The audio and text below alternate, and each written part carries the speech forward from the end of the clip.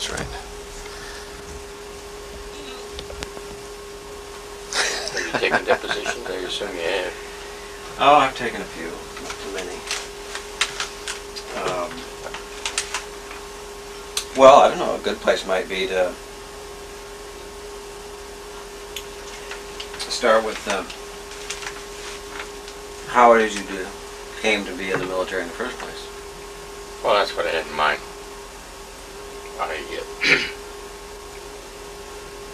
I went to the University of Alabama in 1936 in the School of Commerce and Business Administration. You graduated from high school in 33. I graduated from Painted Post High School in 33. I didn't want to go back then. I worked. Okay.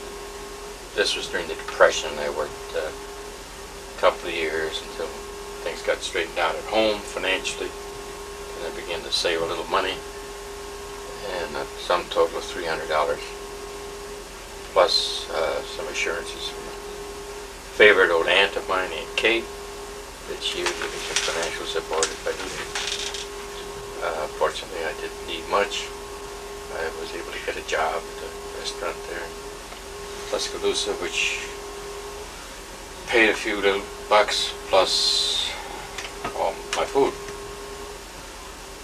So I think the upshot of it was I borrowed $80 from her at one time, and later on I paid her $100 back. She's the aunt that lived in Buffalo. And, but at the University of Alabama in those days, this was in 1936, and I suppose it's still the case, but I don't know for sure.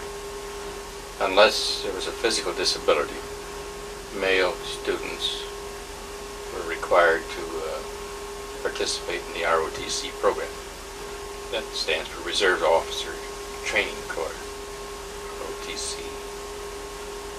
And of course there was some academic credit. I can't remember what it was, 1 hour's credit or so. That's for the basic training. That was the first 2 years. And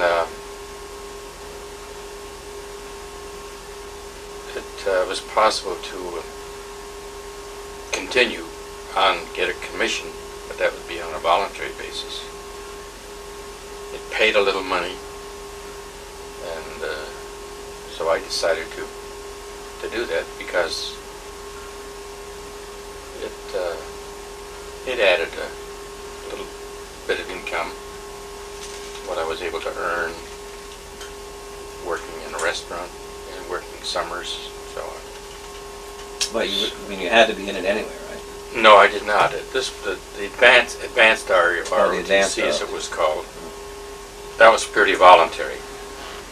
And one led to a commission in the infantry. I think there was another one that would lead to possibly to a commission in the Army Corps of Engineers, for which I obviously was not qualified, so it was infantry. So I completed the 2-year program and graduated. When I graduated in May of 1940, late May of 1940, with a BS in Commerce and Business Administration, I also was commissioned as second lieutenant in the infantry, Army of the United States, or United States Army. Upon graduating? Upon graduation. I got 2 pieces of paper. I got a diploma plus a commission. And I think that those who were commissioned, we had to be in uniform. And my mother and father came down and attended the graduation. So it was quite an occasion.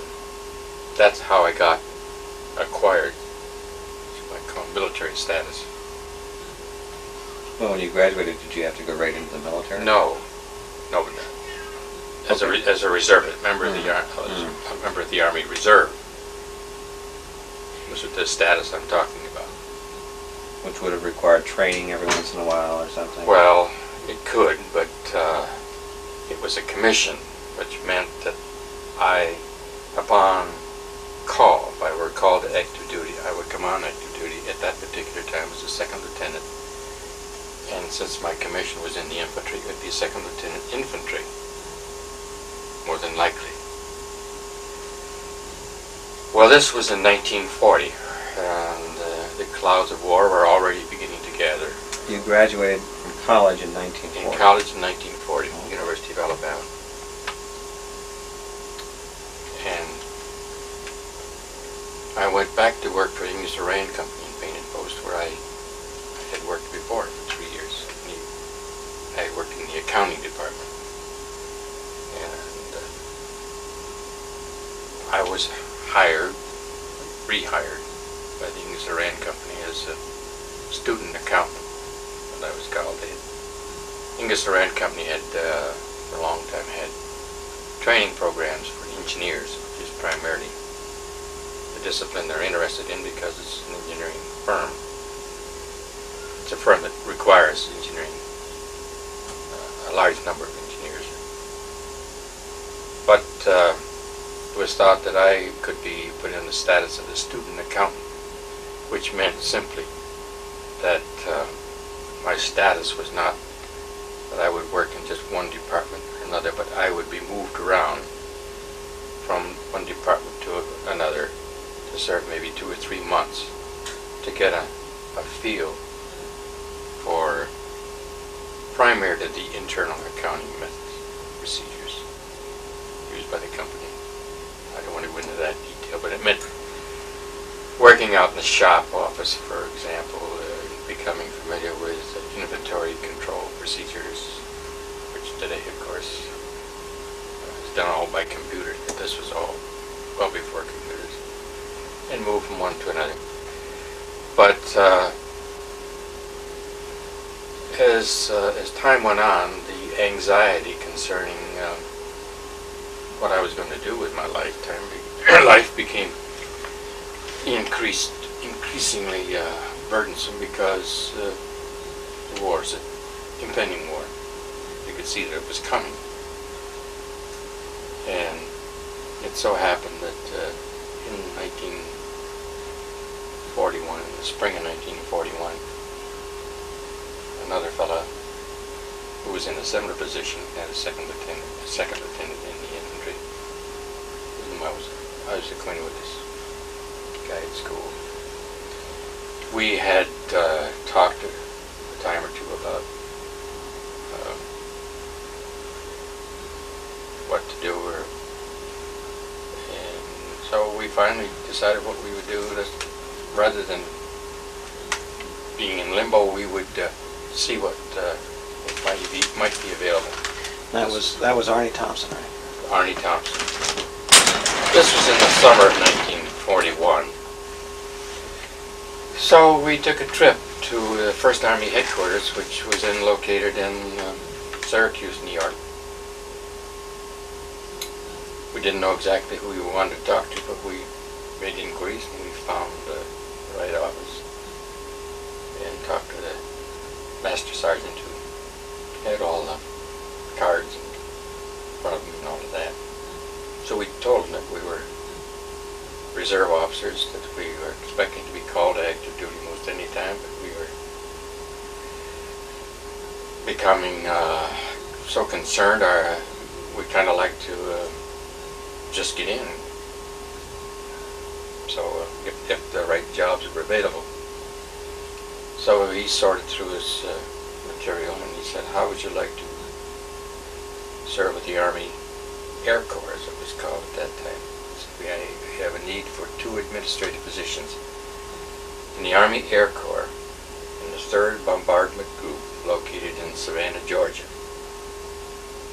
So Arnie and I caucused, you might say. We went out and talked about it and decided that this doesn't look too bad. So we went back and said, yeah, put us down for that. The upshot of it is we got, a few days later, our orders to report to active duty on July 15th, 1941. Well, just back up a bit. I mean, were you talking to your parents about this at that yes, time? I was. Of course, I was talking to them. Yeah, I was living at home, but they didn't have any objections that I know of. If they did, they didn't voice any. The upshot of it is we got our orders. We went together. It so happens that this Arnie Smith was alone, not Arnie Thompson. Was never adopted, but he was raised by family in Painted Post. Ed Smith and his wife. Ed Smith was the general manager of the English Iran Company plant in Painted Post. So it's just a little aside. That's okay. But we traveled together. We went down to New York. First time I'd ever been that far from Painted Post, down in New York City, and except the University of Alabama. Except the University of Alabama. That's right. But the first time I'd been to New York. And my recollection is we took the train on the north-south routes, Seaboard Airline or whatever, into Savannah, reported for duty. I was assigned to one squadron. Can't remember the designation, which operated what were then called A-20s, North American low altitude type aircraft. Twin engine. Twin engine. It was a beautiful looking airplane, designed for low altitude attack support of ground troops. You didn't have to go through any boot camp or anything like that again before? Well, I did, yes. I omit, not exactly a boot camp, but we had to report. I forgot. We reported up at Fort Niagara, which was an Army post. And spent about a week, 10 days at the most, there, where we got some indoctrination. And I vividly recall one of the first bits of indoctrination that we got was, and it was compulsory, we had to attend it. We went in and we saw a movie, and it was on the subject of venereal disease. And graphically, I'll never forget it, it included photographs of a guy who has advanced syphilis with what do you call it? Chancres all over his genital area. That's about all I got out of that. The message, I guess the message was, the purpose of the thing was to scare hell out of you so you wouldn't start chasing women all over. So, after we completed that program, I'll never forget the first salute that I got as I was walking down the street, and I knew it was going to happen sooner or later. And I was a little bit self-conscious about returning that salute, but I managed to get through that okay. We went to Savannah, Georgia, and I was assigned to one outfit, this A-20 outfit that I mentioned, as an assistant adjutant and supply officer, administrative work, really.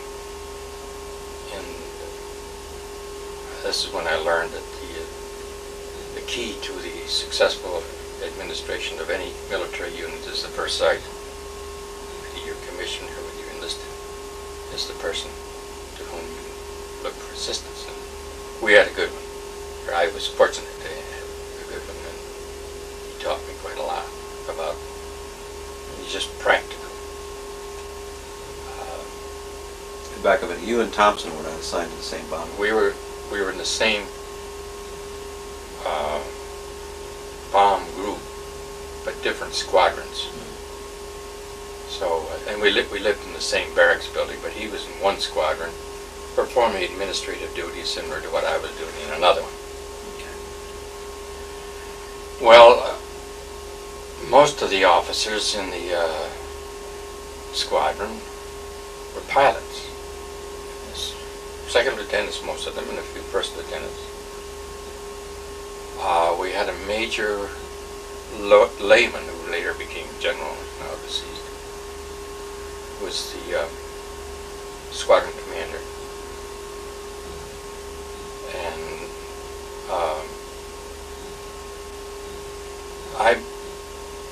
one day I became acquainted with a young lieutenant, and I said, you know, I might enjoy flying.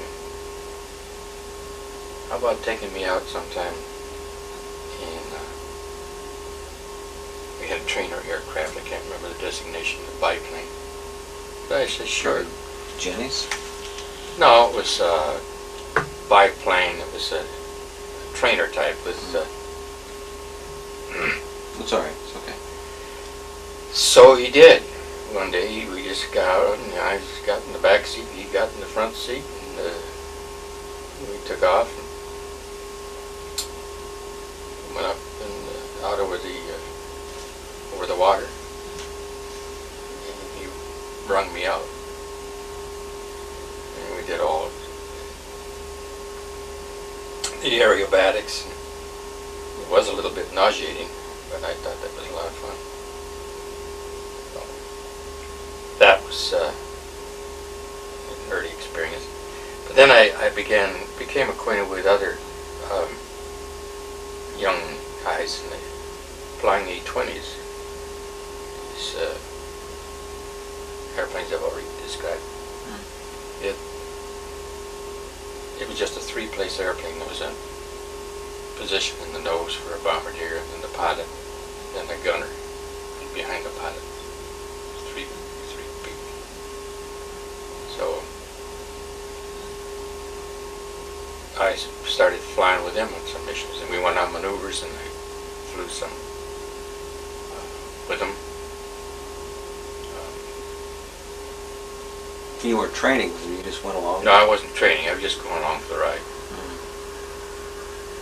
So, as a result of these experiences, I thought that aviation was kind of fascinating. So I applied for pilot training, and while that was pending,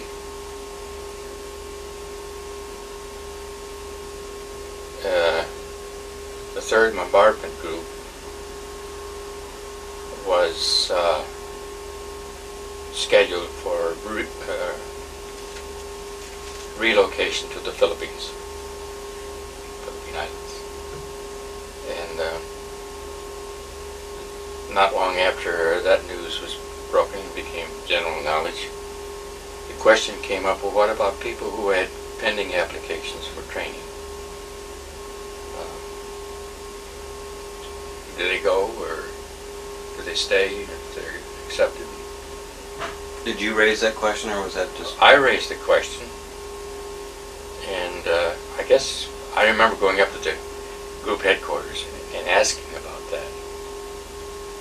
The orders had already been cut to move to the Philippines? No, the orders, these are moving whole units, not individuals. I mean, individuals go as part of them. The whole group, consisting of 3 or 4 squadrons, I can't remember whether it was 3 or 4, was to be transferred to the Pacific, including the squadron to which I belonged, as well as the one that Arnie Thompson moved to. And did Thompson also apply for pilot no, training? he didn't. Arnie had eye problems. I mean, he had to wear sort of thick lens glasses. He never even attempted. So the poop came out from the group that those who had applied for and whose applications were still pending could elect either to pursue their training that they had applied for, assuming they're accepted, or they could go with their outfit to the Philippines. And there were quite a few people who decided to go to the Philippines. Was there any doubt in your mind? Yes, I had some thought that there's the Philippines, that sounded attractive. I don't know why, it's just that you're young and you want to go see the world and have all the adventures and excitement. So, I thought about it, but then I decided, well, I think I'll take a shot at training. And so, Well, just to back up for a minute, would that be why the 3rd Bombardment Group is being transferred, because of what was happening over in the Far East at that time? this was before Pearl Harbor. Not too long before, but just weeks before. And I don't know, but I assume that it was that bombardment group as well as other Army, and this was part of the Army at that time, organizations that were being transferred to build up what was appearing to be a threat for the Japanese, the Philippine Islands. Was there much thought that whoever went over to the Philippines might ultimately end up in a fight with the Japanese at that time?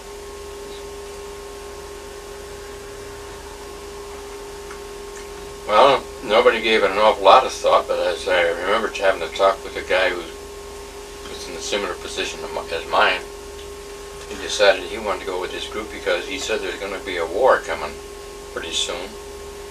And he says, you guys, you'll be over in Europe fighting the war, and I'll be sitting beside the pool at Clark Air Base in the Philippine Islands. Sounded good. So he elected to go. And so he went. I never saw him again. Well, you were mentioning something earlier about your first sergeant. Did I interrupt some story you had about him or something? When you first went down there? I can't remember any particular details, except that he knew that I didn't know the first damn thing about the operation of a military organization, other than what I'd learned textbook and through ROTC training at Fort McClellan in Alabama, 6 weeks training. You don't know much about a military organization. And you've got bars on your shoulders, which means you've got symbols of authority. So it's kind of a difficult situation when you're trying to find your way around. See how it works. It's one thing to read about it on paper and to see how it actually operates. So he was very helpful, and he recognized that. And I made sure that he and I were on a friendly basis. Not social. I mean, the social demarcation between enlisted people and officers at that time was very sharp. But in the office, in the orderly room, and so on, treated him with a great deal of courtesy, respect, and he was very helpful. And I didn't have any. I was not ashamed at the proper time to go over and ask him questions. He'd tell me, "This is the way you do it, Lieutenant. This is the way." Well, how long were you in Georgia before this transfer? Then, well, just a matter of months, maybe 4 months or so. We had had 2 maneuvers. We had one in Fort Bragg, and then we had one down in the Louisiana area. And on these maneuvers, we had our own aircraft, and I was flying whenever I could, just because I enjoyed flying in these A-20s, flying over the treetops. And then on simulated combat situations, I remember one time, instead of riding up in the nose, I rode back in the gunner's compartment in the A-20. And my job was to throw these little 1-pound bags of flour as we attacked the enemy, in quotes. So I just sat out back. the window? Well, I could slide this thing back. You had a canopy that you could slide back. Of course, it was kind of breezy, but I had these things, and the pilot would tell me. He could see. I couldn't see in front, but he could tell me, and he would line up on a particular target, and I would have the intercom, and he'd tell me when to start throwing, and I'd throw them out the window. I guess we hit a few things because we won that battle. So, let me move on here. The outfit that went to the Philippines, the 3rd Bombardment Group, unfortunately had a series of mishaps, but they finally got to the Philippines just before Pearl Harbor, just a matter of days, or not more than 2 or 3 weeks, when the Japanese attacked Pearl Harbor. And of course they followed up with the invasion of Luzon in the Philippines. And the Army Air Corps was virtually destroyed on the ground, much of it. And the result is that Arnie and many others like him wound up, whether they were supply people or whatever their specialty was, were handed rifles and fought as infantry. And all the way down in the so-called Death March down to the Manila area. And I never did see Arnie anymore. My understanding that he did survive, was a prisoner in Santo Tomas prison for quite some time in the Manila area, but lost his life when the Japanese late in the war, after MacArthur had invaded the Philippines, made his return, as he promised.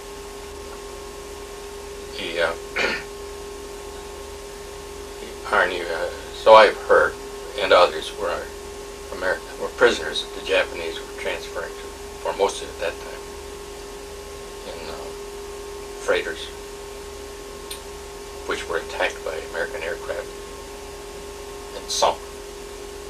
And Arnie drowned. Many of them were recovered, but he didn't. Well, do you look back on that decision to go or not to go to pilot training as... Well, it certainly wasn't thought out. It's just a fortuitous thing that happened, that's all. I went on to pilot training in Douglas, Georgia. I didn't last too long because I learned that while I enjoyed flying, I guess I didn't have the temperament to really learn to fly. At that time, when I finally went to pilot training, the war had started. Now there was a tremendous emphasis upon expanding the military as fast as possible. So if you were in a training program, unless you responded immediately and met the steps, you were washed out. So I was with a group of 4 of us, and 3 of us were washed out. One guy, I don't know what happened to him. So I decided that after that I wanted to continue, and I had no particular desire to be reassigned to an infantry outfit. Is that what would have happened? I don't know. But I was given the opportunity right then and there when they told me I didn't think I was qualified to continue with the pilot training, that I could apply for training as a navigator or a bombardier. I said, well, a navigation partner sounded good to me. So I wound up, after taking some preliminary training at Ellington Air Force Base, was transferred to Kelly in Texas, San Antonio. This is all during early 1942? Early 1942. And then the navigation school was transferred to a new establishment out in Hondo, Texas. And that's where I finished my training as a navigator. And after that was completed, I was offered the job of a navigation instructor, just staying right there at Hondo. So I accepted that, and I was an instructor. What precipitated that? I mean, why were you offered that as opposed to somebody else? Well, they never told me, but I just assumed that I did quite well in the class. The training consisted of not only flight training, where you go out and actually fly missions and do the navigation in what are known as training in what are known at that time as the Beechcraft. AT-11 was a navigation trainer. I got it mixed up. AT-7. And plus ground school. You know, you work navigation problems on the ground with hypothetical situations, problems, including celestial navigation, training in that, using the sextant and all the other apparatus. Chronometer, you had to have accurate time. So I stayed there at Hondo as an instructor for the year until the summer of 1943. Sometime in 43. When I heard of the B-29 project, I didn't know a B-29 from a B-10 at that time, but I learned about the B-29 project and that they were looking for volunteers. They wanted people to, well, I don't know, they were looking for good people, I'll put it that way, to make good crews to operate this new airplane. We can talk about that a little bit more. You're familiar with that already, but that required taking an abbreviated course in Bombadiering, which is normally 14 weeks. They cut it back for those who already had the navigation training to 9 weeks, which just eliminate a lot of the ground school stuff and just concentrated on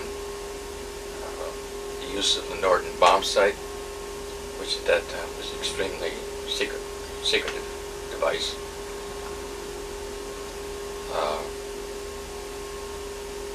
And flew several bombing missions using practice bombs.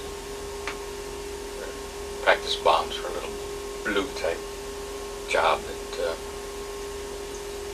when they hit the ground would create a mild explosion, but emit black smoke so you could see where it struck. And they had target areas in the general area. This was in Roswell, New Mexico. They'd have an open field with the center. It was always referred to as the shack. They had a little building there, or what looked like a building, and then we'd have circles. I forget the dimensions. A couple of 100 yards, 400 yards, maybe 800 or 1,000, up to 1,000 yards. And then you'd have scoring methods, and your instructor would ride along in the front seat, and we'd have 3 students.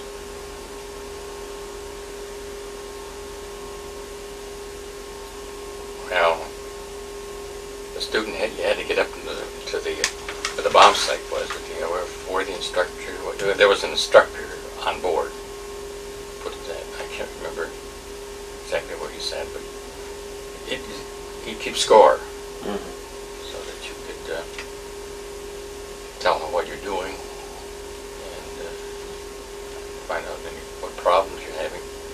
Also, at this time there were simulators coming into use. Bombing simulators were developed by the Link Aviation people in Binghamton area. You get and climb up into this little thing that it was a very, very good simulation.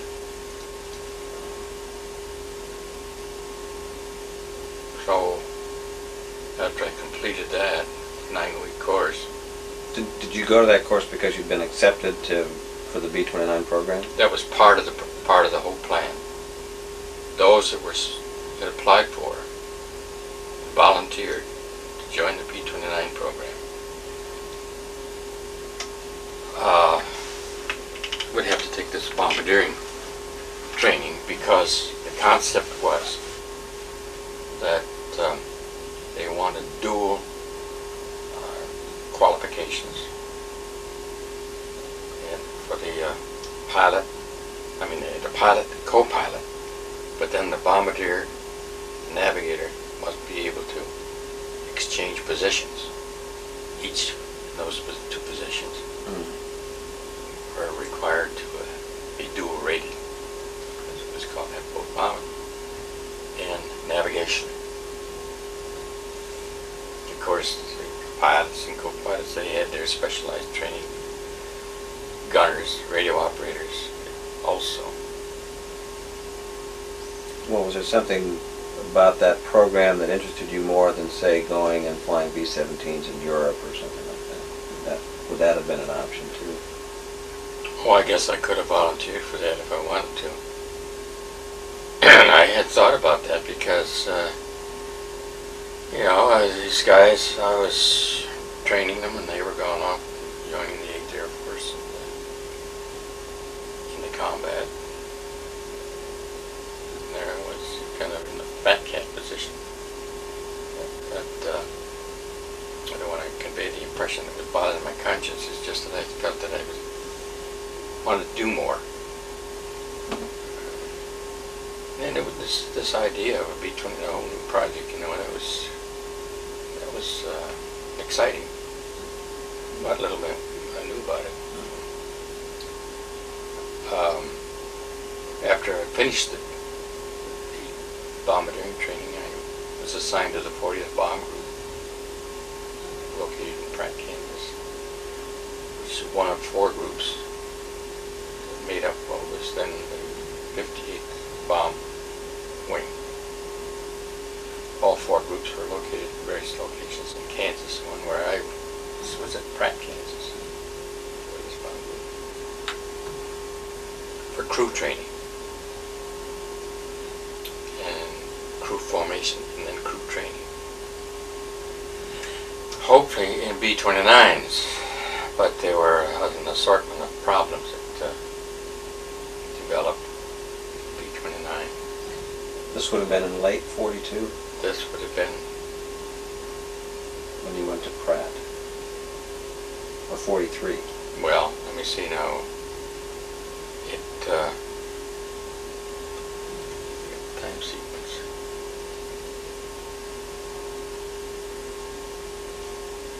Well, it must have been. It was in 43. Yeah. Late 43 that I finished training at Roswell in bombardiering, and then assigned to Pratt. To the 40th Bomb Group located in Pratt, Kansas.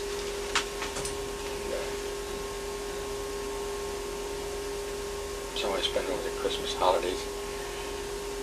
So I began to organize crews, and I was put on a crew, and we started training together. Was that assignment arbitrary? What? How was that done? Was that just an arbitrary kind of thing? I don't know what criteria it was used. All I know is that I wound up on a crew consisting of 11 people at that time. The pilot, co-pilot, bombardier, navigator, flight engineer, radio operator, top gunner, left gunner, right gunner, tail gunner. That was the original concept. Now, you mentioned radar operator. Let's get to that in just a minute. All right. At that particular time, when these crews were organized, in my case, in the 40th Bomb Pratt, we did not have radar operators. They were in the process of being trained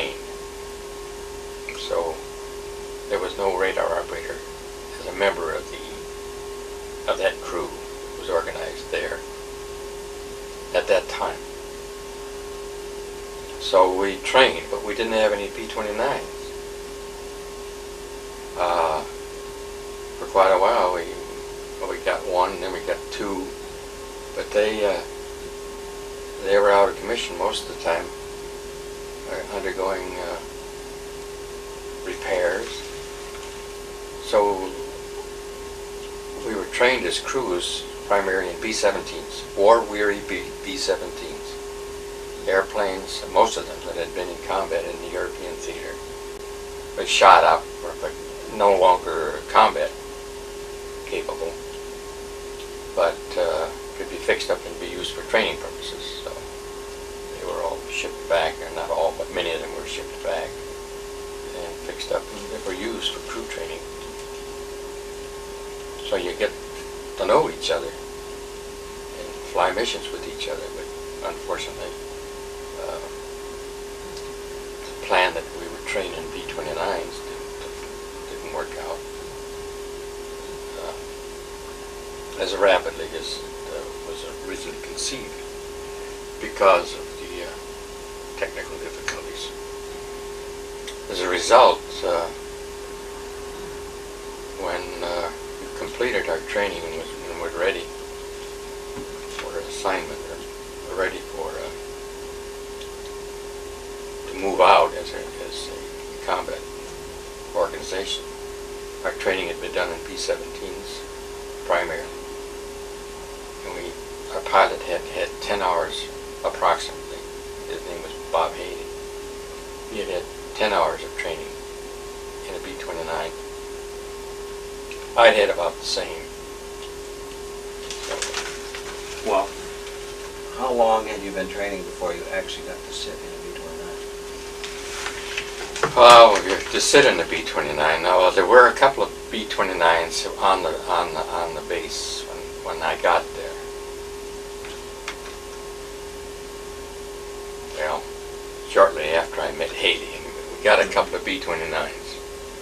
They were not there when I got there, but 2 or 3 of them showed up. They began to come out now.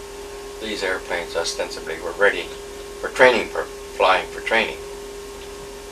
And so I can vividly remember when we got in as a crew, we got in just to look at one on the ground. We got in and I looked in the navigator's area and admired all of the setup. And I can remember Haley sitting up there in the pilot seat, and he had a nice seat. And he made the comment, he says, "This is a gentleman's airplane." And, he'd been instructor in B-24s, and I can understand how he think it was a gentleman's airplane compared to B-24. I don't know how much detail you want. We finally started getting airplanes. They began to come out of the factories. And the procedure was that the crews that had been organized and half trained, you might say, in B-20 and by B-17s mostly, would be transported down to the factory where they were to get their airplanes. In our case, our airplane was to come out of a B-29 factory that had been built in Oklahoma City. Didn't mention it on that film, but that ours was either the first or one of the first to come off the assembly line. Yours was the first made by Bell Atlanta. Maybe the first. It was the first. I know that. You sure of that? Yeah, the books say 26222. Okay, that was the very number. first Bell Tail Atlanta. number, all right, 26222. Well, I didn't want to claim it was the first to be shown wrong. It was.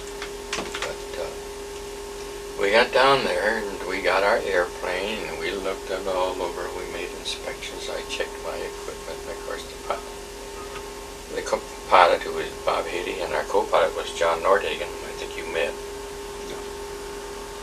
Well, maybe you didn't. You I didn't one meet of the reunion meetings. The Bombardier was a little fellow that I became acquainted with, Jose Morales, and I was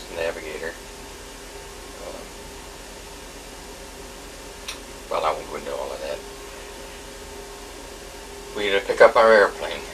So we got on board the day we were to leave. We all got on board. We cranked up the engines, and they didn't run very long. We shut them right off because they were losing oil. You could see it running down on the ramp. So I don't know what the problem was. I could see out my little window, and I could see the oil. Haley shut them down. We all got out, and they called the technicians out, and the airplane was wheeled inside. The next day, they supposedly had that fixed, and we got in, and this time there was something else. No, I don't recall what it was. But finally, after 3 days of waiting, we went through all the checklists, and everything seemed to check out okay. And we were going to fly back to Pratt, Kansas, which wasn't too far. And so we took off. And on the way, we had an engine overheat, so we feathered it. And we got back to Pratt, Kansas with 3 engines running. The other one just standing still. So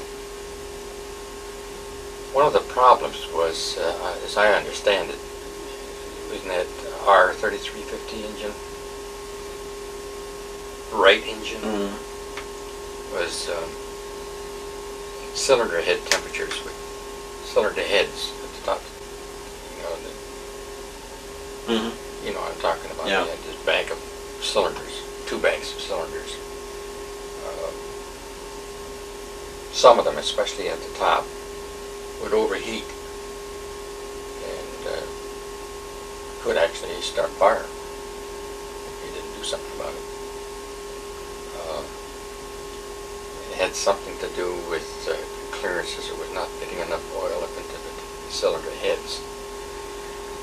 But so that kind of delayed the program while they corrected that. As I recall, they had to change all the engines that would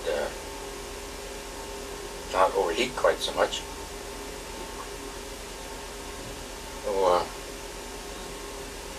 On your airplane? on our, well, not only ours, but other B-29s that were now coming a lot from Oklahoma City and from other places. They were also building them there in Wichita. Maybe that's where most of them came, I don't know, but ours happened to be, we went down to get the first one off the line in Oklahoma City.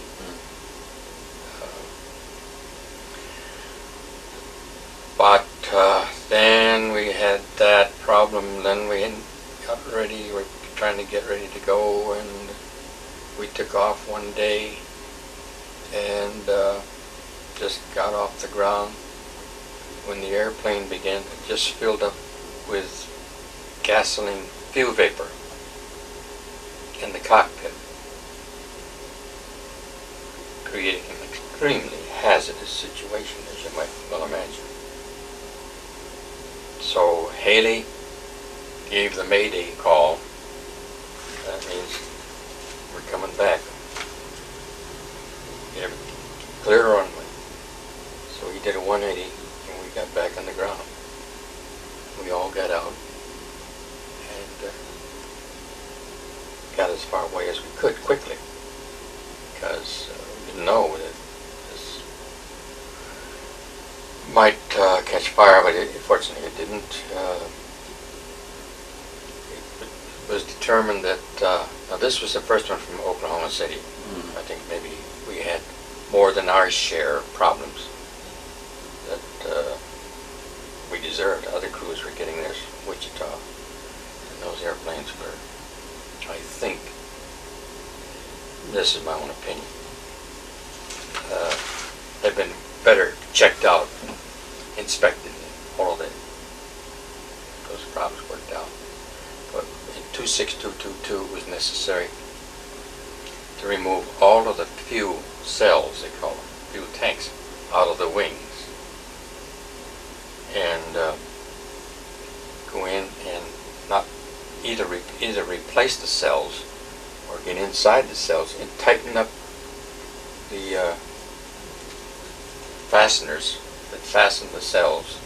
The cells, what I'm talking about, are composition of some kind, like a flexible tank. But that delayed us. As a result, we were late in getting off. We didn't still know for sure where we were going. Getting off, you mean? Heading out for wherever our destination was, where we were going to start our combat. Was there a general concern that these planes, that film described a lot of problems with the B-29s before you guys... There were a lot of problems, and that film didn't touch upon the nature of a lot of those problems, but they were talking about problems that were detected at the plants. But unfortunately, many of the problems persisted and were not detected until they were allegedly ready for normal flight operations. Did you have some general concern that these planes were airworthy at the time? Well, I don't know whether you put it that way. You know, when you're younger, you don't. I don't know. We on our 26222, we had the oil tank problems that I mentioned. We had these persistent overheating of engines. We did have an engine fire. We had 2 Maydays that I remember. 2 Maydays. One was because of the fuel vapor. The other one was because of an engine fire. Number 3 overheated, and you could look out. I could look through the engineer's side. There's a little window was on the other side of the airplane. You could see the flames. But we, of course, feathered the prop immediately. And then the engineers got a fire extinguisher mechanism where he can hopefully extinguish an engine fire from his instrument panel. And he activated that, which did work. The engine went out and the fire went out. But of course we weren't positive about that, so we naturally were wanting to get on the ground as soon as we could. So we got back, landed safely. Well, is that, when you say, was it because that of all... engine was changed. Was it because of all these problems that you really only had 10 hours of flying before you actually took off? Well, it was the problems that were occurring not only with airplanes that had been delivered, but airplanes that hadn't been delivered. They were still at the factory, and they ran behind. Now, I don't have enough of the information to be honest about it. My feeling is that there were a bunch of airplanes that were supposed to be coming along Oklahoma City, and I think that's where some of these problems were encountered, but it could be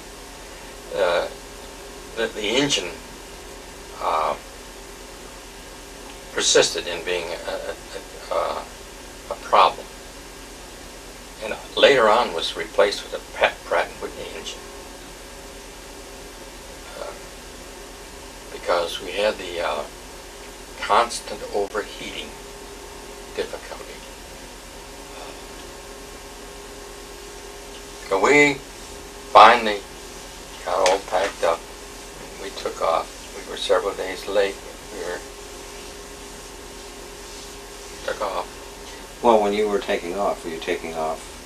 I mean, did you just, when your plane was ready, you took off, or did you go in a... No, just each airplane going on its own. The process was that we weren't sure where we were going. It would not brief us on our ultimate destination. So we'd speculate. I was expecting going to England. Haley, the pilot, who probably was privy to more information than I was, going to India. So I didn't know for sure. But we took off and it got a pretty smooth ride. Our destination for the first leg was Gander Lake, Newfoundland. But we had some bad weather there at Gander Lake, and so we had to land at Press Isle, Maine, which is not too far from Newfoundland. So we landed there and spent the night there. And, just to back up, how many other planes left before you? I mean, were you... I have no idea. I would guess, maybe just roughly guessing, that maybe 2/3 of them had already, of our squadron, had already departed. The flight crews. Squadron would be how many planes? Squadrons were large. We had 20 or thereabouts, approximately 20 aircraft in a squadron. And A squadron that we organized then was a fairly sizable unit. You had all of your maintenance and administrative people, and you've got a bunch of people. And the 40th Bomb Group had 4 squadrons, right? The 40th Bomb Group had 4 squadrons, and there were 4 groups. 4 squadrons. Mine was the squadron that I was assigned to was the 25th Bombardment. VH parenthesis, that's for very heavy squadron. Of the 40th Bomb Group. So we spent the night there in Press Isle, then we went on up to Gander Lake, and that's when we were briefed. Now that we had, at this time, I forgot, I omitted something. Meantime, while we were still at Pratt, radar equipment was installed in our airplane, and a radar operator, a radar officer, was assigned to our crew.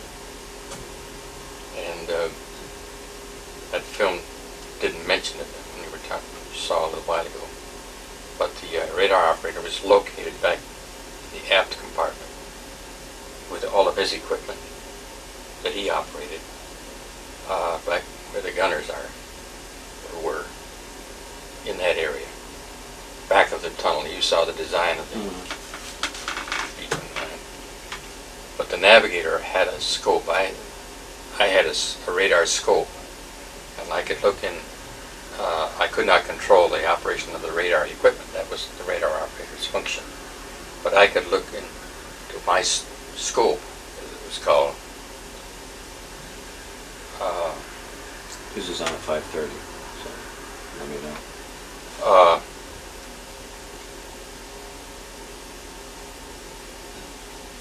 So that was an additional piece of very important navigation equipment. And that was installed at your That had been at your installed. place.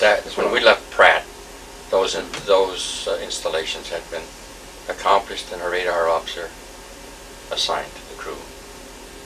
Well, about when was it now that you actually took off for Gander? Is that in, would have been in 44, right?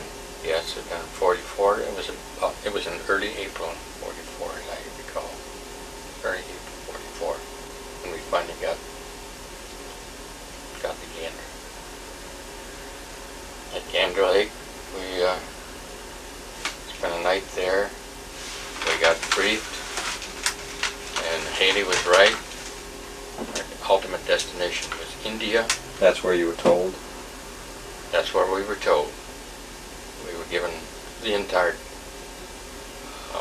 each segment of the trip to India, and that we were going to be located near Calcutta, a town called Chikulia.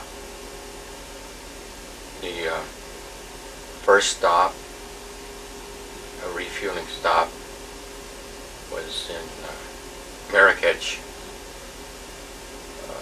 Africa. The name of the country. Cairo, Egypt. Karachi, India. Karachi is now part of Pakistan.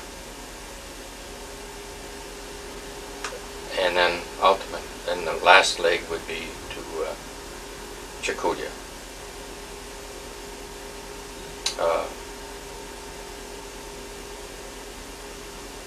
So I reviewed all my maps. I got the pilot discharged some maps which show land features. plotted our course in those as well. That all was given to you at Gander? All of these maps, all of this material. Well, of course, I had my sextant, I had the chronometer, the other tools you work with. I already had those assigned to me, but the maps and Mercator projections, which are just plain latitude and longitude on plain paper, where you plot, which is a sort of the working tool for the working paper for Navigator.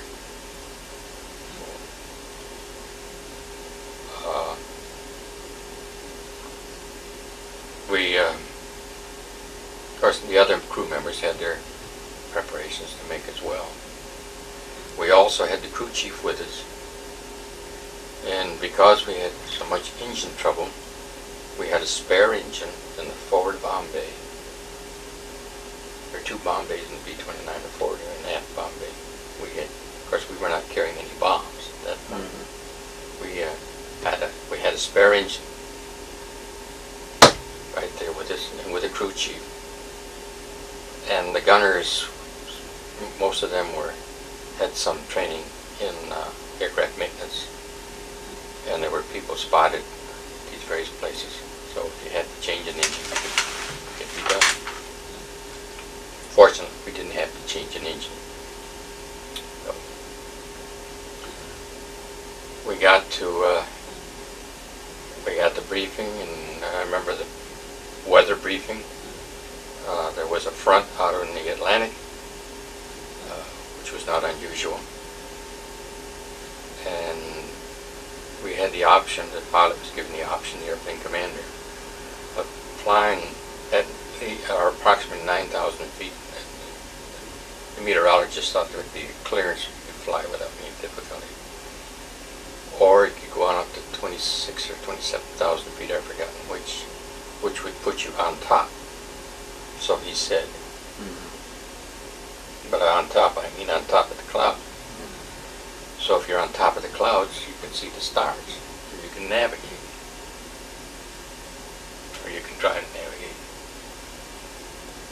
Well, I knew which way Haley was going. He was going up to the upper hills. We took off and took off at night. Flew out over the Atlantic. We got up to a flight altitude and leveled off.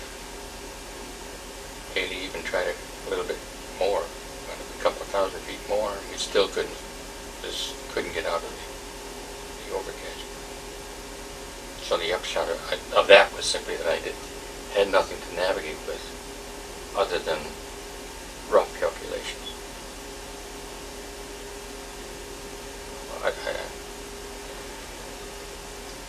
So it was an experience. There was no way to take star shots because you couldn't see them. And there was nothing to see on the ground.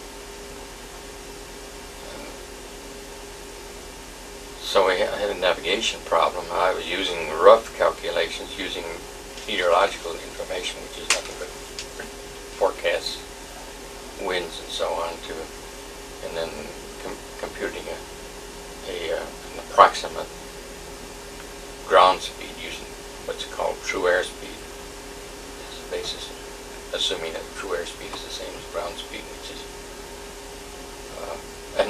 adjusting it for whatever winds that the meteorologists had given us to compute that to a rough ground speed. But speed, of course, is only part of the problem. Location is the bigger part. So we flew for quite a long time, and there was no way that I could get a fix astronomically using the sextant. So I had to work out something, and we started. Well, among other things, I had a radar operator named Tully Jordan, who recently died, incidentally. I asked him if he had plotted on my chart these two radio stations, powerful stations. One was up in Iceland, the other one was in England.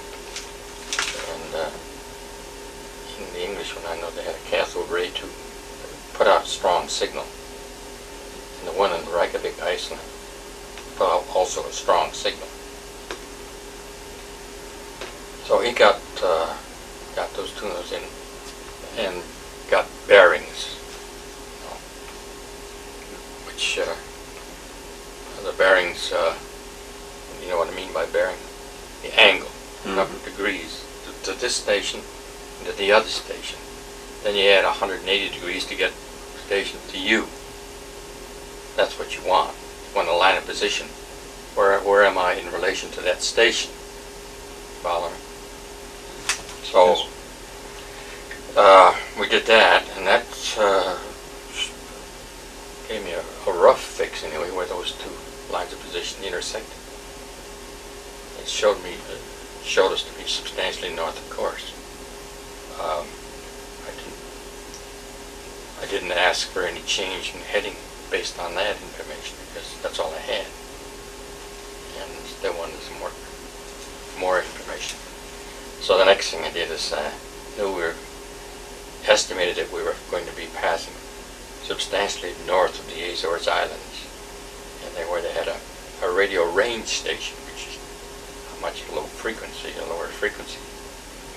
or low powers output. You know what a range station is? It's what it puts out. Vaguely. Well, it puts out what's called A and N signals. A is da, and N is dotted, and you have this divided into four quadrants. One's A quadrant, N quadrant, A quadrant, N quadrant. And you can tell when if you're going to try to, for example, home in on the station where you get a solid signal, that's where the da-dit merged into one sound. So, and then you can follow your radio compass and needle and home into the station. Well, I listened. I tuned in to that station and listened carefully to the time when we crossed the northwest line of demarcation, and I could get just a solid sound. And then I noted the time. Put that down. Noted the time, and then waited. We went into the north quadrant until I could get a solid sound as we passed the other beam.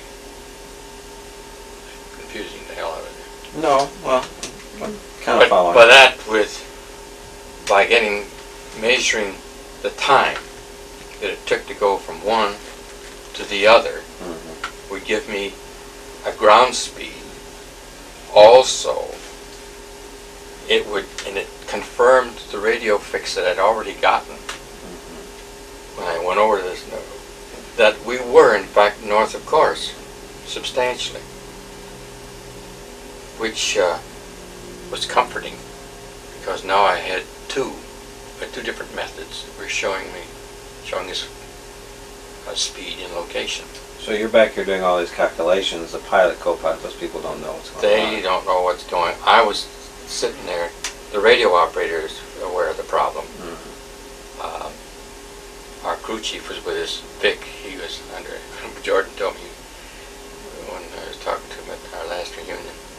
He says, "Oh, Vic, he was a good crew chief, but he hated to fly, and he was constantly wondering, does that guy Troll know what he's doing? Does he know? Does he know?" Well. So the three of you knew what was going on, but everybody else. Oh no, he didn't know what was going on. He was just worried. Because everybody's depending upon you to get them from. Depending upon me, and of course I didn't get into a discussion with Jordan what all the problems. I was using him because he was a radio operator, and he had the commands, or not the command set, but he had the master set, which could pick up long range signals. That's what we used. But then we got out of that, and it began to, I kept checking, looking out the Astrodome to see if it was clear enough. And I could see it was clearing off, and so now in a few minutes I was able to start the celestial operation. So I started doing that. And I got Morales on the phone. Morales was riding up the nose, although it was, he had his sextant with him.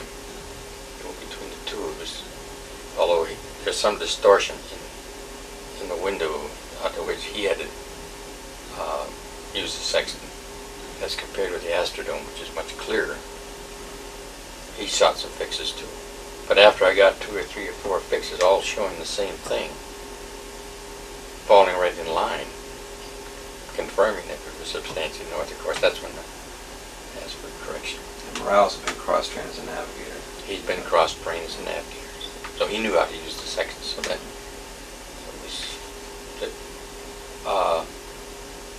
as a result of all of that information, now I had plotted it, and I asked Haley if he would correct to the right X number of degrees. I don't remember how much it was, but it was a fairly substantial correction. And because our destination was Marrakech. So he asked if I'd check my work. And that irritated me quite a bit because I checked the hell out of it. And I said, yes, I checked it. And I urge you to make this change, make this correction to the right. If you don't, we're going to wind up in Spain. And that might not be a bad place to land. It'll be a while before we get into combat from there. I'm saying he corrected it.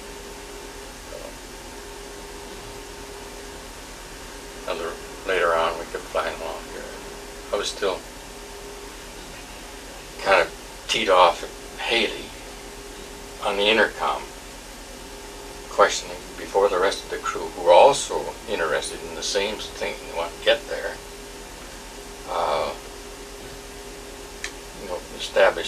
Questioned my competence.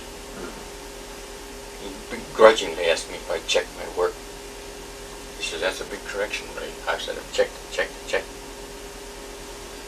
So he turned. And we flew along for, now the sky was just as clear as a bell. And they were out there brilliant. And it was early in the morning at that time. 2 or 3 o'clock in the morning, you could just see I got more fixes. And then I got the pilot discharged out that I had plotted. And the radar operator turned on his set so I could look in the scope to see exactly according to the shoreline where we should make our landfall into Africa. Because the radar said not only picks up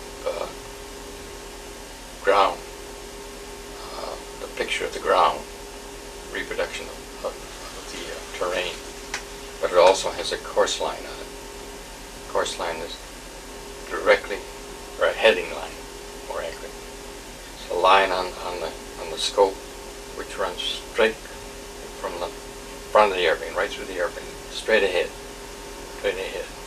show you where you're going. It's called a course line. Mm-hmm. So we got that turned on, and then so now with that, I could look at my chart and see if we were right on track. We were right on track. It showed us where we were going to take our landfall, and we were there. And then I could compute an accurate ETA, and essentially my job was done except to fix up the log. We landed with no problem. I don't know how much more of this detail you want. What time is it? Well, 25 after 5. Take a break. Well, did Haley... I could finish the trip to India. Yeah. We did spent the night there in Marrakech, and we were all pooped out. All I can remember is these guys running around what looked like dirty sheets, Arabs, and I can remember the stench.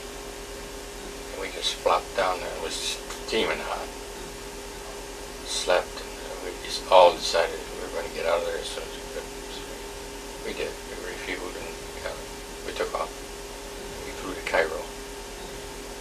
And we had to spend a couple of days in Cairo. I don't remember what for, but just it was planned for crew rest. And we went from Cairo. We had to go up on a north easterly heading and then fly down the Persian Gulf. We were not permitted to fly over Saudi Arabia because the Saudi Arabians at that time, we had people, Jewish people in our outfit, and we just didn't trust them. So that's what I was told. That was the reason why we deviated and went. But we came down the Persian Gulf and turned to east and went to Marrakech. Marrakech, we were delayed for an extra day because we had to change all the plugs in the engines. And so that took a while to do that. Then we went on to Jakarta, further incident. Oh, so Haley at least didn't doubt your abilities after that, I take it. Haley, I was determined that I was going to I was going to refine my ETA to as close as I could get it, to the minute. And so got out of the airplane. The first thing he did, he came up. And Okay, I think we're rolling here. Well, when we left off, you had just gotten to India. One question I wanted to ask before you got to that, did you ever get a chance to visit your mom and dad, go home before you actually left for overseas? Did they give you time to do that?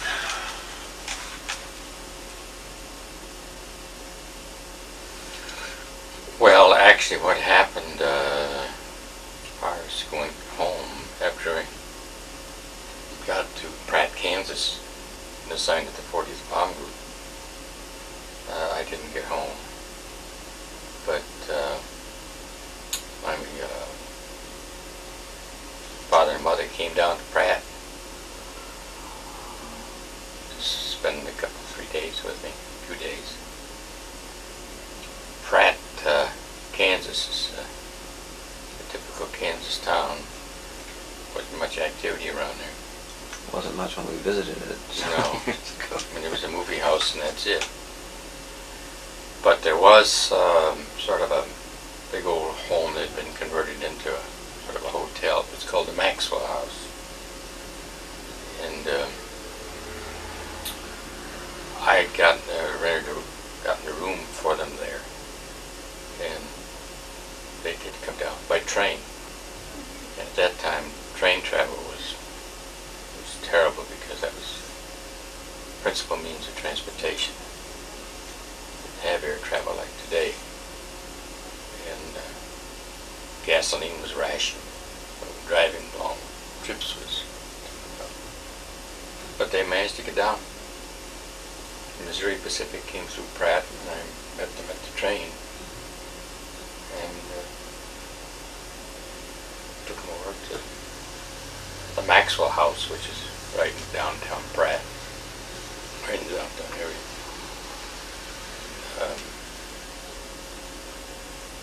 So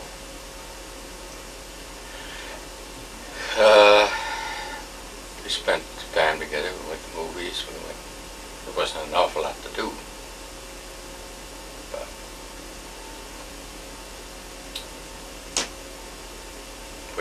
I do remember sitting there with Mother and Dad, and they were concerned.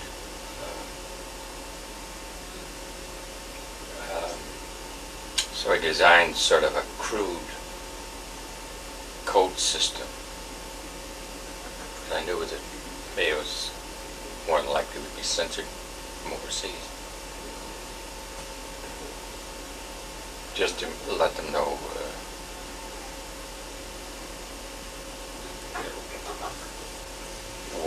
missions I was on. If I went on a particular mission, then I don't know that I had survived. That was my thought.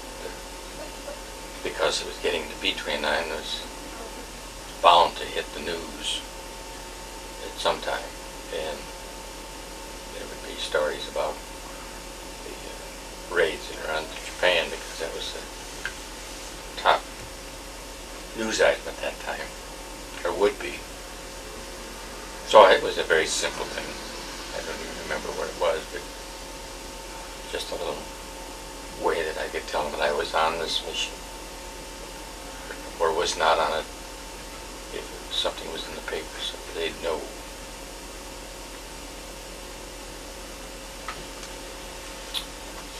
That's the answer to that question. I didn't see him again until I got back from overseas. Well, what happened then when you, what was the first, let's see, when we left you were, had just arrived in India. You got to describe a little bit what those conditions were like and when your first mission was, and I know there was... Well, the living conditions in India, Chakutia, where we were, the 40th Bomb Group was based, or to be based, there were some rather crude barracks being slapped together. 3/4 of a mile or a mile or so from the runway, but they were not finished. So the practice at that time was to park the airplane. You had what's called a hard stand. It's a concrete area where you park your airplane on these so-called hard stands. And then we pitched a tent, a pyramidal type tent, which would accommodate several people. So the crew, we lived beside our airplane for several weeks until this housing became available, and then we moved into that. But living along on right beside your airplane with all the B-29s taking off and landing, it's very noisy. Were you the only crew for that airplane? At that particular time, we were the only crew for 26222. One story you told that might be... And, of course, the slogan we used was "Deuce as well." Yeah, I was going to ask you how you came up with that name. Pretty obvious.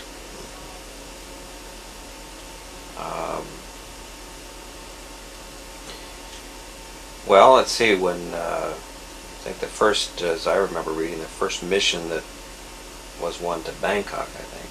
That's right. And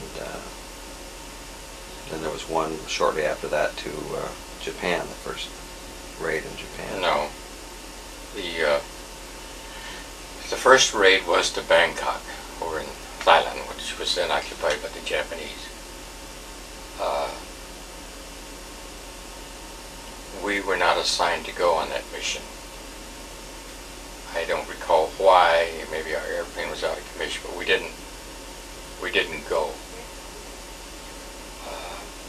Nor did any other crew fly our airplane. But I remember very well the aircraft taking off, because we all got up and wanted to watch them. So I can remember a conversation I had with John Tweet.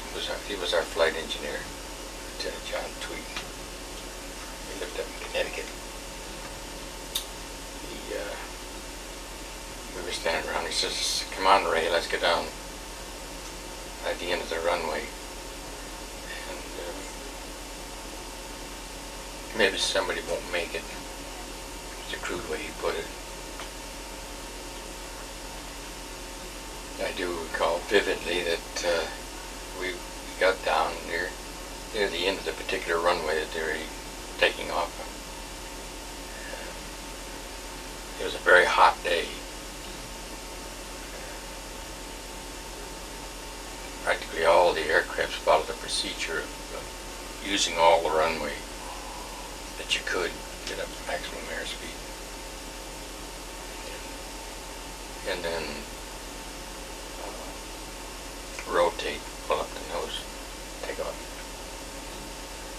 There was one aircraft that came down the runway, and for some reason or other you could sense that it was having problems of some kind.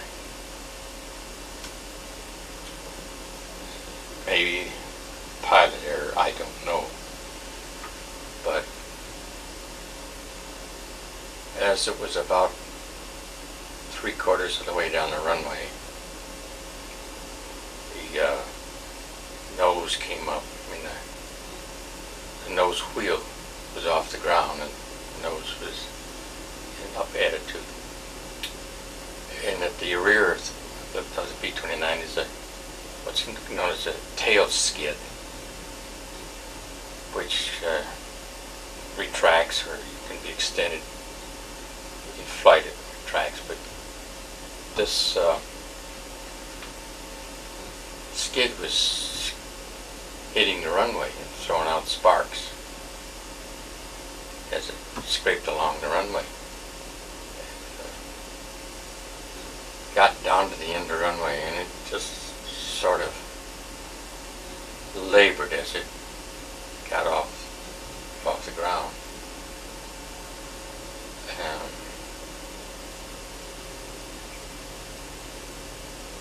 Tweet and I made the comment, or some comment we made, I don't think he's going to make it because it didn't have enough airspeed. But he got into the air, and we kind of watched him until he got out of sight. But then we noticed a tail or a wing up in the air and then crashed and exploded. That was the only loss that was sustained, I think, on that entire mission. There was the Navigator with whom I've become acquainted, a fellow named Smith, was killed. Tail gunner survived for a very brief time, but the co-pilot survived and recovered from his injuries. I don't know why. I guess it's the nose broke off, and it happened to be in a position where that part of the aircraft was removed from the fire and the flames, and was sufficiently intact so that he could survive. Didn't you have several months in India after you arrived, before you actually, that first mission in Bangkok? Well, I don't know whether there were several months. There were several weeks before that mission was. This was to be a shakedown mission. Because aircraft were still coming in. We were not they were still arriving. Although we were late in getting there. There were those that were even later. So you're right. Yes, there were several weeks while we. Were you doing training flights or hump missions at that time? Before that? No, I don't. We hadn't gotten into the business of flying over the hump at that point. The aircraft were still. The idea was they were there to carry out bombing missions. Of course, I think you had to fly over the hump. We were going to operate out of China.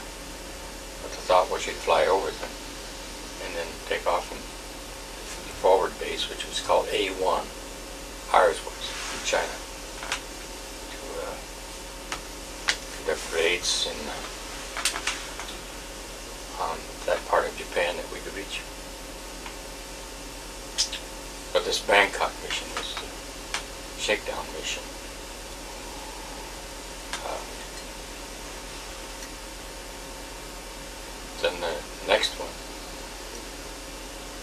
mission that was flown, our crew did go, 26222. We had the same crew that took the airplane over. Haley and Tweet as the pilots. I mean, Haley and Nordhagen, the pilots. Tweet, the flight engineer. Jose Morales.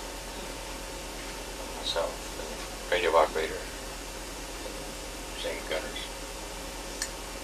The target was up in Manchuria. A place called Anshan. A-N-S-H-A-N. Anshan. And our specific target in that area was to try to knock out some coke ovens in a steel mill.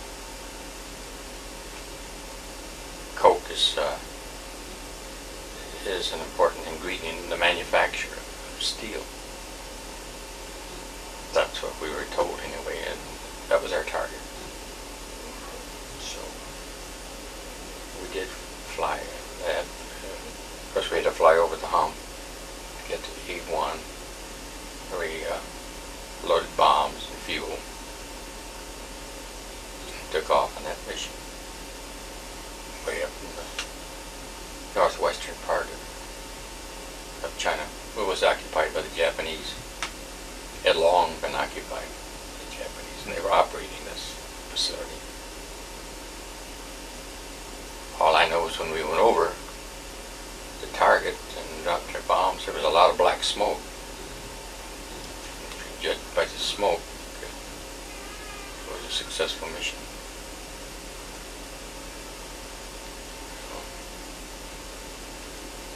The next mission, the real significant mission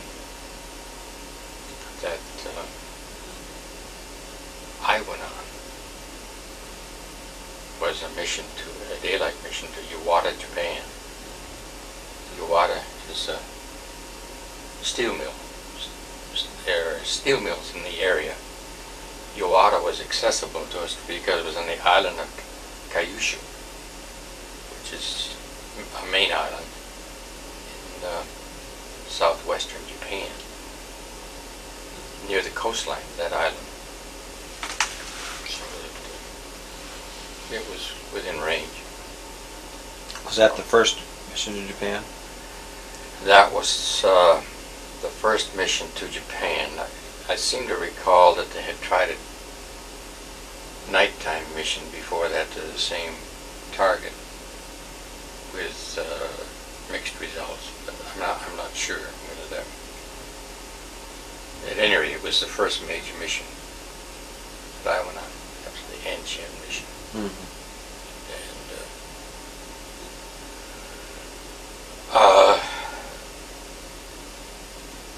I was a navigator on the crew, and we had a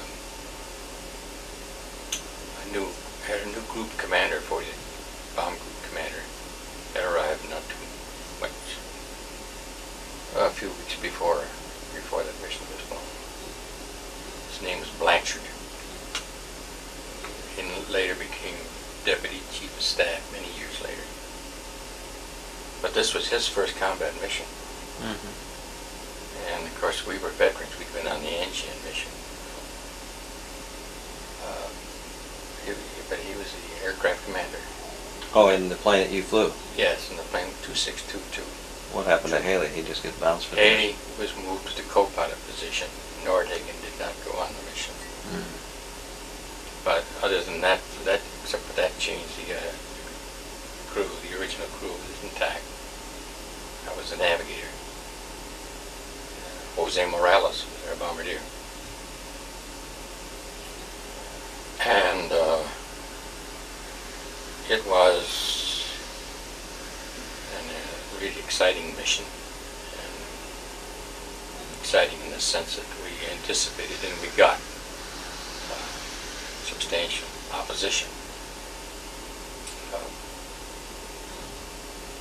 We flew along to a point which is called the IP, or the initial point,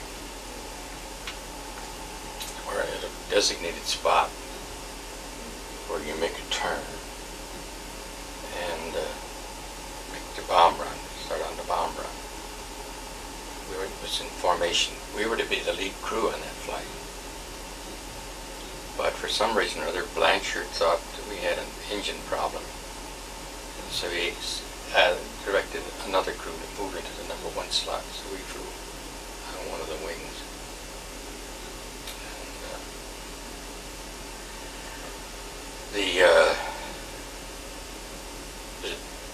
And the weather was clear. But as I can remember, as we started down on this bombing run, Blanchard made the comment over the intercom so we could all hear it. He said, well, I guess we're going to have to bomb with radar. And he was telling the radar operator, be sure your set's working, because there's a great big cloud, thundercloud, thunder hit over the target. And after he made that comment, Jose Morales, who was sitting in the Bombardier seat right in front of him, said, sir, that's not a cloud, that's flak.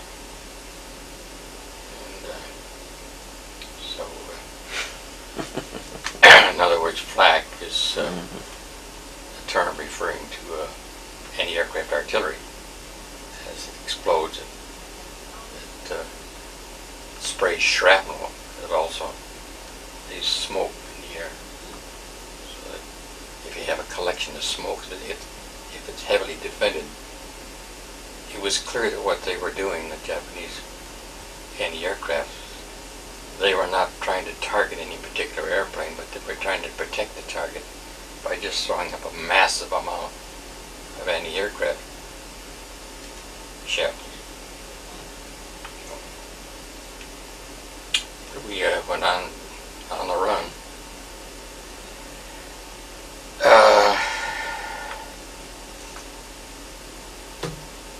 And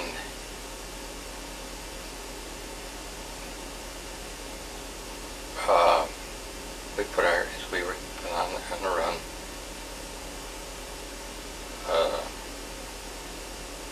Colonel Blanchard told us to get our flak vests on, get your flak protectors, flak vests they were called. Just slipped over the head, and little metal plates in the front and also in the back, as I recall. Sort of protection from some limited protection, but very, very heavy and cumbersome. So we completed the run and dropped our bombs. Since we were not the number 1, we're not the lead airplane, and other airplanes moved up. The procedure is the Bombardier watches that airplane. When the bomb bay doors open and the bombs come out, he hits the switch and they all come up, hopefully together in the entire formation. I don't know how many airplanes we had in that formation, maybe only three of us together. The lead plane, one airplane on each wing. You weren't using the box formation? I don't think so. But there might have been more behind, so I don't know. All I know is that there was a lead plane. I could see out of my Navigator window. I could see the airplane. I could see the lead plane. And we kept waiting and waiting and waiting.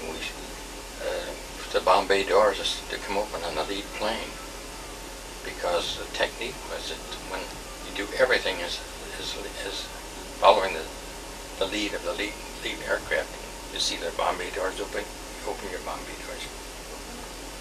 Well, the doors didn't come open. We kept wondering, because we were now getting into the target area, and there was, you see these flak bursts all around. So, as a result, the doors of the lead plane came partially open, and so did ours, the Bombardier. had forgotten to get the doors open, but suddenly remembered at the last moment. But he was now so close to the target, it takes a few seconds for the doors to open. As the doors were opening, he also had, using the bomb sight, on this, like I'm going to, the sight has, when they cross, whatever you call them, I can't remember. That's what it completes an electrical circuit, which starts this whole procedure of firing off the mechanism that results in dropping the bombs off the rack, the bomb racks. They just go out in sequence, one after another, one rack after another. Since the doors were not completely open, it meant that we had, they wouldn't close completely after the bombs were released, so we had a little extra drag. You know what I mean? Because they were protruding to a certain extent. That didn't create any particular problem, but just a little thing. Another little interesting anecdote that happened on that mission is Colonel Blanchard. Right after bombs away, and I guess we were on our turn, he came over the intercom and he said, "Lads, I've been hit. Or we've been hit." And that's what he said, "We've been hit." So my reaction was, of course, it's just, you know, you get tense. I looked out and I could see the left wing, and I could see the number 1 and number 2 engines were working fine. No sign of any damage in the left wing. So Tweet, you can see he has a similar window on the other side. He can see number 3 and number 4, and they were working all right. And Tweet made a gesture like he didn't know what had happened. I didn't know what had happened.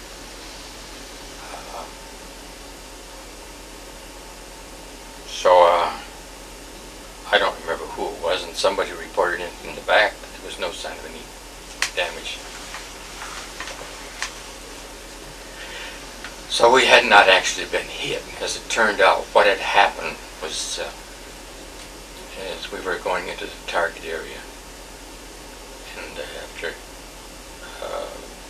Colonel Blanchard had directed black vest to be put on, he put his own on. And in doing so, he tilted upwards a canteen of water. We had to have a canteen on. And the cap of the canteen was loose, just loose a little bit, enough to let water drip out. And it ran down and wet it on the bottom. And he just could feel it. And in the excitement, of course, he thought he'd been hit in the ass, I guess, with a piece of shrapnel.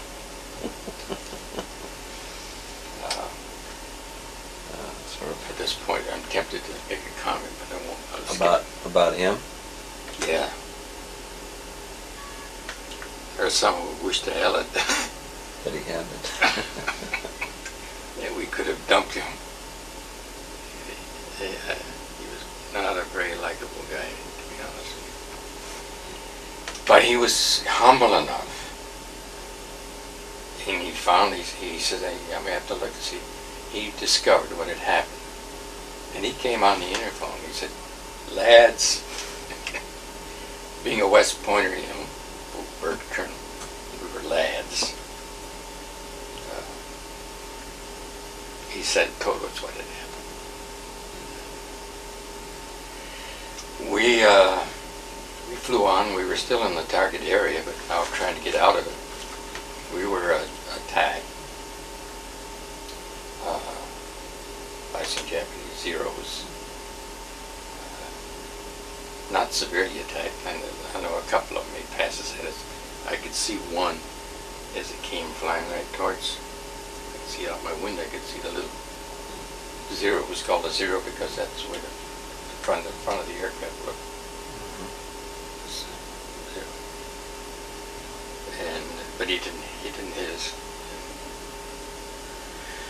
We just kept on going, and we finally got back. It was a wild ride across China, but then it was in our return trip, flying west. We were flying in the dark. We ran into a series of thunderstorms across China. It made it extremely difficult to get to the star shots. You had to wait for in between storms and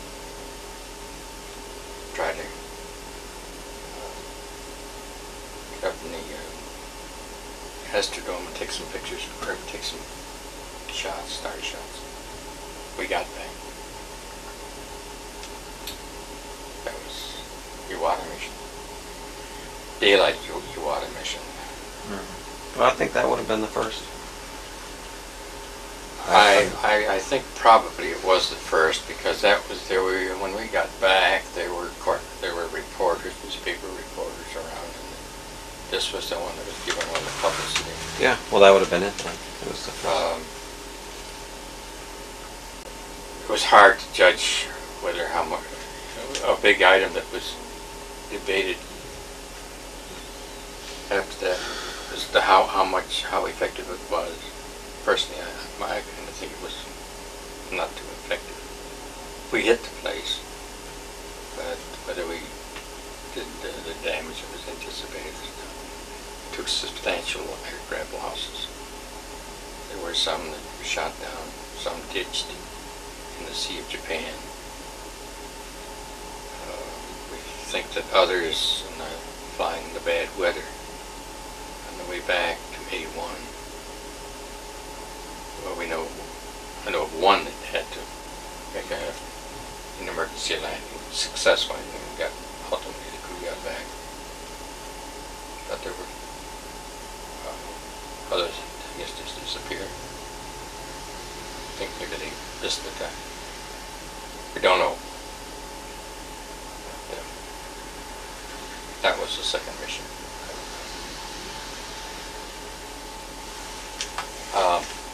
Interest of time, I'll just move ahead. Unless you got some questions. Well, no, not really, except that you kind of, you talk about your crew members. I mean, what do you remember about them? I mean, where were they from? And I assume that they're all pretty close for a certain period of time. Well, yeah, I've named them. Bob Haley was a big guy, about 250 some odd pounds, 6 foot something high, tall.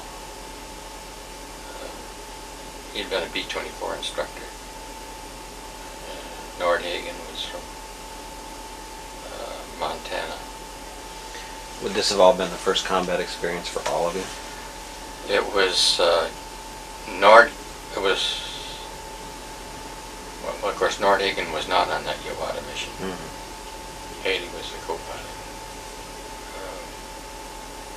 John Tweet, the flight engineer, was from Connecticut. Jose Morales, the Bombadier. And he was also a rated Navigator. He was from Marfa, Texas.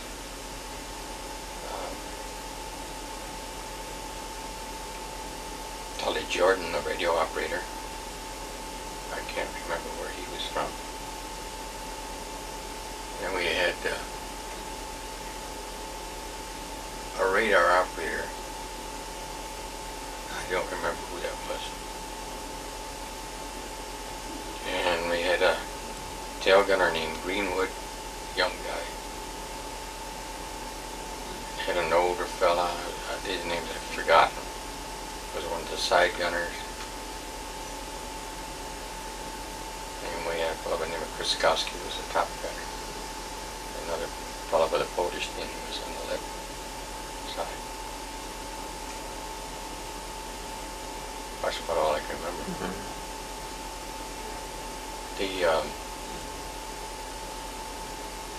next, I guess the mission that I can't remember all of these missions.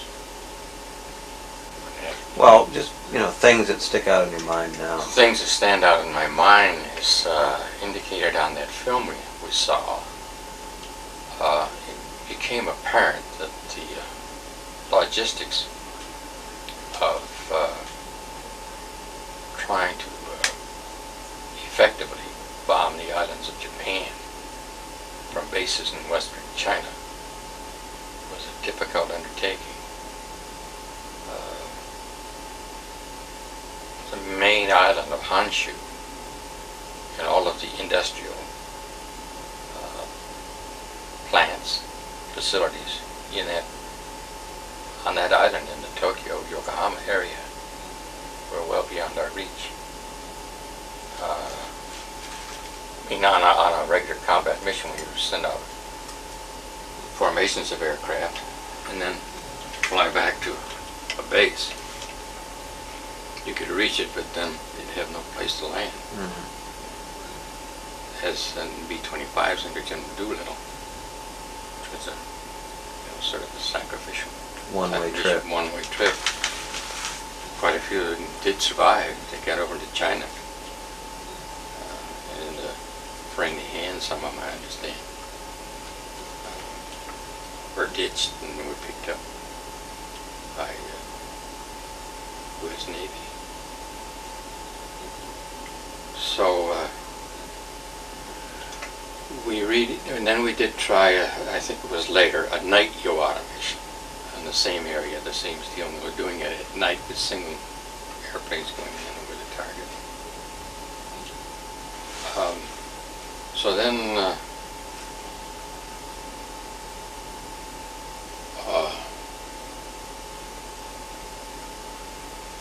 another mission that I was on, which was rather exciting, was an intelligence mission.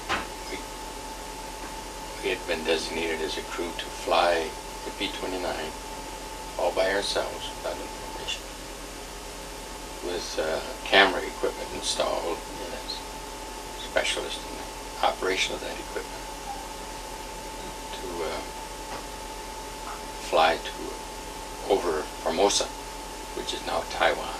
Mm-hmm. Which was Formosa at that time and occupied by the Japanese. Which we later understood was primarily to try to gather intelligence information as to what the Japanese had there in the way of air power. This was one thing that was among several things done in preparation for the landing in the Philippines. But that mission was not much of a success, primarily because when we got over the spot where we wanted, and I was the navigator on the flight, when we got over the spot where we wanted to turn and fly, and fly north and south, make some passes over the island, take pictures, there was a lot of cloud cover, so most of the pictures didn't show much of anything. We got a few shots in between clouds that might have been some help. I also remember that was a mission as we were approaching Formosa. We spotted 5 aircraft at 9 o'clock from where I was sitting. Low. Mm-hmm. Beneath us several feet, several thousand feet. And we just assumed that they were enemy aircraft. Couldn't tell for sure. But we assumed that they were, and that they were climbing and were going to attack us. So we thought we were in for a real fight. So we quickly got on the flak vest. We got, I don't know to get the flak vest on because there was no flak around there at that point. That the gunners were alerted and they were watching. But those airplanes never came up after us. I've often speculated or wondered what they were. I kind of think they were friendly aircraft. Really came from under. Maybe they just didn't see us. But they didn't bother us. We went ahead and completed our mission as much as we could and returned without any incident.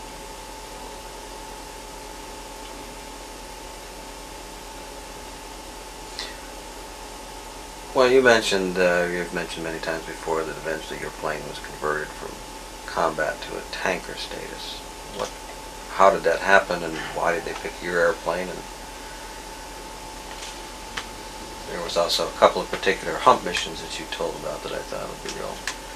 Well, the next thing that happened, and of course stays out vividly in my mind, was the death of Jose Morales. Jose and I had become pretty good friends. He was a Bombadier Navigator, so was I. Jose claimed to be pure-blooded Spanish. He looked very much like a Mexican Indian. But I felt that if Jose wanted to be pure-blooded Spanish, that was perfectly all right with me. Because I like him. Jose volunteered to go along as a bombardier on another airplane on a flight with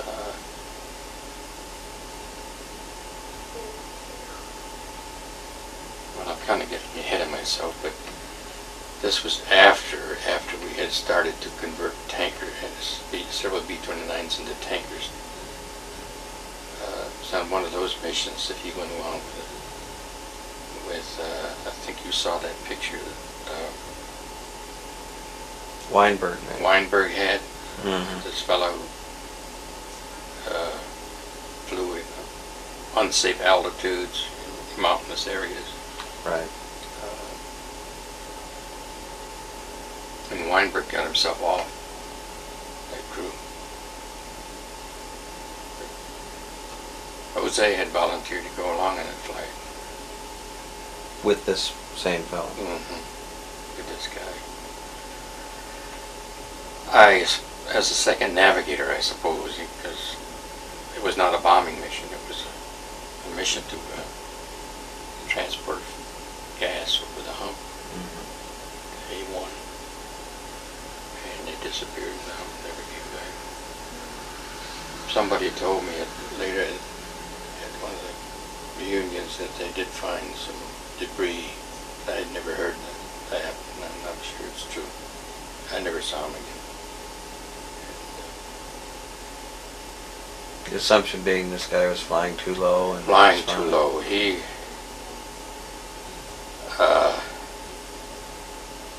yeah. Well, you want to quickly? I'll tell you what. Yeah, I'd like that. It was pointed out in that picture, that film, these plans that were developed for the use of the B-29 as a long-range bombing aircraft available to capable of reaching Japan were turned out to be sort of pipe dreams in a way, because number one, there was the distances to be covered. But number two was the Himalaya Mountains, or the Himalaya Mountains, however you want to call them, which are very, very high.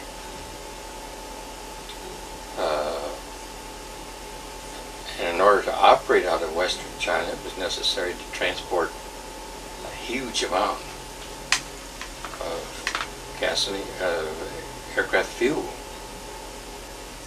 to the other, into China, into A1 and the other three similar bases, to get enough fuel there to operate B-29s. B-29s consume a lot. I guess the original plan was that through military transport they would be able to get enough fuel over there using C-46s and C-47s and other aircraft to keep the fuel flowing. Well, that proved to be grossly inadequate. So it was recognized that what had to happen was, in order to conduct any bombing missions, the B-29, they have to be, many B-29s have to be converted into tankers to ferry gasoline over the hump. I don't know what system was used to select which airplanes. I don't know. I have no idea. It would be pure speculation. I would assume that one factor would be some data that had been collected on fuel consumption on individual aircrafts, and those that didn't consume so much fuel were the ones that would be converted into tankers because they could leave more over there. You wouldn't have to use so much. I assume most of the problems with your airplane have been worked out by now. Well, I feel quite confident that the flight engineers, among other things, were charged with the responsibility of monitoring fuel consumption. That data was collected and analyzed, and to some extent you could identify certain airplanes which seem to be more efficient and therefore use less fuel.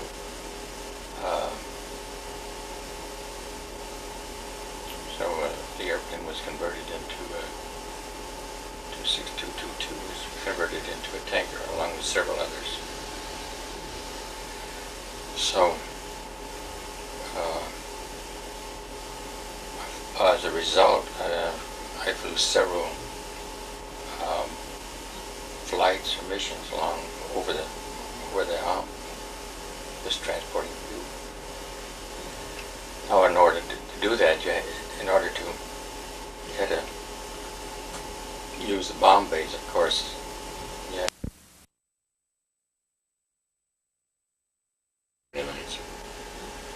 That mean you were sort of off combat status for a while?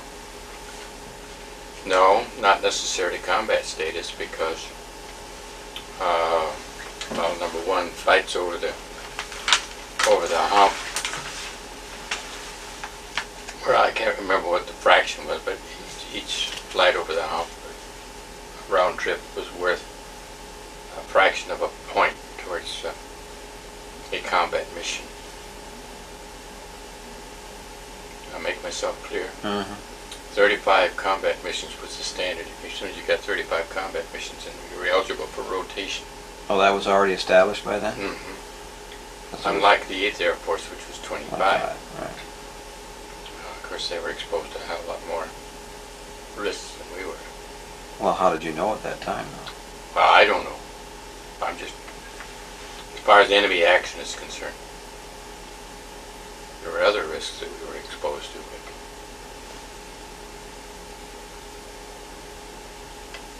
So you did get combat credit, basically, for continuing to fight? Partial combat credit, because of the inherent dangers in flying over such rugged terrain.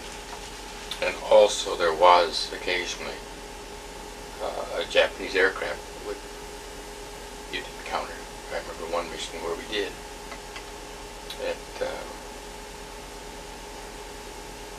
I'm sure they saw us and we saw it, but there was no attempt to engage in any sort of combat. Just flew along and went their way and we went ours. But this business of converting bombing combat aircraft into tankers was unfortunate, because we lost aircraft, and I've already mentioned crews, which was a Morales missing, and others, primarily due to weather conditions, I'm sure.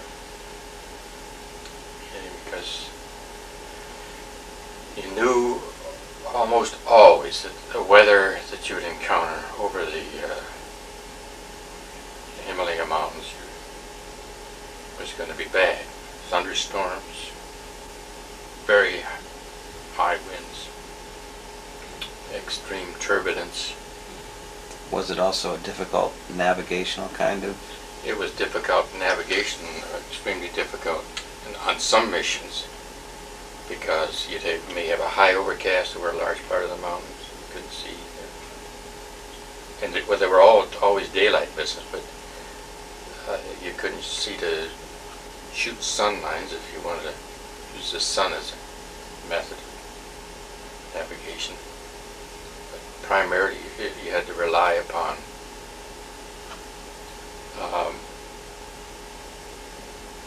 ordinary dead reckoning. There were one or two radio stations that you could possibly get fixes with, but that were operated by British. But when you got really down into the mountains, it was nothing much in the way of navigational aids. No identifiable peaks or anything like that? Well, yes, you could identify certain peaks. I had what are called so-called pilotage charts that would have mountains and their estimated elevation on them.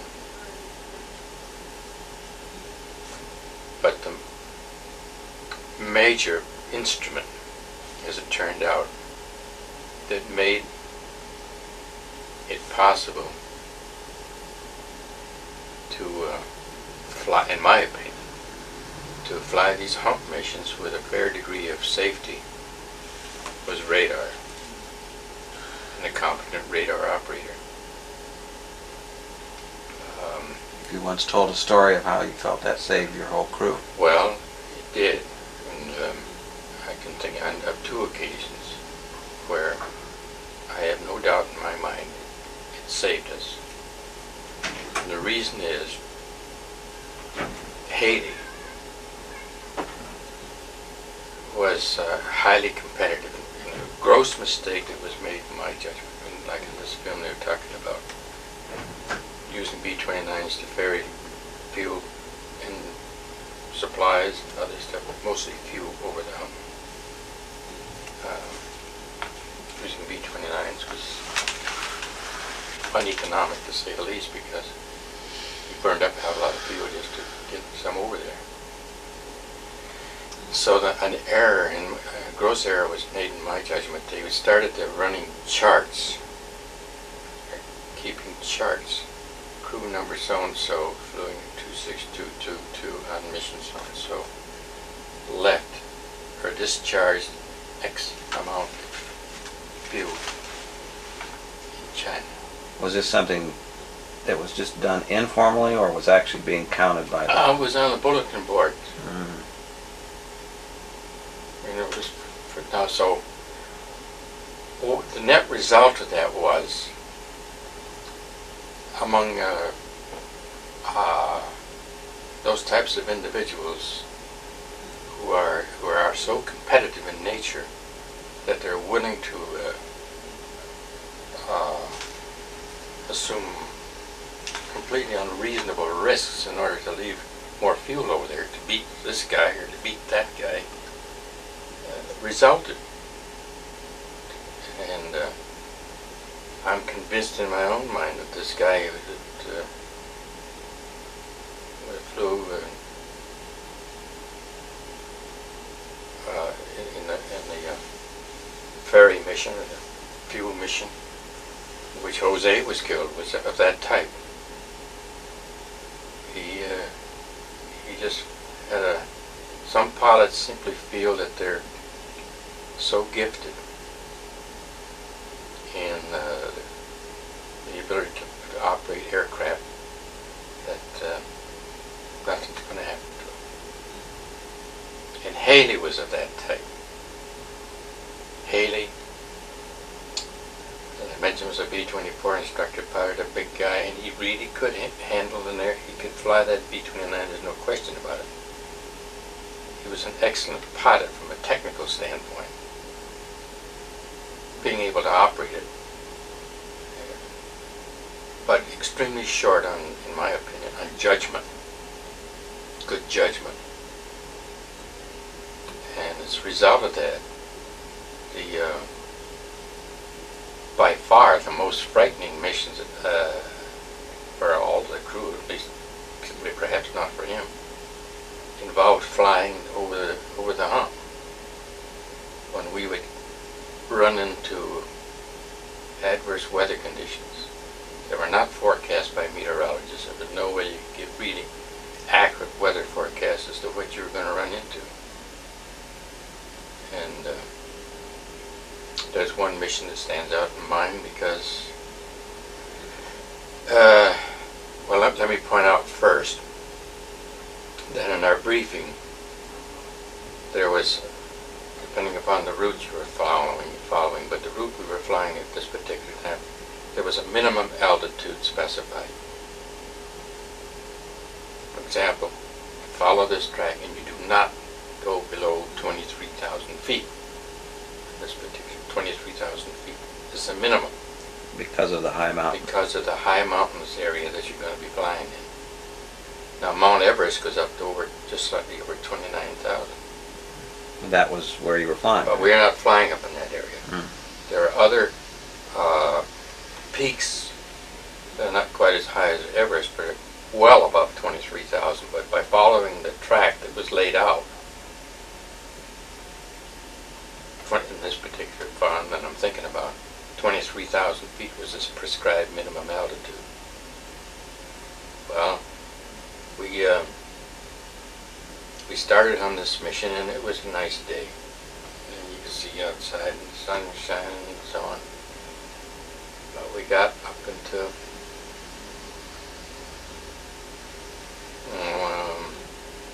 northeastern India. I wouldn't know. I'd have to look at a map. But the thing about this hump weather is that you could get in it so quickly. You think you're flying around fat and happy. You fly into what you think is a cloud over here, but you're into an overcast condition. And that's what happened on this particular flight. We were at 18,000 feet when we should have been at 23,000. Haley leveled off at 18,000 because you could see pretty good. And of course, that's based on the assumption that you're going to be able to complete the mission flying at 18,000 feet. Therefore, you would not consume as much gas because as you climb, you're using gas at a high rate. So the lower altitude you could go. So the basic idea is the lower you could stay, the more you can leave. And the better you would be on the Therefore, chart. you'd look better on the chart, and you'd look better in the eyes of the authorities, I guess. The unfortunate part of it is,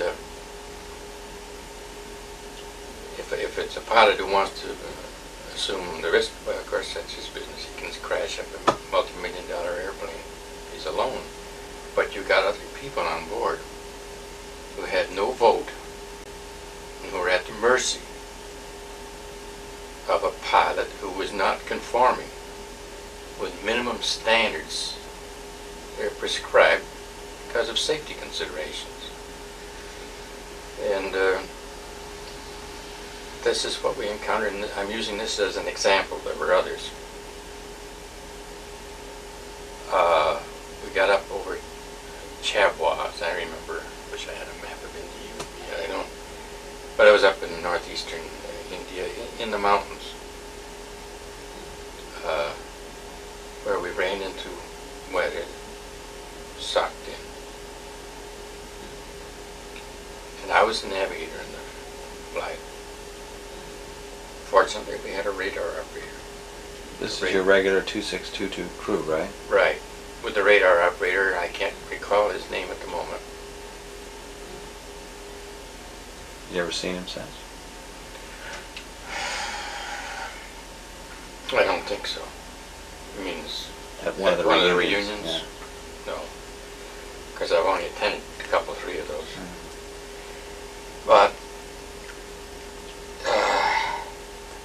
the sequence of the conversation went something like this.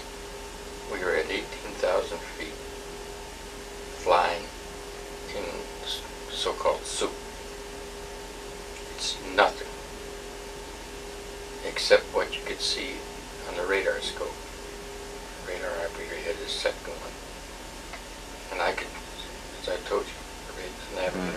telescope, and what he sees, I can see. Well, Haley came on the interphone and he says, Ray, you're going to have to do some pretty sharp navigating back there.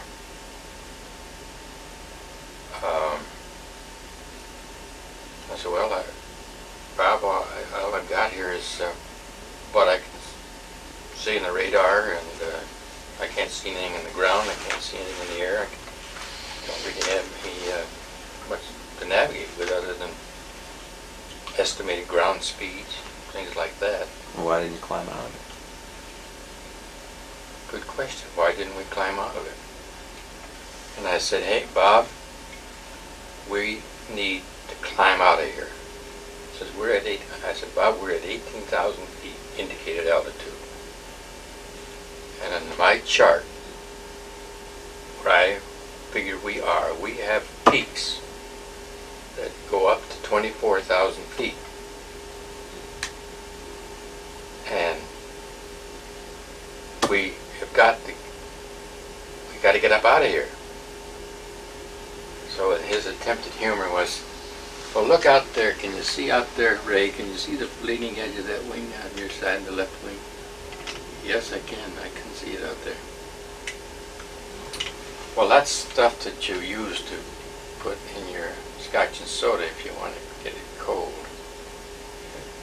This is referring to ice. We were picking up ice. Now, one thing that General LeMay did after he came over to Discharged, and he came over much sooner than that film indicated, is that he ordered all de-icer boots to be taken off the B-29s. A de-icer boot is an inflatable rubber device you can operate that will break ice off the leading edge wings. Mm-hmm. But they do weigh something. And of course, we were interested in reducing weight as much as possible, because the lighter you are, the more you can carry in all of those factors. So we had no de-icer boots. Well, LeMay had already taken over by then, and he had... Yeah, so there were no de-icer boots, and they had been taken off from 2622 as they were other aircraft. So there was no de-icer system. So Haley was telling me that that's the best we can do. We're picking up ice, and the airplane is not going to be able to climb very much. So we had a critical situation. And at this point, the radar operator got on the intercom, and he said, well, you're going to have to help us out, or something like that. So you watch out for the peaks. He could see the peaks. I could see them, but he could see them. But he knows more about that equipment than I did. He started directing Haley. We need such things as, we need 45 degrees to the right now. So Haley would follow, thank God he'd follow directions. So the net result of it is, with radar, we were maneuvering in and around peaks. That you couldn't see. Except on the radar. Now you might say, well, how can you tell how high a peak is? Well, you can't tell exactly how high a peak is unless I could see it on my map. I might have an estimate. But at that point, trying to figure out what mountains you are by peak was impossible. But he could tell whether we were lower or higher than the peak. And the method, when you think about it, is quite simple. Oh, piece of paper? Well, this little piece of paper to illustrate. Say this is a mountain. Let's say you're flying beneath the top of that mountain. You're down here someplace. you fly here, and as you approach the mountain, the shadow that's cast by radar as you approach the mountain will decrease to some extent. But as you get close to it, it'll start moving up in the other direction because you're underneath, you're lower than the peak. You follow? Mm-hmm. That's what he was doing. He was looking at those peaks, and he was guiding us. He was just watching. He was watching, not necessarily the peaks itself, but what was happening to the picture behind the peaks. If it was expanding, we were low. If it was contracting, continued to contract, we were going to be able to fly over it. So we had to trust what he was seeing then. Yeah, had to trust what he was seeing. What else did you have? Fortunately, we had a good radar operator. And so that's the reason I attribute our success in getting over the mountains. Was that the last time that Haley ever tried that? No. It was scary. I assume you finally broke out of it. And we finally, well, yes, we finally got out of this weather that it was creating the problem. It cleared up some. So now you could begin to see, you could visually see the mountains. And also, the ice began to break off the wings, so we could get more altitude, so the safety situation was much improved. But when we got on the ground, we were all gathered around. This was after we landed in China. And then I said, Captain,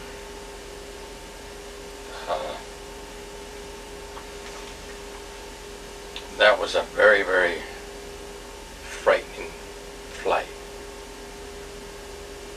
And your judgment was terrible. We got through here only through good fortune and skill of having a competent radar operator. Oh, Kroll, you're an old man. I said, well, Bob, if I continue to fly with you, I'll never be an old man. And nobody disagreed with me. They were all gathered there, and I think the rest of the crew understood the peril we had been put in. Was Morales with you on that flight, or Morales was already dead, or gone. That had happened before that particular flight, is my recollection. But Don Nordhagen, the co-pilot, he knew we were in a dangerous situation, unnecessarily. But I felt somebody had to speak up, so I did. And,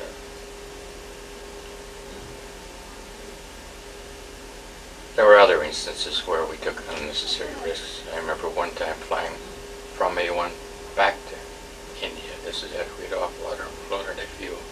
It was beautiful weather. We took off and we were heading right in. You could see the mountains ahead. You could just, it was so pretty. And we got up to about 12,500 feet, and I'll be damned if we didn't level off. 12,500 feet? 12,500 feet. Now that was enough altitude to take care of the mountains you could see. You know, you could see little passageways through the mountains and all that. But the problem is that he either disregarded it or what.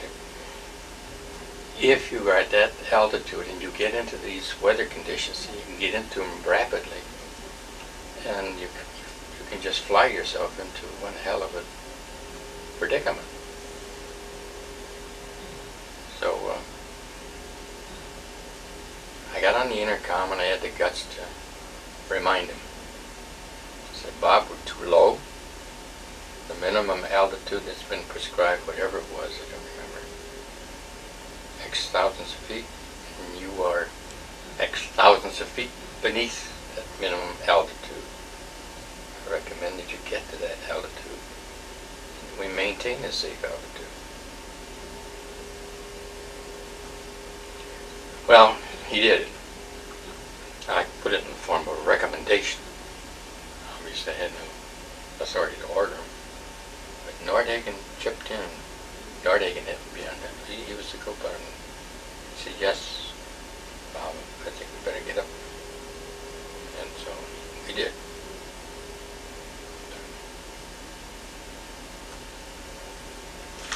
Somehow or other, not me, I didn't do it, but we had a sort of a, after one of those flights like that, we had a sort of a meeting of the crew, and we decided that we didn't mind risking our lives where necessary, but we thought it was dumb to risk our lives where it's not necessary. And so I think the message somehow or other got through to the group commander. Blanchard? Or the squadron commander, probably to Blanchard, the group commander. Because Haley was taken off crew, and he was transferred up to China as an assistant operations officer. And so there we were. We had an airplane that was a tanker. We had the Bombadier. We had no airplane commander. The net result is then I was promoted to captain, and I became a squadron bombardier. And so I flew with whoever needed a Navigator or Bombardier. I would fill in. Mm-hmm. Once you became a squadron bombardier? Or? Squadron. Well, we had two of us promoted. Bill Towns was promoted. He was a hell of a fine navigator. And I were on the orders. Two of us in the squadron were promoted from first lieutenant to captain. So he became squadron navigator, and I became squadron bombardier. On the organization chart, that was our job. Does that mean that you were the lead navigator and the lead bombardier? Or? Well, no. It meant that, for example, the squadron bombardier later on, when we got into combat missions, I was responsible for making sure that individual bombardiers who were going to be on the mission in our squadron had the equipment they needed, had their charts properly prepared, and all of those things that you do to make sure to get ready. I never had any problem. I mean, because well, you're trained to do certain things, and there's a high degree of motivation to do it right. But it was a sort of an additional check to make sure everybody had what they needed to complete the bombing mission. And of course, Towns had a similar job with the navigators. Well, I was wondering, was that situation ever corrected among that sort of strange competition with trying to get the fuel over? I mean, It sort of corrected itself, especially after the crew in which Morales was, after they disappeared. I mean, that's why that guy Weinberg refused to fly with that. Weinberg refused to fly with that guy because he was he'd had a couple of experiences like I had. So sort of like a. And he went and he complained, and so he was taken off the crew, which was not the proper thing to do. Proper thing. What is I mean, if there was any proper thing to do was to investigate the thing and find out. That that's a command function. Are safety measures that are dictated, are they being followed? Does the crew follow them, and what's happening? But see, you had that, but then you had these competitive charts. More gas over there. So, I guess you're thinking that it. So this situation.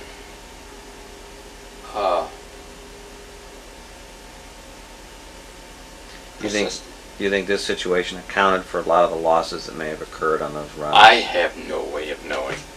We had airplanes disappear in the hump.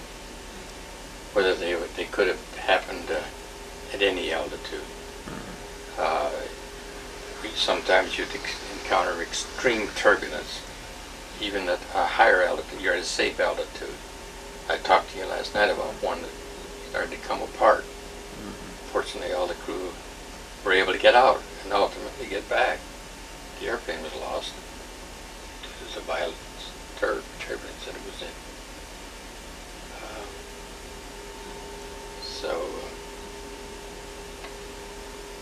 Haley is up in China now as assistant operations officer. Nordhagen become your... No, I was sort of no longer on a crew. I was now squadron navigator. I didn't have any particular crew to fly with. I had sort of an administrative job, but if there's somebody, we don't have a bombardier for this flight, I'd go. Or we don't have a navigator, I'd go. So being squadron bombardier didn't take you off of combat status, right? Didn't take me off combat status, except I didn't go on all missions. But if there was a need, if there was, you had to have somebody. You were short a navigator or short a bombardier. You went. I went. Towns did the same thing. Well, you lost 26222, didn't you? Yeah, I want to get to that. Again, it's this damn competition.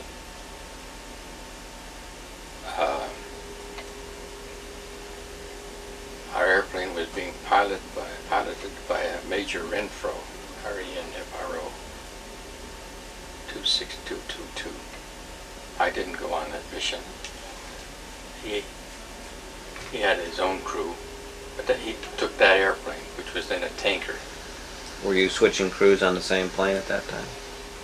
I don't know why I didn't. I don't recall why I didn't go. He had his own crew, and I guess his airplane was a tanker. I don't know what happened, but he was assigned to fly 26222 Deuces Wild on this tanker mission over the hump, and which he did. Only again, playing the numbers game, he left a lot of fuel there, and as it turned out, he left too much. Again, I think weather was a factor. He decided we could leave this much and this would get us back and leave us, say, a 10% reserve. All I know is that he flew the mission and pumped the gas. He was also going to do it without spending overnight. They were going to fly it up, offload the fuel, get a little rest, fly back to Chicuja. But in landing, he made the approach to the airport.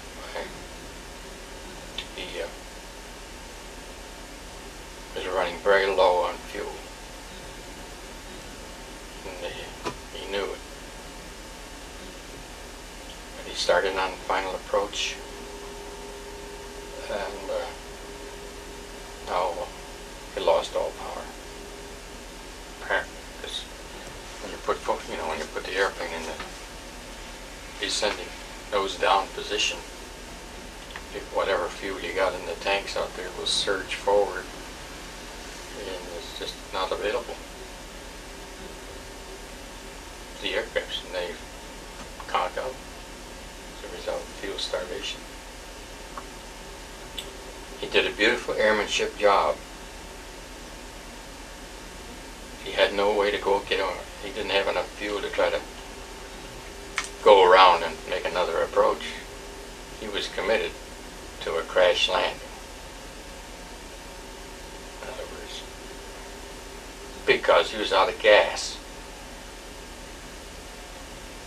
So he got the airplane on the runway but couldn't hold it. And it was a crash. It was what you call a survivable crash landing. He just took the airplane, and the way it finally came to rest, it took the fuselage and wrenched it like you just taken it and twisted it.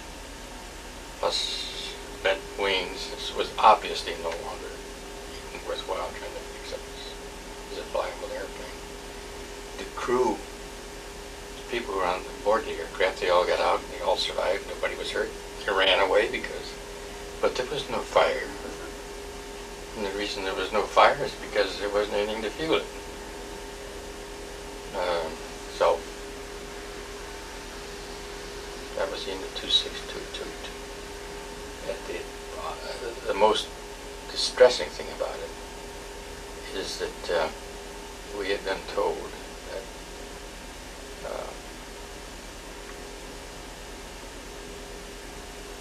after the completion of that hump mission, 26222 was going to be reconverted to a bombing aircraft. Going to put the bomb racks back in and reconfigure it for use.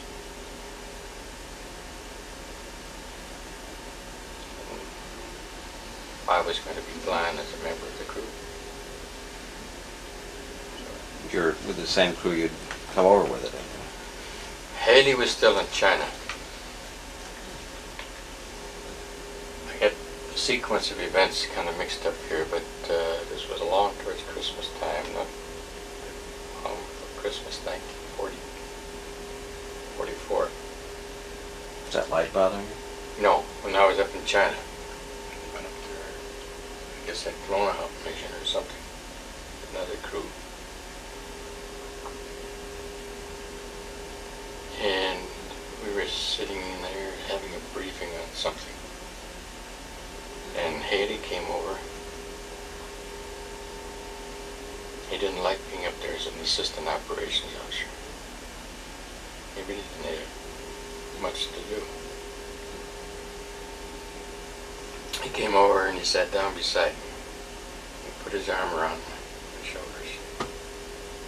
And he said, "Ray, I'm hoping I'm going to get back on flying duty here, flying again in the next few weeks, and I want you to be my navigator." Okay.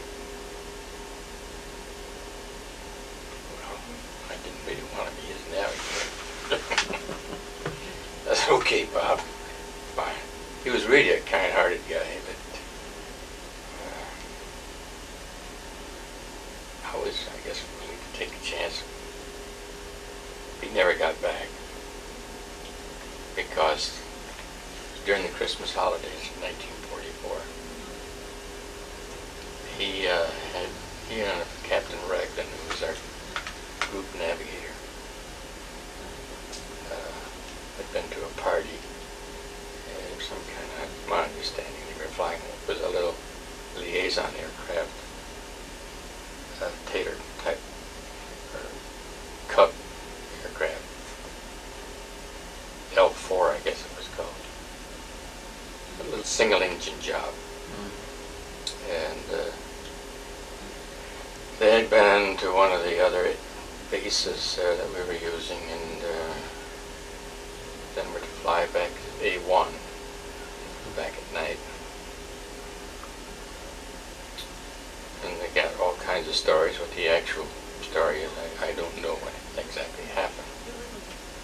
But they tried to, you're landing this little light airplane and missed the runway and flew into a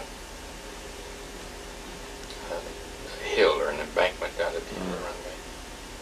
He was killed along with Captain Raglan, both killed in China. And they're buried over there. That was the end of Bob Taylor.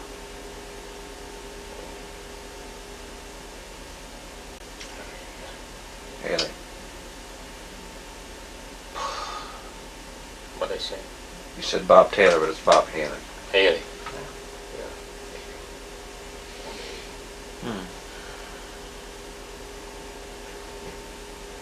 So did your crew stay together after that? After the plane was lost, or? No, the crew. They didn't really have a crew anymore. As such, Tweed was assigned as flight engineer to another crew, and the gunners were just filling in gaps. So the crew that was originally existed just kind of dissipated.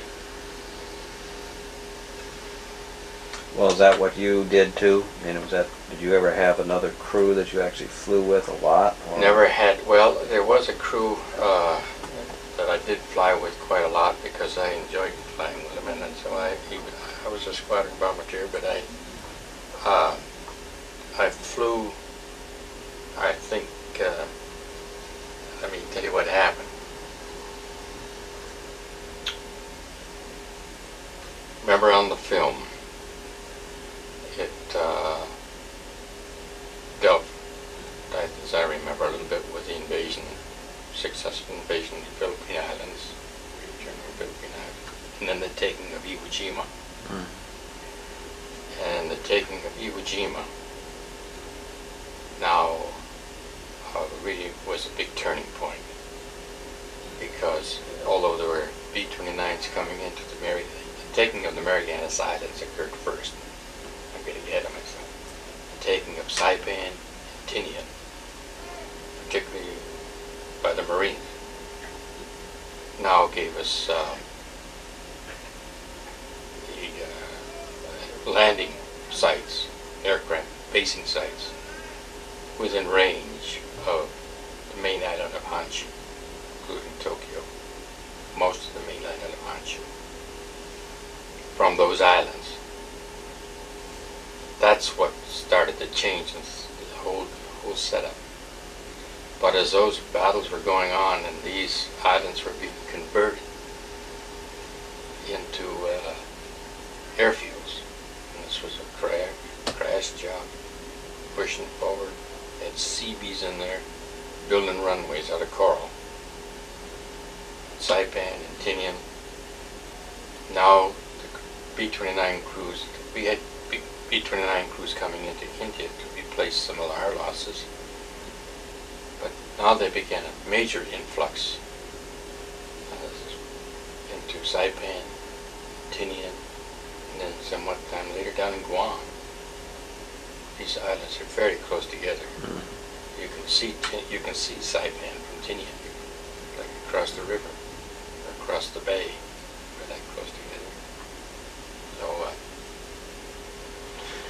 that changed the whole picture as far as further operations of the B-29 out of China. The hump thing was no longer worthwhile.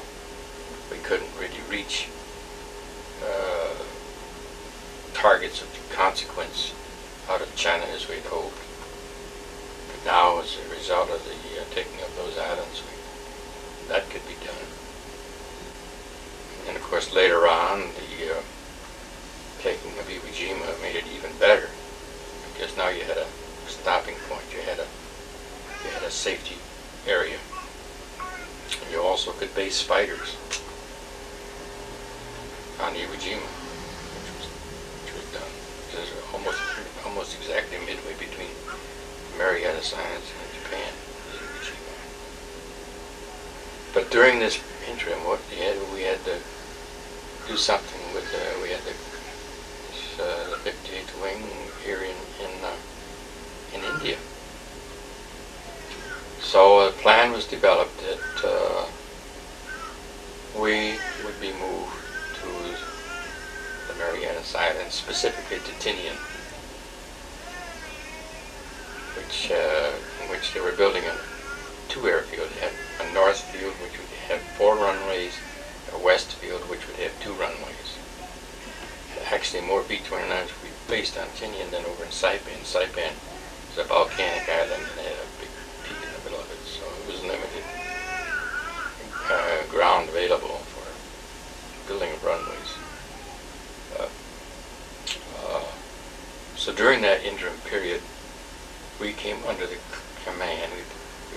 under the command.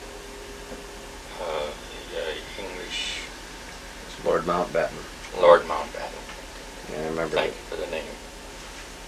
Lord Mountbatten was our top commander, and he had the authority to select targets.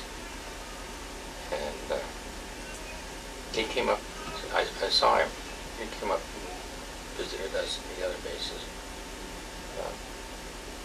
So in effect we were flying for him, under his control, I mean, as far as targeting was concerned. I flew 3 missions to Singapore, for example. Well, you say, why Singapore? Well, Singapore had, the Japanese had Singapore. It's a big naval base, wasn't it? There was a naval installation there, but the main thing that we were after is they had a huge dry dock. A huge dry dock is a place where they could call it a dry dock because of a large naval vessel could actually undergo an overhaul and repair, could be lifted out of the water and it could be worked on. So, and then there's Singapore is a big island. There's a body of the water that separates Singapore from the lower tip of the Malaysian peninsula. And it was pretty well protected too. The Japanese had some naval vessels in there, and they had some fighter aircraft. But, they wanted, Lord Mountbatten determined to get that dry dock. We had taken some shots at it. Apparently hadn't done a good job. Then not only was it dry dock, but there were other facilities in that area. Probably built by the British. Probably had been built by the big British, no doubt about it, I would guess. But being used by the Japanese, it was important to them from a logistical point of view. Of course, the real truth of the matter is they were losing the war anyway. But they didn't just turn over quick. So we flew some missions to Singapore. Flew missions over to Burma. And this was... And we flew a mission to Ceylon. Did you do that one? I didn't go on that one. The Palembang mission? Palembang mission, I missed that one. Because they also did a run to Nagasaki on that same mission, didn't they? Nagasaki? That's in... No, that's in Japan. I know, but I thought that they used to hit Nagasaki from China. Well, I might be wrong, but... What I'm saying, Tim, is that my recollection could be faulty. But during this interim period, where they were building up B-29 fleet in the Marianas Islands, of course they had to build runways and all of that, but that was now going to be our base of operations for air attacks against the Japanese Empire, Marianas Islands. And we were to become a part of that. We were the original B-29 organization, but it was no longer feasible, if it ever was feasible, but it was clearly not feasible anymore, to try to operate out of India and over into China to reach targets in the Japanese Empire, which you could much easier reach the Marianas Islands. So it took a while to do all these things. And what we did during this period, many of our ground support people, administrative people, armament people, were shipped by boat around to the Marianas Islands, to Spitinian, in effect. And the net result is that combat crews had to take over a lot of the land support duties. For example, I got deeply involved in the handling of bombs that go up to bomb bays, bomb storage areas. load bombs on a rack, haul them back. You might have somebody to help you, but we just stripped ourselves pretty much of ground support people and used combat crews to do a lot of these things so that we could fly these missions. Be doing something. Within the theater until they were ready to take you Within over the there. theater until we were ready to move. And finally, that phase was completed as far as we could go. So the B-29s located in India flew over the hump to China. See, we were not coming from the United States, we were coming from the other direction, west to east. So we had to make our final flight over the hump, get into China. And we went to A1. And there, of course we didn't have to, we were not carrying bomb loads. We now had, instead of toting bombs, we had Bombay tanks to carry extra fuel. Tanks that would fit into the Bombays. Mm-hmm. So that you had sufficient fuel to fly western China all the way across the Sea of, Philippine Sea, whatever it is, I need north of the Philippines. I can remember that mission very well. We, because just take a look at the Philippine Islands, we had the radar on, and you could see the northern tip, the northern end of Luzon, which is the northern island of the Philippines, as we were flying directly into in this case, Tinian, where we landed, taxed, got on. We were back in tents. And that's where we operated until the end of the war. You said you'd sort of line up with another crew, or did a lot of missions with another crew, or? Well, during that Singapore time, I did fly 3 missions with Jim Cowden as the pilot, and I don't remember the rest of the people on that particular crew. He was the airplane commander, and a hell of a nice guy, and a good pilot. We had a couple of incidents occur. I might have flown with some other, I don't recall. I remember one flight back from Singapore, we had one of the engines stuck in high RPM. We couldn't, stuck at about 1600 RPM when it should be throttled back. The governor was conked out. The net result is just Jim Cowden was a pilot on that. We were using more fuel. You know, after you unload your bombs and you start throttling back, your load is lighter. We conserve fuel as much as you can, but we had this engine in high RPM, which meant that we were burning more fuel than we expected to. And it was kind of touch and go whether we would try to get into Chakulia. We were out over the Bay of Bengal. And finally decided, no, the safe thing to do.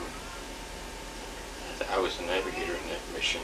I had a point at which we had to make a decision whether we either go over here and land at this English base at Armada Road, they call it, which was, I think it's the western coast of Burma, or continue on to our destination in India. We had to make this decision at that point, because either one way or the other, if you committed limited yourself to here. Now, you're not, you can only go because of the fuel situation, which we, as far as that one engine is concerned, we couldn't control it. We went into Armada Road. Boy, they treated us right. We were all British. A lot of guys had seen a lot of combat in that area. It was a very difficult theater. It was a difficult theater. They had been in there for a long time. Poor devils. But it was just like a visit from... They just thought that was the greatest thing. They hadn't ever been up close to a B-29. That's what they admired. That was wonderful. We took them through, we showed them this was great, wonderful airplane. We had to stay there overnight. We had to contact our base, and they flew down this part that we had to get. Which we got the following day to replace the defective one on the engine that was stuck in high up again. I remember, of course, they thought this was an occasion, and they should break out some scotch that they'd been saving. So we had a party. And one of these, and they usually adopted, we had some airmen, so they enlisted men. Now you take care of the officers. We take care of you. There was one guy he was assigned to take care of me. So we'd been flying for a long time, dirty and unshaved. I remember he said, here's a razor, and you should go in there and shave if you want to. So I tried to shave, but this was supposed to be a brand new razor. It wouldn't cut a thing, I recall. It couldn't shave with it. But we had a good time. And the next day we flew back. Then back to the move. We ultimately moved, flew from, went over the mountains and on to Tinian.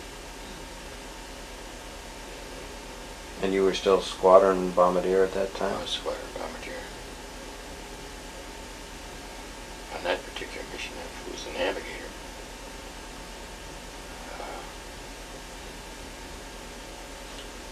And we operated out of there, off from Tinian, until the end of the war, flying missions into Japan, and all the rest of the 29. It was a tremendous and powerful aggregation of bomber aircraft, I tell you. For that time,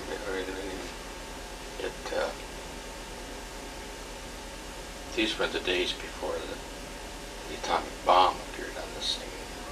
This was in April. Everything seemed to be happening in April. It was in April 1945 when we got there. So they were still burning down cities. Had one Tokyo raid, one Bombadier in that one. Yeah. And then some others, Osaka. I remember Osaka was socked in. We finally had used radar to bomb that place. I don't know what the results were. And then we flew quite a few of these night missions. Each airplane for itself. And as pointed out, General LeMay directed that we went 5,000 to 8,000 feet. Had you heard about those tactics when you were over in India? I mean, using bombers. We may have, but I don't remember for sure whether we had heard about the fire raids. We knew they were going on, but how they were being conducted, I didn't know. Well, because didn't the 58th Wing conduct some of its own fire. I mean, I remember reading about a raid over in Hankow in China or something like that, where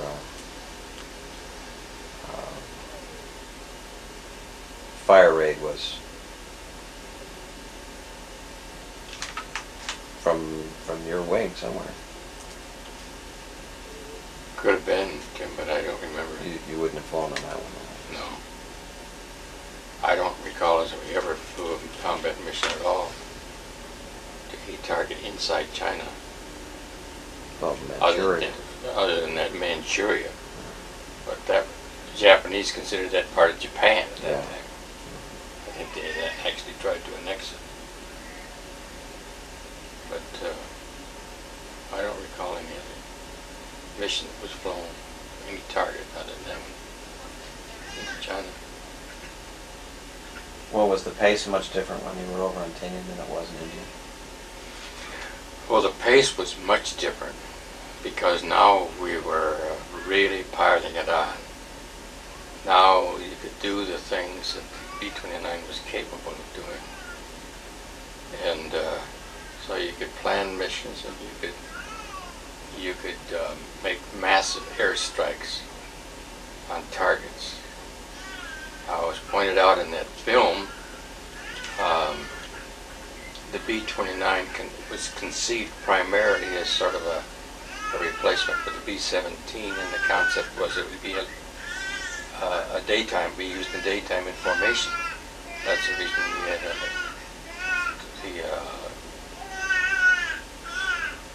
highly sophisticated gunnery type situation with the calibers, and incidentally they had that, made reference to that 20 millimeter cannon in the tail. That was a useless. I don't know, has that ever shot down an airplane? In fact, we took them out. And we also even took the guns out of the tail. And we didn't have a tail gunner. Didn't need one. Long towards the end of the war, because we had some bad experiences. It happens that flying in at 5,000 to 8,000 feet over a target, with all airplanes converging on the same target. I mean hundreds of airplanes converging on the same city. For example, Tokyo. Turn over Mount Fuji, and that's where your IP was Mount Fuji, and you'd start your bomb run over Tokyo, for example. Flying on in Tokyo around the palace, especially, was very well defended with anti-aircraft. And at 5,000 and 8,000 and 10,000 feet in that area, they had some anti-aircraft fire that was quite sophisticated. It was not just like ordinary flak. It was in clusters of 5. It was more controllable, and they could hit you. We had 5 quick bursts of shells. Of course, we never got hit, but you could see up where the one mission we went on as we were on the run. I was the Bombadier in that one.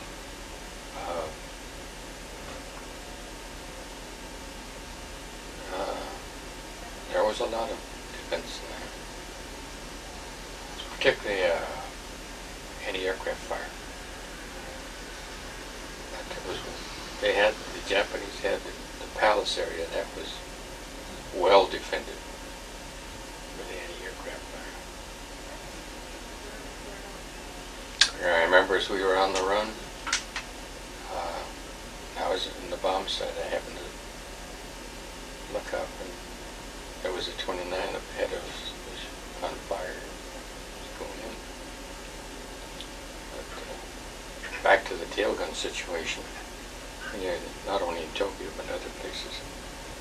When you get a big fire going, you have at that low altitude, 5,000 to 8,000 feet, you generate a tremendous amount of heat and smoke. It comes right up. You're flying into it. And the prevailing winds were from west to east. So, and that's why we could fly most most of these missions you'd fly from west to east, and you'd all be going in about this. You could look around, all you could see was B-29s on the left and on the right. This is at night? At night.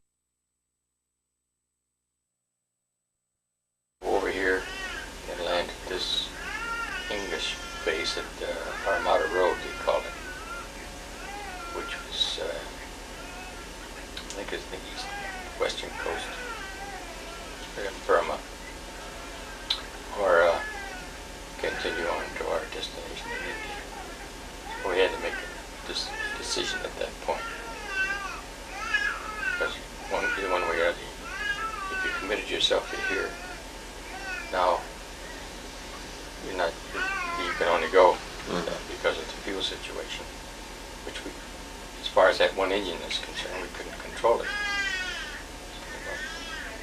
We went into Armada Road, and boy, they treated us royally. They were all British. A lot of guys had seen a lot of combat in that area. It was a very difficult theater. It was a difficult theater. They had been in there for a long time. Poor devils. But it was just like a visit from... They just thought that was the greatest thing. They hadn't ever been up close to a B-29. That's what they admired. That was wonderful. We took them through and showed them this. It was great, wonderful airplane. We had to stay there overnight. We had to contact our base, and they flew down this part that we had to get, which we got the following day, to replace the defective one on the engine that was stuck in high up again. I remember of course they thought this was an occasion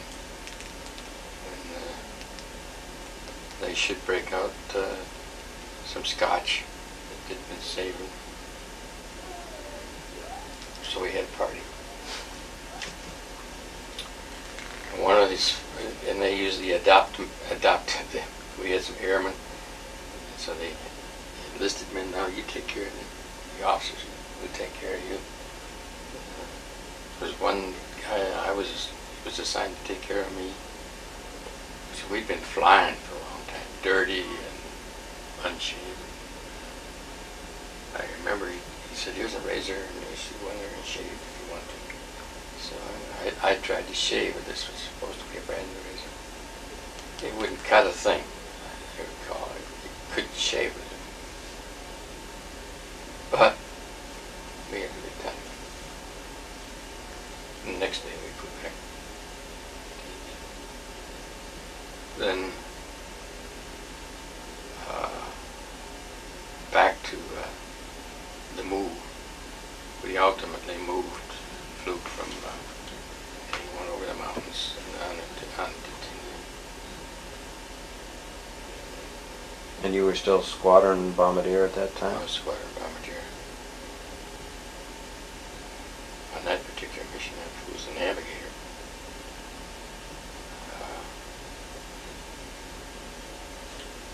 And we operated out of there, off from Tinea until the end of the war, flying missions into Japan and all the rest of the 29. It was a tremendous and powerful aggregation of bomber aircraft, I tell you. For that time,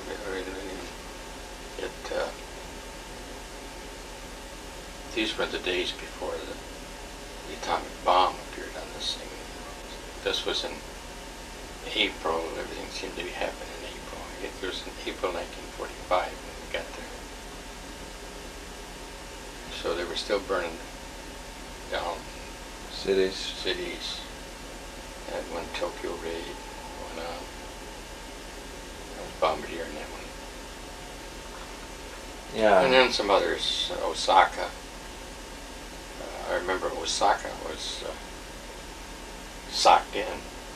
We finally had use radar to mount that place. I don't know what the results were. And then we flew quite a few of these night missions.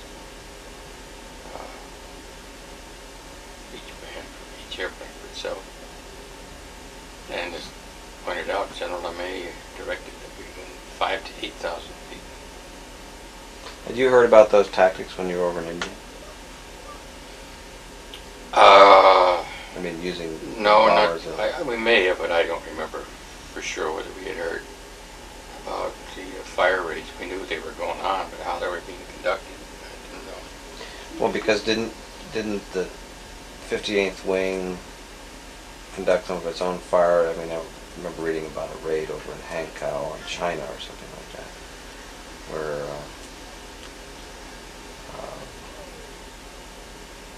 fire raid was from your wing somewhere. Could have been, Tim, but I don't remember. You wouldn't have flown on that one. No. I don't recall as we ever flew a combat mission at all to a target inside China. Well, Manchuria. Other than that, Manchuria. But the Japanese considered that part of Japan at that time. I think they had actually tried to annex it. But I don't recall any other mission that was flown, any target other than that one into China. Well, was the pace much different when you were over in Tinian than it was in India? Well, the pace was much different because now we were really piling it on. Now you could do the things that the B-29 was capable of doing. And so you could plan missions and you could make massive airstrikes on targets. Now, as pointed out in that film, the B-29 was conceived primarily as sort of a replacement for the B-17, and the concept was it would be a daytime, be used in daytime in formation. That's the reason we had the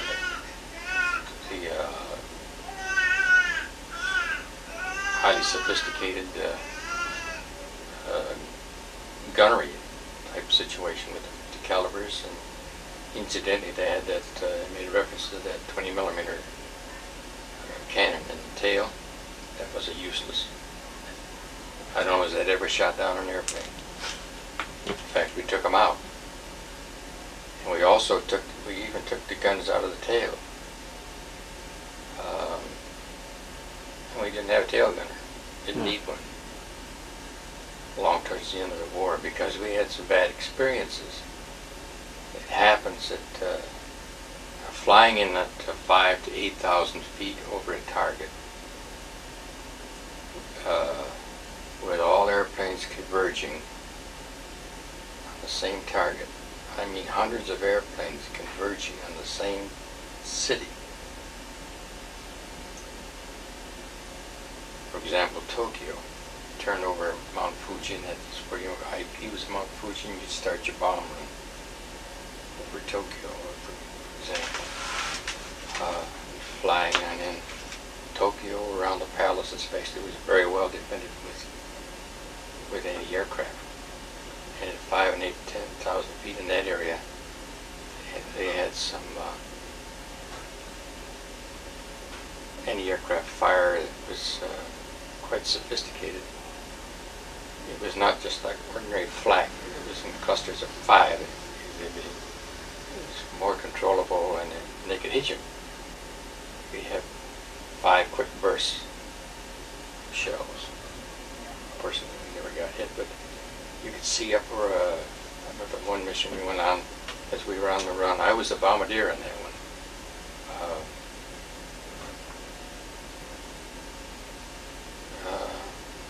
There was a lot of defense in there. Particularly anti-aircraft fire. The Japanese had the palace area that was well defended with anti-aircraft fire. I remember as we were on the run, bomb site, I happened to look up, and there was a 29 up ahead of us. It was on fire. It was going in. But, back to the tail gun situation. When you're not only in Tokyo but other places, when you get a big fire going, you have at that low altitude, 5,000 to 8,000 feet, you generate a tremendous amount of heat and smoke. It comes right up. You're flying into it, and the prevailing winds were from west to east. So, and that's where you'd fly. Most of these missions, you'd fly from west to east, and you'd all be going in about this. You could look around, all you could see was B-29s on the left and on the right. This is at night? At night. And of course, as you're approaching the fires, you can see. You can see other airplanes because it was lit up. And you get over the target area, and you got your general area where you're supposed to keep the fire going to get rid of your bombs. They were most of them were cluster bomb, napalm clusters, 500-pound clusters. There's a bunch of those. But every now and then they put a few high explosives in there to discourage the firefighters. But the problem was, after you go through the bombs, then you go into fly into this pillar of smoke, and you'd have the big thing was that there were airplanes. You knew that they were there, but you couldn't see them, and it was just the high risk of collision between B-29s. I don't know. I just can only assume that we had some losses as a result of that. I don't know how we could avoid it. But also, after you got through this pillar of smoke, the tail gunner could look back. He could see. He could see where the fire was. And if there are airplanes coming towards him, he could see those too, because of the light behind him. Mm-hmm. And so they started firing with their 50 calibers. I remember going through a couple of those incidents when I was up in the nose, and you'd see these tracers coming at you, and they were just being fired by another B-29 up ahead of you. Trigger happy tail gunner. So that was discontinued. Ultimately, because the Japanese opposition was very minimal as far as night fighters are concerned. The main defense along towards the end of the war that they were employing was the kamikazes. They had very little fuel, very few fighters.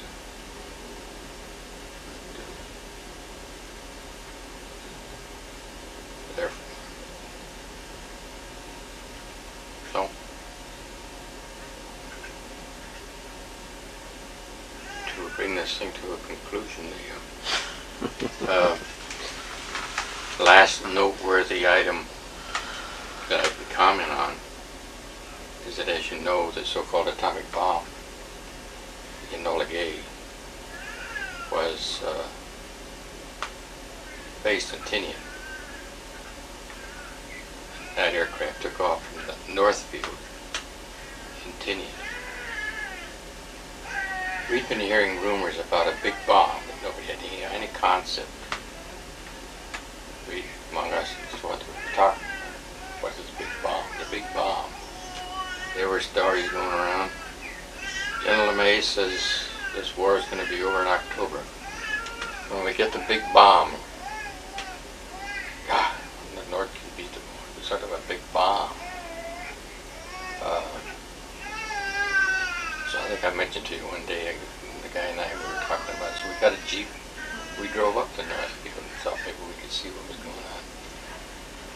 And so we saw this block and tackle, and they had a B-29 parked out there, and they had a fin assembly on another block and tackle, and it made like they were going to be fastening it to this. They had a strange looking contraption there that looked like they were going to be putting the tail fin on it, and that was going to go in the airplane. That was the bomb. And we stood there gawking for a while, and there didn't seem to be any great deal of security, except finally an MP came up and asked us who we were, and he said, "Oh, we're from the other view. We're up here heard about this bomb, so we'd come up and take a look at it." So he told us we'd have to leave. I said, okay. We left. It must have been long, about in August of 45 then. It was in August of 45, early August of 45. We didn't know whether we had seen the actual thing.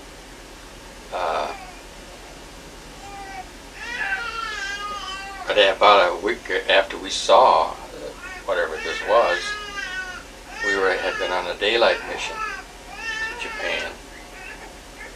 It turned out it was my last mission. We were flying back. We dropped our bombs. We were flying back to Tinian. Listening to the Saipan radio, very powerful station. You could pick it up just with an ordinary headset. The news came out that they had an atomic bomb had been dropped on Hiroshima.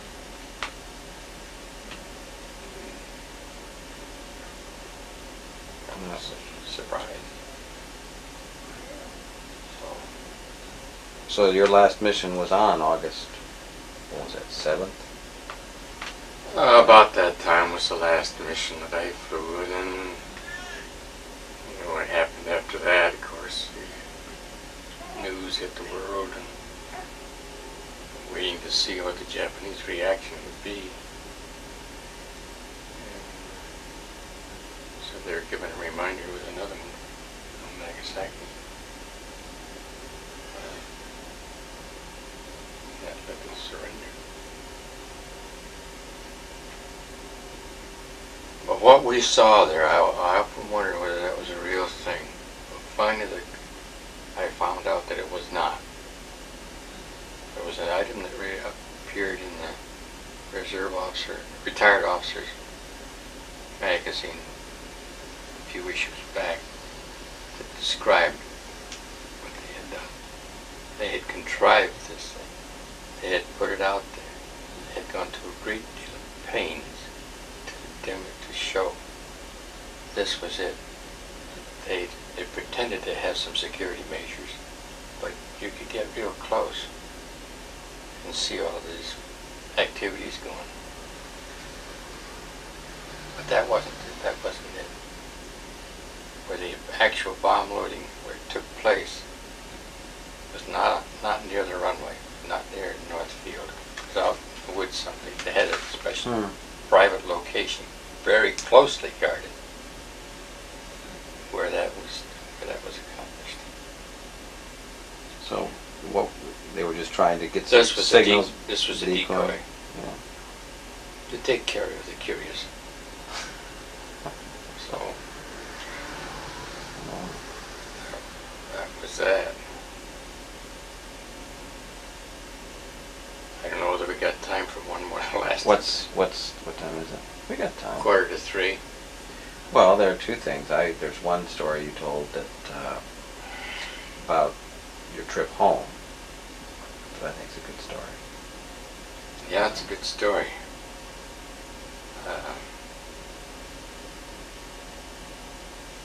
After the Japanese surrendered, just fill in the gap, after the fighting ceased, you had thousands of men and a few women, like Red Cross nurses and so on. Mostly men. You had, right from the top down to the lowest rank, had only one thing in mind, and that was to get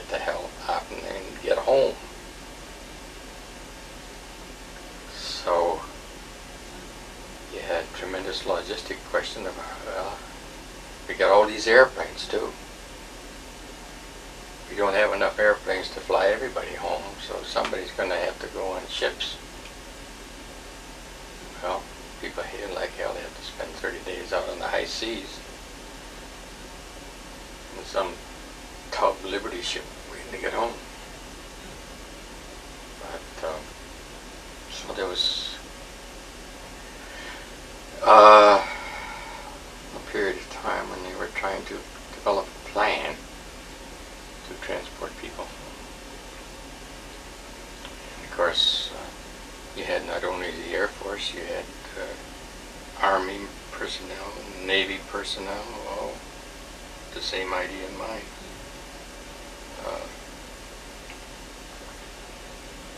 But before that happened, I got a particular mission. I was given the duty of being so-called club officer. This was assigned to me while we were still in India. Mm-hmm. All it amounted to was that I was custodian of some treasury checks totaling something in the neighborhood of $3,000. And these were we closed that little club we had in Jakutia, and these were the assets of the so-called 40th Bomb Group Officers Club. So that's the only thing I had to do, just not lose them. But we did build a club, and the NCOs built one too, with the help of the Seabees primarily, and what they could steal or put together. Ontinian.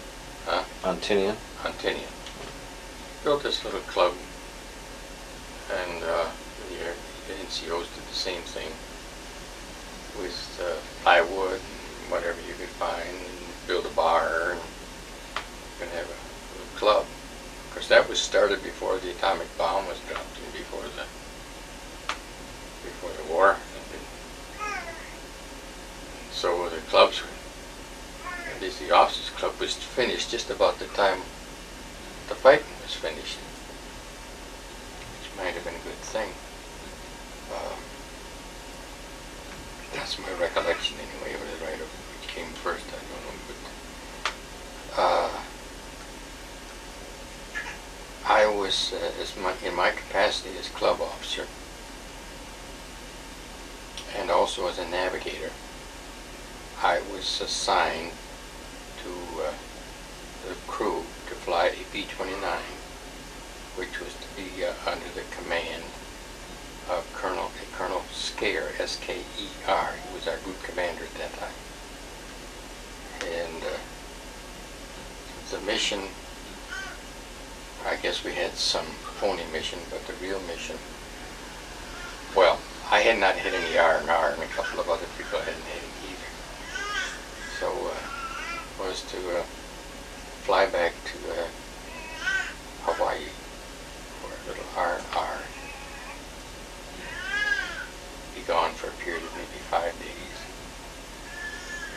And there was a sergeant who was going, he was a crew member also, put on that crew.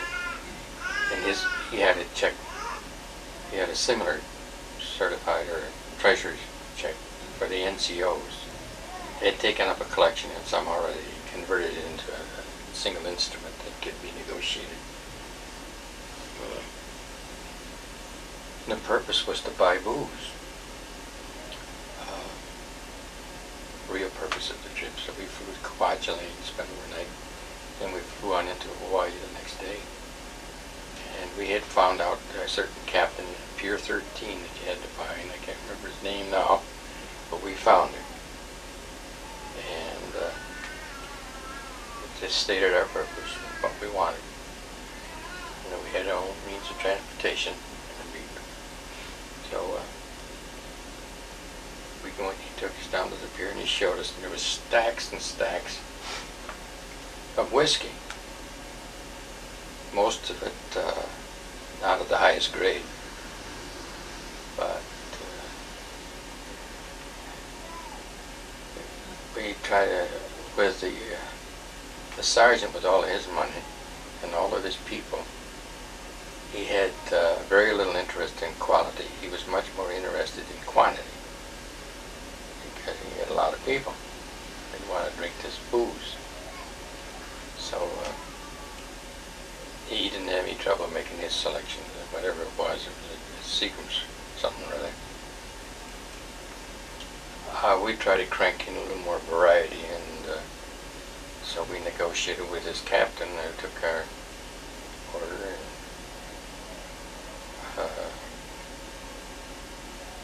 then I don't remember the sequence. We went swimming. We traveled around the island some. Went to dinner and whatever. Then we got the stuff was all pulled together and it was trucked on down to the airplane. We loaded it. And then we had to buy glassware and we had to buy other stuff for the clubs. In the final result, we had the forward Bombay was loaded with whiskey. The aft Bombay we had loaded with pretty much full of glasses and other paraphernalia to operate 2 bars, one for the enlisted men and one for the officers. So I've always thought that was probably the longest whiskey run that we made during the damn war. Thank God he didn't crash. We were sweating that out. Jesus, if we get marooned on an island, we won't have anything to eat, but God, we can stay drunk until we die. So, crazy stuff like that. But we got back safely and soundly. And there were a lot of people very concerned that we did get back safely and soundly. So we loaded it. We got it distributed in the NCO club and our club. Our club was built mostly by the Seabees. They had put that together, so we had some obligation to them. Share some booze with them.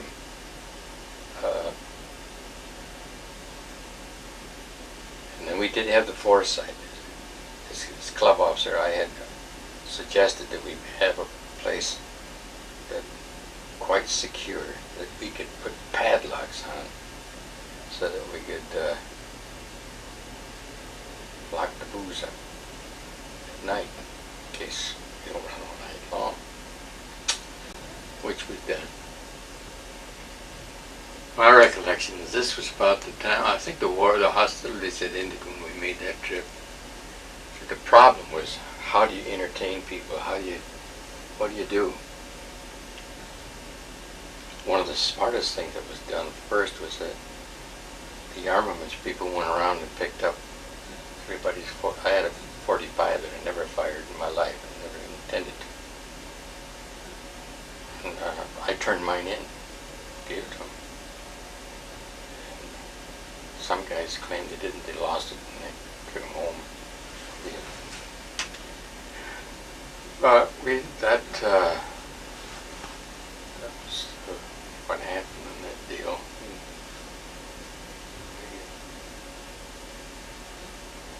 Now, meantime, when the war was ended, they were still working on developing a program to get people shipped home, and they had it was quite an operation to get all of these organizations and people together and decide who goes where. And it seems like every day or so they would have a new set of rules.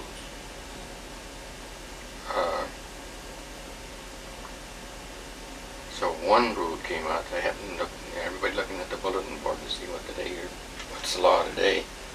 And Rules about who goes home. Rules about, they devised a point system, and how you accumulate points, length of service, length of time, and for combat people, combat duty, things like that. This was the basic idea. But then other ideas crept in. The main question as far as we were concerned in the 40th Bomb Group, those who were B-29 crews, was who gets to fly home on a B-29. And that's what you wanted to do. You didn't want to ride home in a boat, get on an airplane. Well, there were certain obvious people who were essential. Number one, you needed a pilot, you needed a co-pilot, you needed a flight engineer, you needed a navigator, and probably a crew chief, in case you had maintenance problems. That was about it. And that meant that as far as bombardiers are concerned, we're through dropping bombs, so bombardiers are supernumeraries. Technically, I was a bombardier. I was on the orders squadron bombardier, even though I was flying as many missions as navigator. In fact, most of my missions over the period of time I was there, which was for 18 months, I flew as a navigator. So this thing came out. Bombardiers go by the numbers. Well, I had a pretty good accumulation of numbers, but I didn't know how I was going to shake out as far as getting on an airplane is concerned. So I felt pretty perturbed. I said, well, you got some people here that are technically bombardiers and so on, but I've been with this outfit ever since got here, ever since it left Kansas. And I said, I've got 18 months, 26 missions. Doesn't sound right to me. So I called up to John Ivory was his name. He was the wing navigator, as I call it. He had an administrative position. Major Ivory. I said, John, and I outlined my complaint. And I said, well, I think you got a point, Ray. I think you got a point. Where are you now? I said, I'm near squadron operations. Stick around there for a while, will you? Yeah, sure will. So, in a little while he called back. And he says, Ray, do you think that you'd have time to get ready to take off on the B-29 at midnight tonight for Uncle Sam, United States? I said, John, I don't know what the hell I'm going to do. I don't need all that time. Well, I said, yes. He said, well, General Ramey, he was Major General. Roger Ramey was his name. It had nothing to do with Ramey Air Force Base. At that time was the commander of the 58th Wing. And he was going to be flying back. And this was the first flight, the first airplane on what became known as the Sunset Project, transportation of B-29 crews, personnel, by air, back to the United States.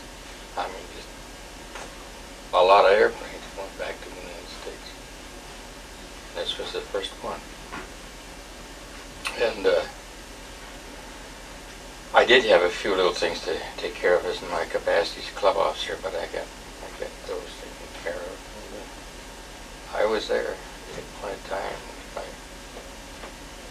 if I needed to. Yeah, well, one thing he said, well, now we have a navigator already assigned, Lieutenant so-and-so, forget who it was, and he says, you'll have to go as the, quote, second navigator. I said, John, I don't give a damn whether I'm second navigator or third navigator or what. I'm not interested in that. To get on the airplane. But he said, well, we have to show you on the crew. Okay, show me your second navigator. And so that's what happened. And we took off that night. I think it was at night. Was Ramey piloting the plane? No. Got to the airplane that we were going to operate. And all the guns had been removed. And the turrets, there were two turrets. One for the turrets that operated the 4 50 caliber machine guns on top of it, forward, and on top of the B-29, and another one for the 2 that were directly underneath, which, you know, took up quite a lot of space when you had those turrets close together. They had taken all the guns out and they had removed the turrets, and in the place in that area they had fastened a chair, a nice comfortable chair for the general.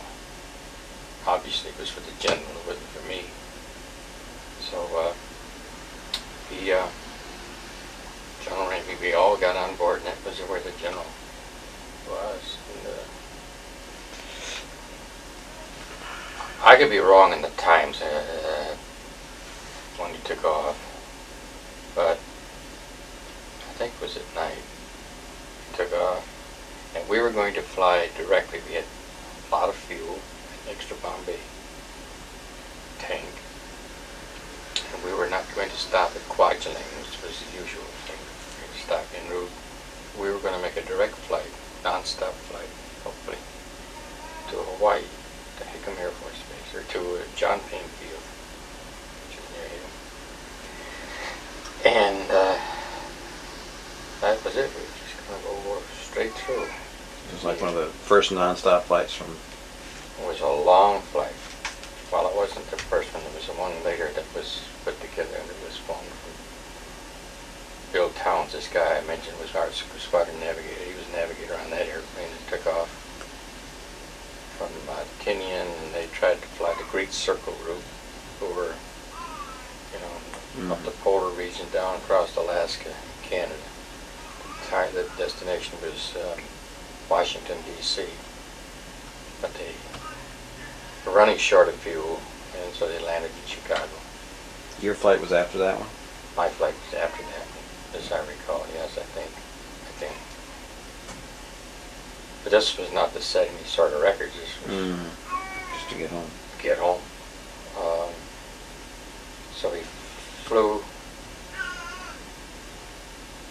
all night. If it was at night, then it was at daytime. And then the second night, and this lieutenant was back there at the navigator's table. And of course, I was so-called second navigator. And I go back, and this guy would not talk to me, really. I said, do you mind you take a rest a while? Why don't you go over there and take a little snooze? I said, I've been snoozing, just let me look at your work, and I'll pick it up wherever you are, and I'll wait. You can take a rest. And I'll navigate a while. I'm the first navigator. I'm in charge. He would not get out of he wouldn't let me. So I went, my seat that I had was in the Bombadier seat. I couldn't have put it in the go back right up front. And on at least another occasion, I had the pilot was a lieutenant colonel. I can't remember at the moment. So Ray, why don't you go back there and see if you can, you must be exhausted. And I said, well, I'll go back and try it again. So I went back, and he says he's got this thing wired, he's under control, and he declines, and so that's the situation. I thought perhaps that the colonel, Burns was his name, could tell him, I want you to, he's in charge of the aircraft. The general sat back there and dozed most of the time. He was not, he didn't participate in any of the flying the airplane at all. Did you have some concern that this guy wasn't doing his job? Or? Well, I know where he was doing his job. He's, you know, I couldn't tell, but I was looking over his shoulder and asking him to let me look at his charts and his logbook to see what he's doing. Maybe I should have in hindsight, but again, even though I was a captain and he was a first lieutenant, his status was navigator of that airplane. So I didn't argue. Maybe I should have. But I went back up and sat in the Bombadier's seat and dozed. And it was now pitch dark again. We'd flown all day and now it's dark again. And we had to be getting very close to Hawaii. And pretty soon the Navigator gave the pilot his estimated time of arrival, ETA, whatever it was, I forget. But it was obviously meant we were going to be landing it that night, which was okay. But that was what the Burns was operating on. This was his estimated time. So he was using that as a guide. And at the appropriate time that he thought was appropriate, we were probably flying around 15,000 feet. That's about where you can get your maximum performance.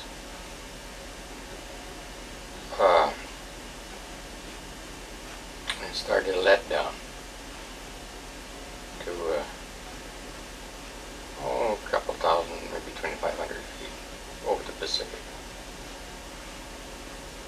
Although we couldn't see anything, he was letting down gradually, figuring that about the time we leveled off, we should be seeing something based on the Navigator's calculations. But when we leveled off, you couldn't see anything. It was still dark, black as nothing. No lights from Hawaii. No lights. So we kept flying along, expecting that something would show up. Some light in the sky, you know, like a city, because the war was over, they were using street lights again. You expect to see something. Some glimmer, glow, indicating a city, which ought to, the big back Pacific ought to stand out clearly. But we didn't see anything. So the ETA ran out. 15 minutes went by. Half an hour went by. And now the flight engineer became concerned because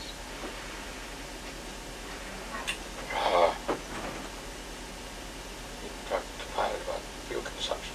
Because we obviously were running low. And so about that time, the general roused up and he saw what the situation was, and he wanted to Burns brief and said, well, we're well over the whatever it was, Navigator's ETA, and we let down, and we don't see anything. And the general looked around, and he says, I was stationed out here in Hawaii for years, and he says, I know this country, he says, I know this area, you know, see that light over there? Right over there, turn about 45 degrees to the right, he says, that's Diamond Head.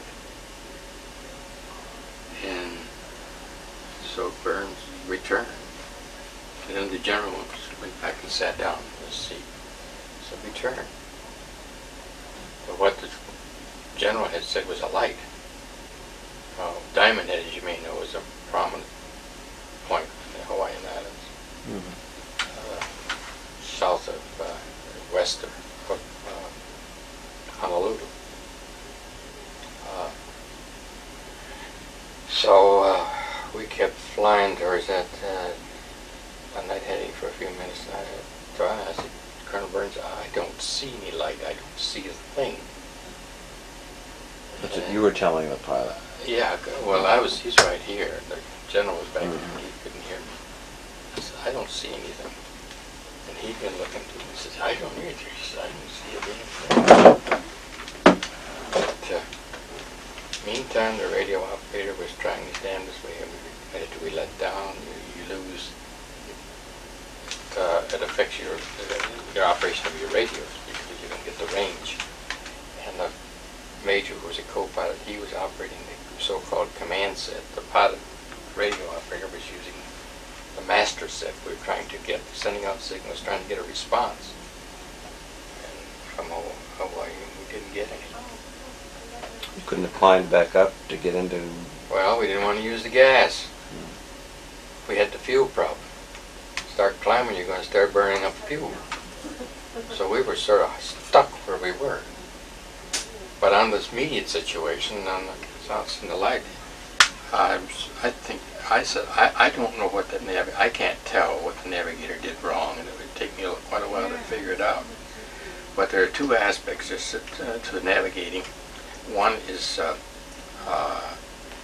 course, and one is time. When do we get there?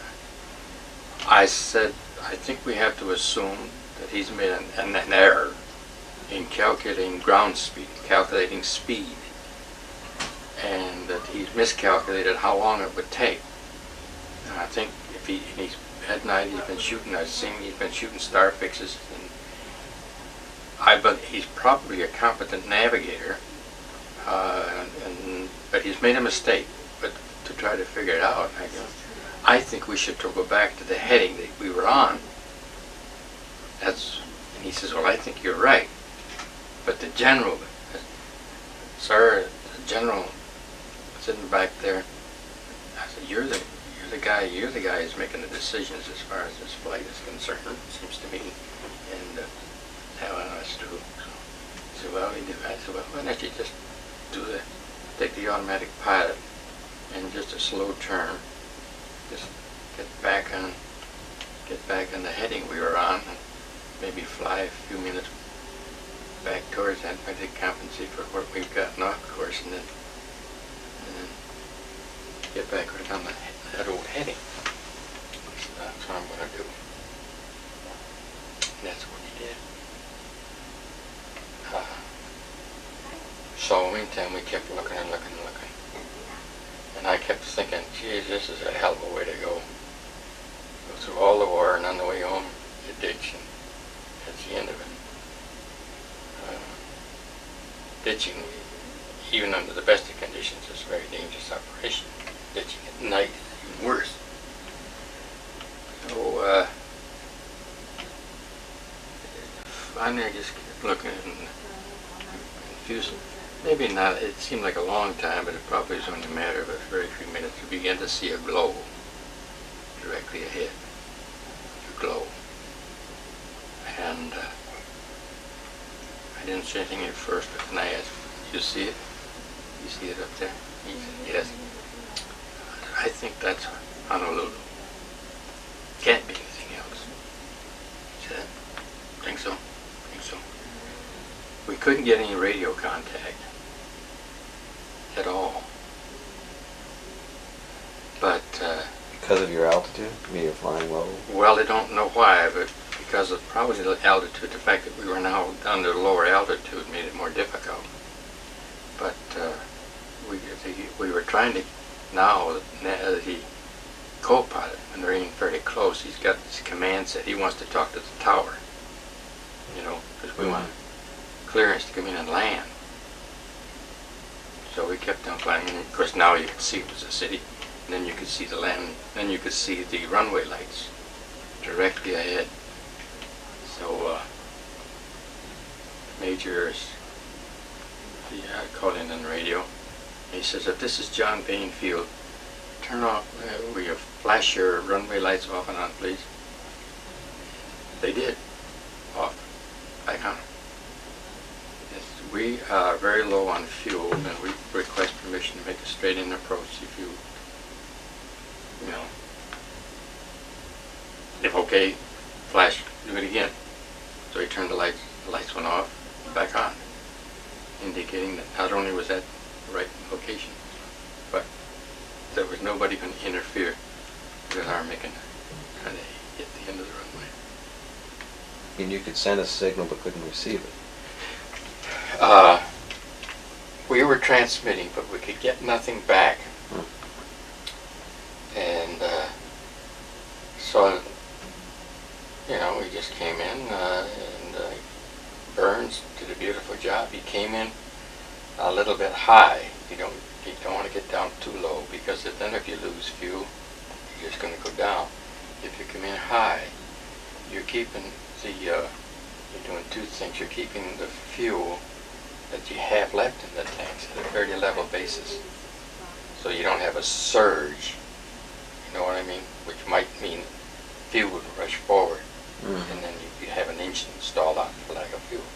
So you keep it as level as you can, with the idea that you get in as close as you can, and then as you advance the control column, to put the nose down, even if you lose an engine or two, you've got enough altitude that you could come in, just glide in. You can control the airplane. You got enough height, you got enough speed, so that you can level it off, and you could even land without it. Fortunately, I don't think we lost any power. Maybe we did. I don't think so. We landed. The engineer did stick the tanks, and he said we had about 10 minutes fuel left for this. So it was kind of a hairy flight. Of course, the general got off, and there were newspaper reporters there, and they're all gathered around. And this was the first flight of the sunset flight. So you let the general just believe that his directions are what sets you on the right course? And We never talked, never mentioned it. That was understood between birds and myself. If the general wants to think he performed a miracle, that's up to him. Well, then you went from there back to Washington, right? Went back we stayed there, I guess, overnight. Got some sleep. Then took off the next day. We were going to land at our base in California. We didn't which one. We go on from there to Washington. But the colonel said, Captain, you're the navigator for the rest of this mission. Oh, he did, huh? Yeah. Well, that poor fellow didn't feel too bad. He did. He felt pretty bad about it. He never said anything, but he was down. I didn't really blame him too much. How you can make a mistake.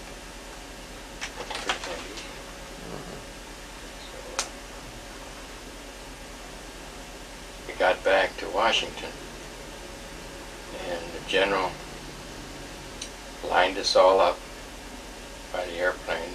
We had to have our pictures taken and all of that. The general said, no, I don't want, we're going back to the field in California. I'll think of it after a while. Okay. Be right out, and I don't want any of you to try to get out of the Army while we're here. Leanne? Why don't you wait about 3 minutes and we'll join you? All right. Where are they going? You're just taking the dog for a walk. Well, said I'm going to be over at, staying over at some hotel. So we're going to be here a week, and then we're returning to California.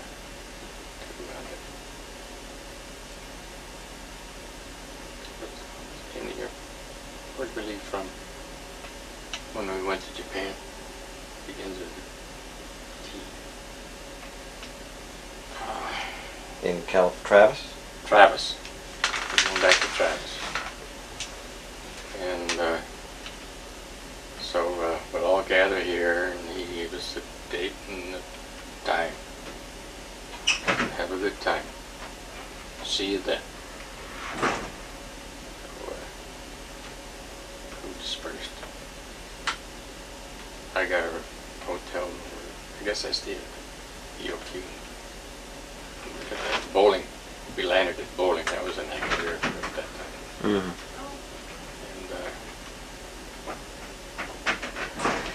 And so I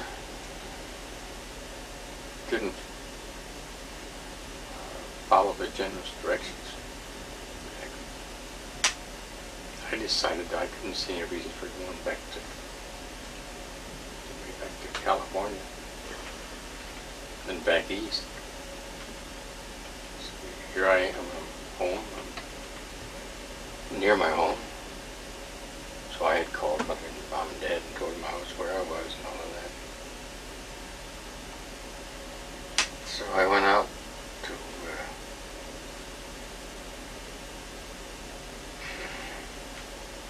that air base now in the Washington area. It's an operating. Andrews? Andrews Air Force Base. And inquired around as to who to see about separation from active duty. Got that information. And it just took a while to make the right connections. But I succeeded, and it took me a couple of days to complete it all, including a physical examination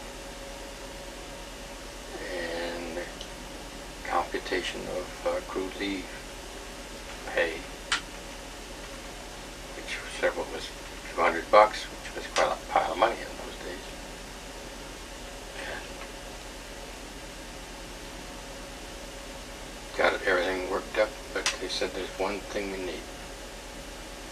We've got to have the document signed by the commander in your organization authorizing your separation. And I said, well,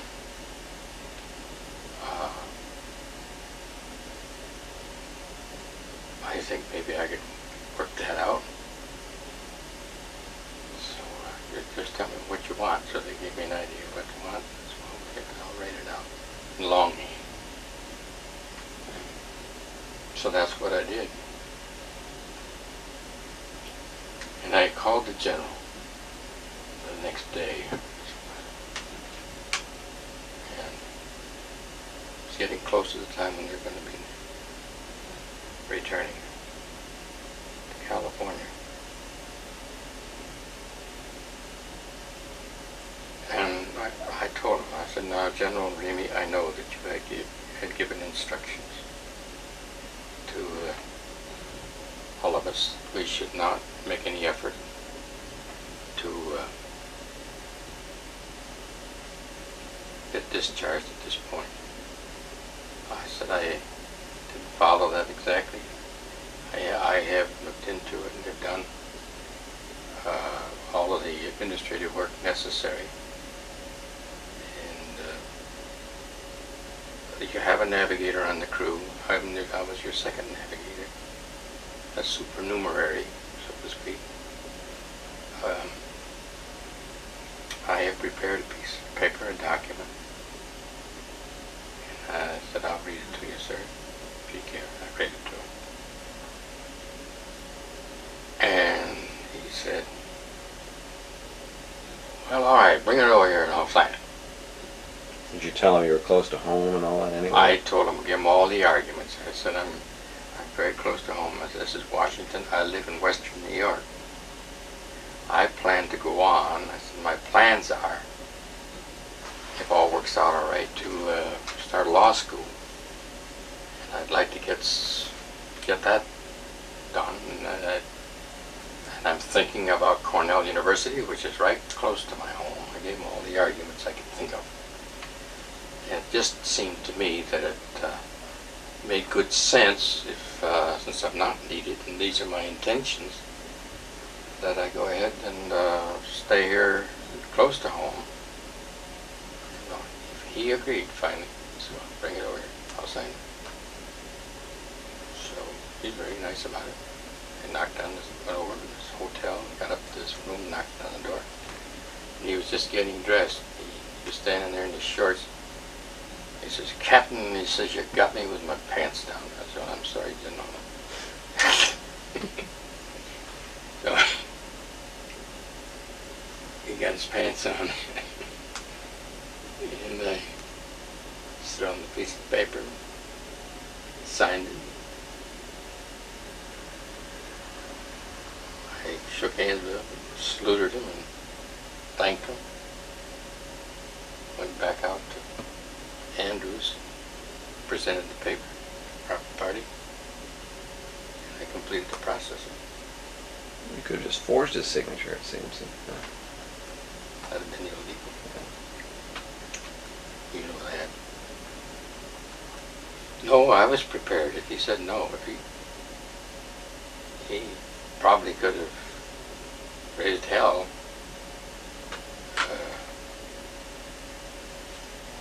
But he didn't. He was very congenial about it. I think the key point is, I'm not really you have all the crew you need, seems to me.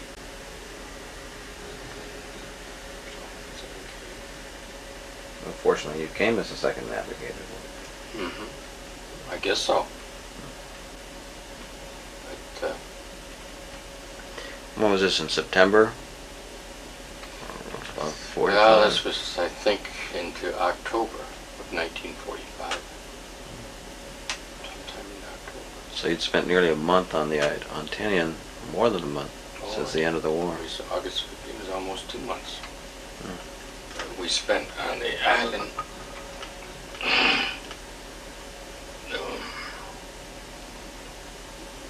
That's the end of well, there was that phase of my career. When did you start law school? 40? Was it 45? I started in March of 46. March of 46. Yeah, it was too late. March of 46. Well, I took a trip over to Cornell. Had to get all my transcript, my grades. He interviewed Professor Farley. He was the acting dean. And, so I was approved, maybe this. And July 45. We start with some scenes filmed at Pratt, Kansas. That's my first wife, Naomi, posturing for our new 16mm camera, which we had just acquired and we're trying to get familiar with.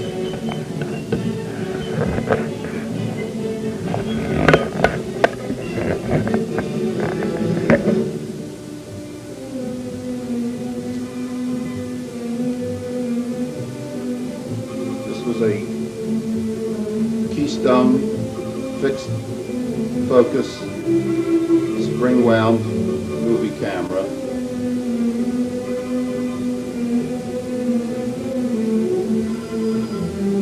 With not too many adjustments on it.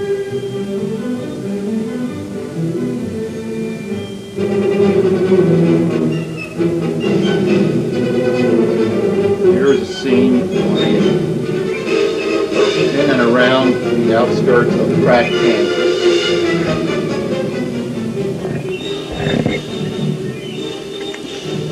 You can see from the barrenness of it how bitter cold the winters had to be.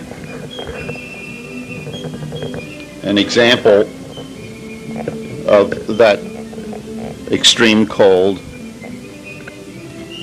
was when we tried to chill some Coca-Cola and put it on the outside of our windows, on a windowsill.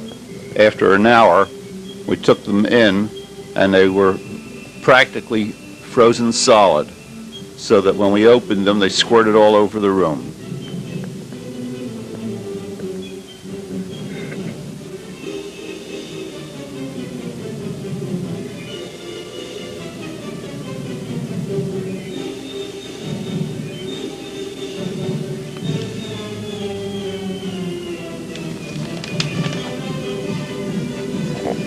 That's Margaret Taylor horsing around with Naomi. In exchange for having her picture taken, she took our picture.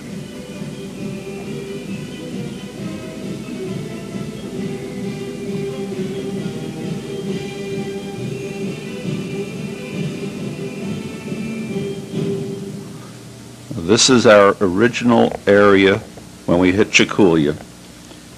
We later referred to it as the old area.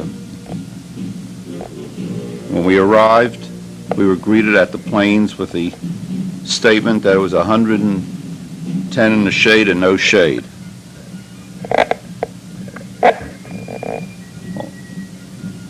In transporting our baggage to this area, my B4 bag was bounced on the ground and I heard breaking glass. Now, I had secreted in my bags several bottles of liquor, whatever I can get my hands on, each one in a double paper bag to protect it. Now, we managed to get the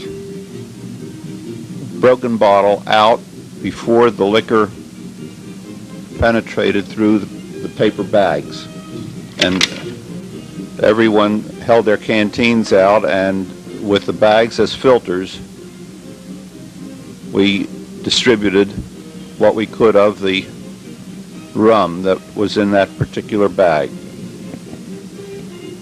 It sure tasted good going down in that hot weather because it was chilled from being exposed to the sub-freezing temperatures at high altitude in the Bombay.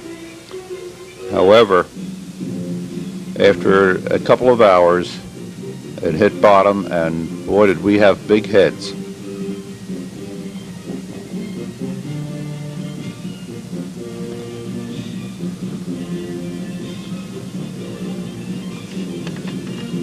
Until we got used to the flying insects, I used that mosquito netting on my helmet.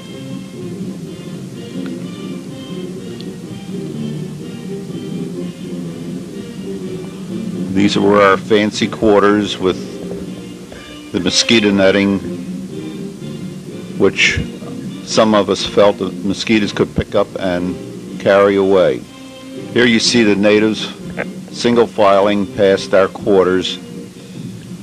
They always walk single file because if there was a snake or anything that they came across, only the first person in line would get hurt.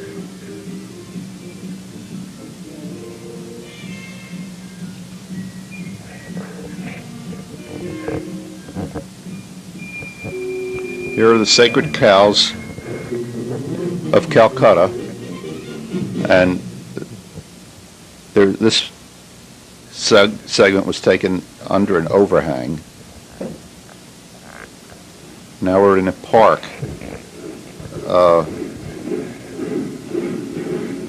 The famous banyan tree, which Ripley wrote up in his Believe It or Not. It spreads itself out by rerouting each branch as it touches the ground, and thereby covering a large area, but all from the same parent tree. Here we are back in our quarters with Bob Moss and Shorty Haggerty getting into the Jeep.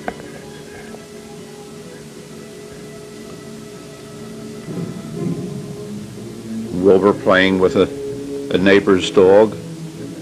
And there's Carter McGregor and myself getting into this Jeep. Bob Moss taking pictures with his reflex camera. Bob Moss, incidentally, was our crew commander and operations officer for the squadron.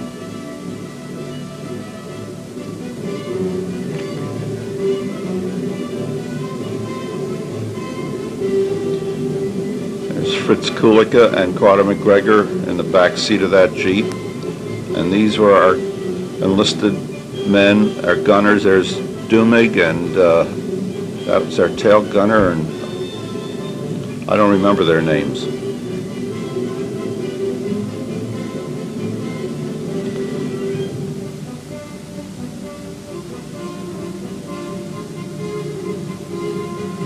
This had to be in February, which was the middle of the winter there, and that was the only time when you felt energetic enough to play volleyball.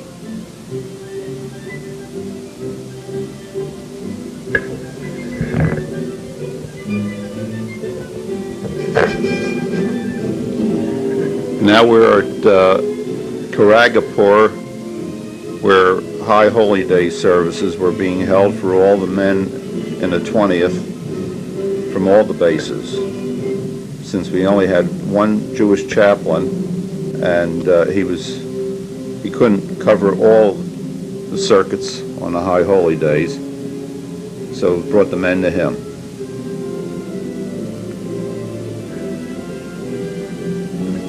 I won't tell you which one is the monkey.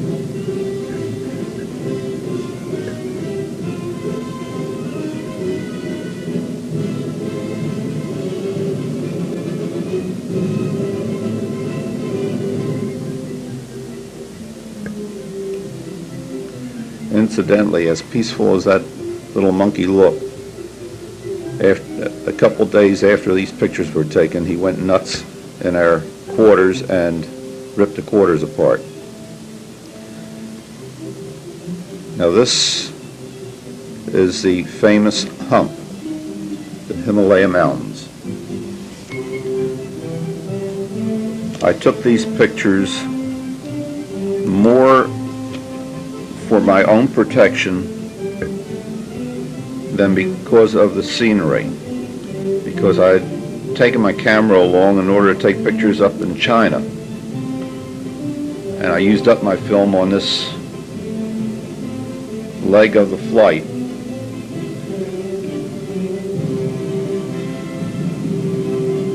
Our pilot was Marv Stockett, who was in the same pilot class as our squadron commander, Colonel Schaff, and he was still a first lieutenant because he had been court-martialed for proving a B-17 could be looped, in spite of orders not to try it.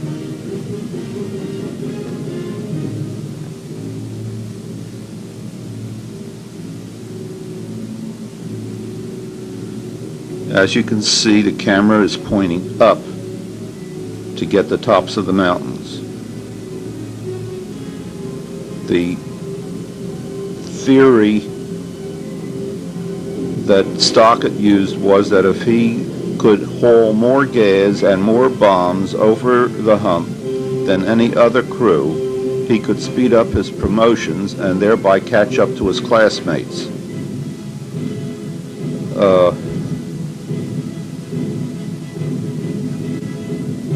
His theory was good, but not practical.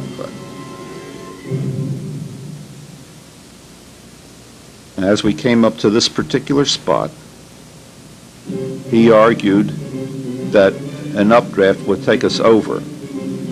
Well, this time it worked. The next time he went over the hump, he evidently ran into a downdraft.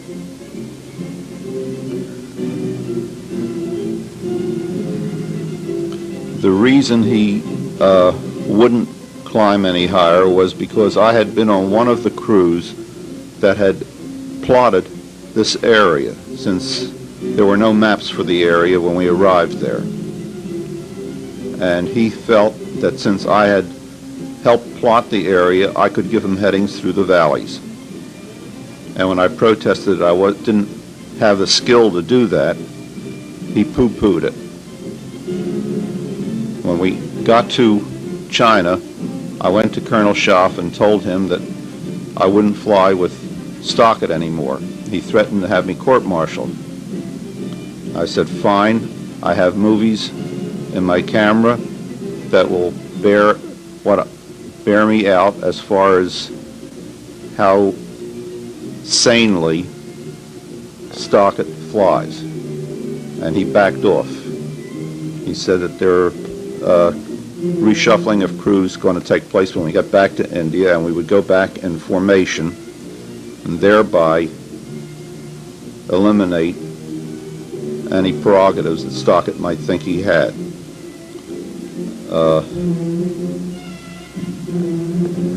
Harry.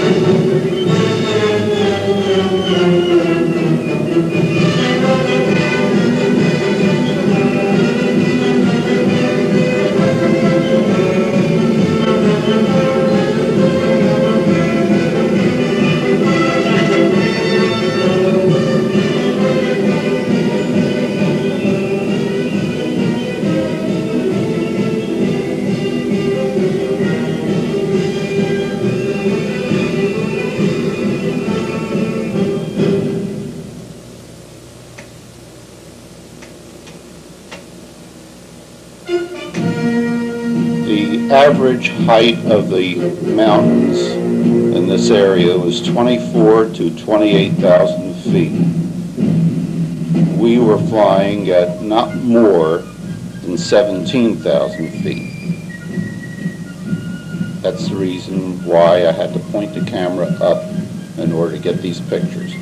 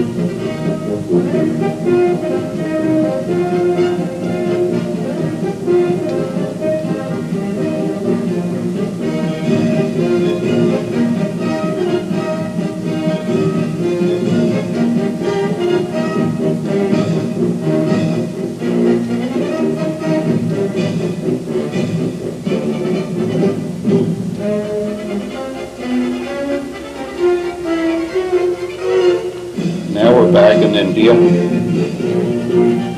and I'm demonstrating that the only kind of snow you could see in India would be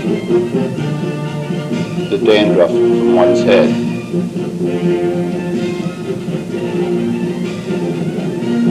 This is a road building project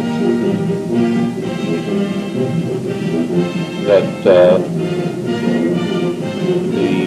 British Colonial Office had the natives working on. Notice the road is built by hand, with the women bringing the rocks to the men, who then, while squatting on the ground, broke them into smaller pieces, and then the women would wet them down with the jugs of water, and the steamroller would go over them and make a comparatively smooth road.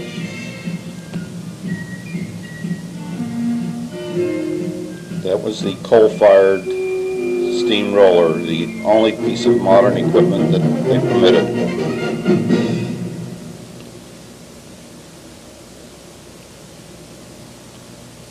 And you will soon see the engineer who supervised the job wearing a Western-style jacket.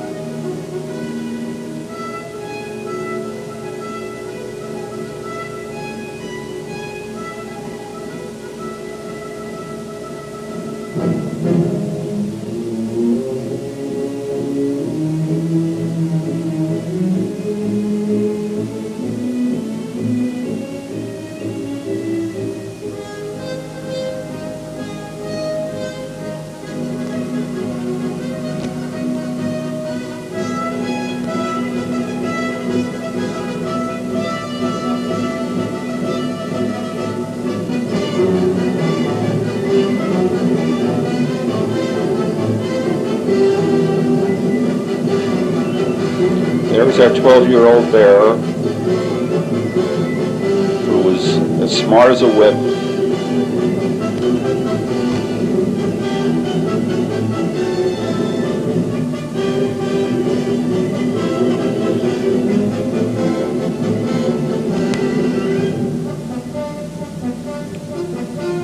That's a formation of our planes returning from a bombing mission over Burma.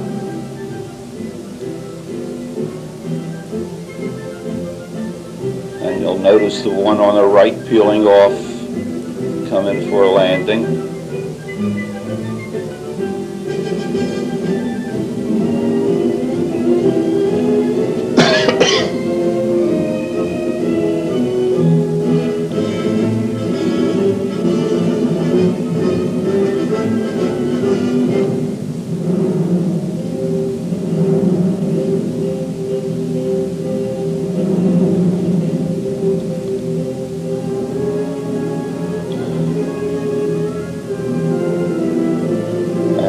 up individual planes as they came into my line of sight in order to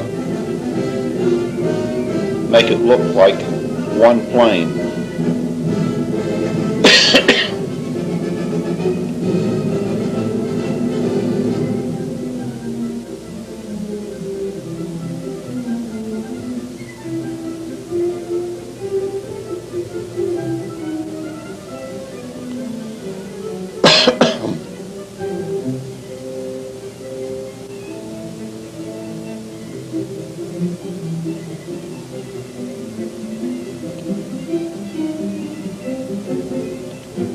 Found a spot at the end of the runway where there was a ditch that I stayed in because I felt that that was the safest place to be.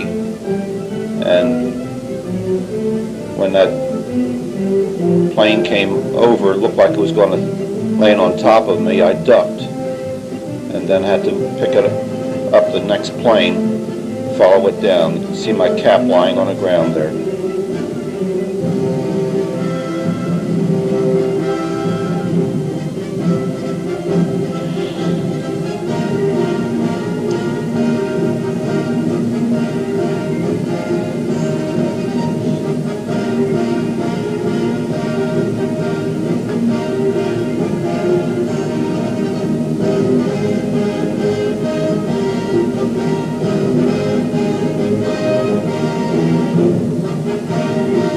Now we're on Tinian.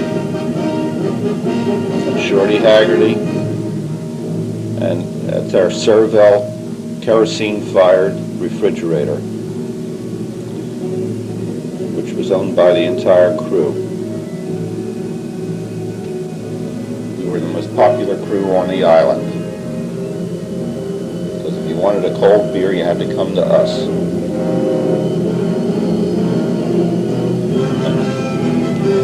This is how the men spent their time in between missions, beautifying the area around the Quonsets, or trying to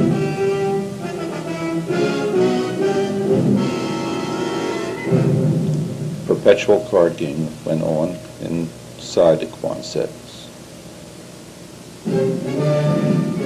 And wherever there were cards or dice, you could bet that you'd see Jim Gardner's or Bill Gardner's cigar.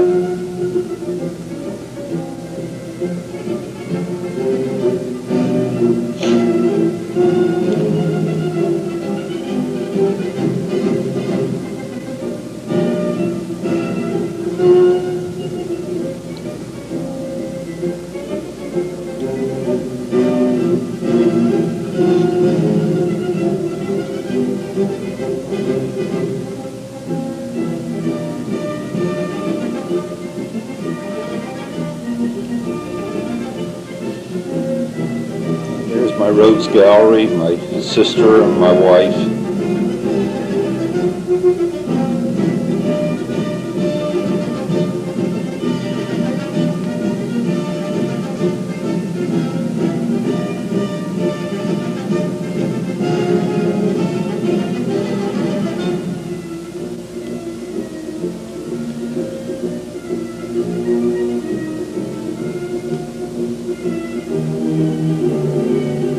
Operations room,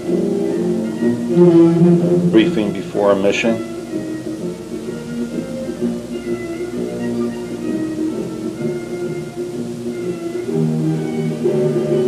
And here's Doc Hall, flight surgeon. And the enlisted men lining up for their quota of beer.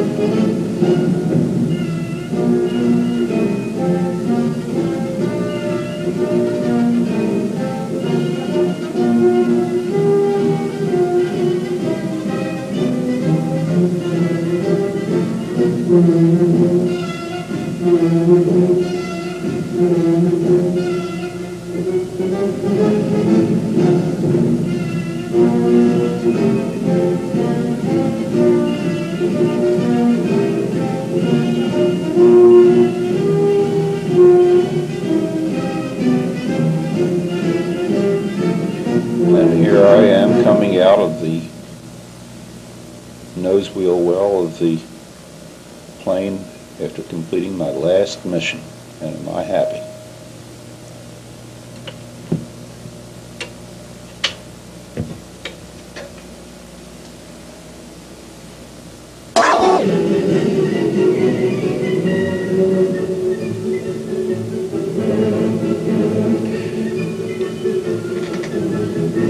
Here we had the gun camera film that was extremely sensitive, and therefore we have to run the film very fast to keep it from being overexposed, since I had no lens settings to compensate.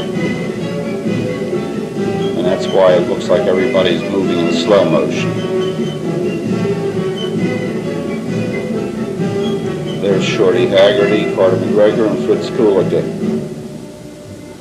They've been waiting for me to come back from the mission.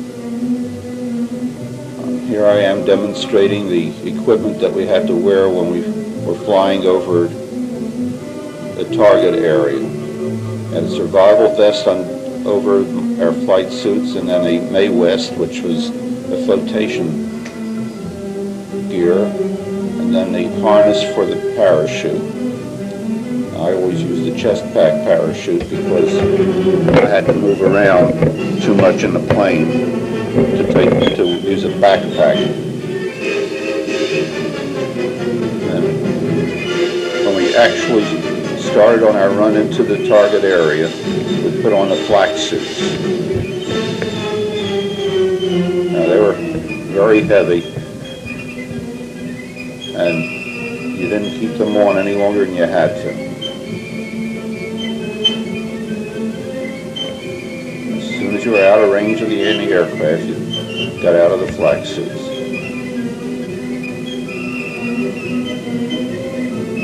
Here's one of the crew chiefs looking over his plane.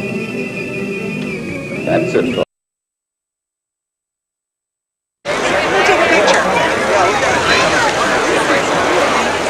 B-29 reunion.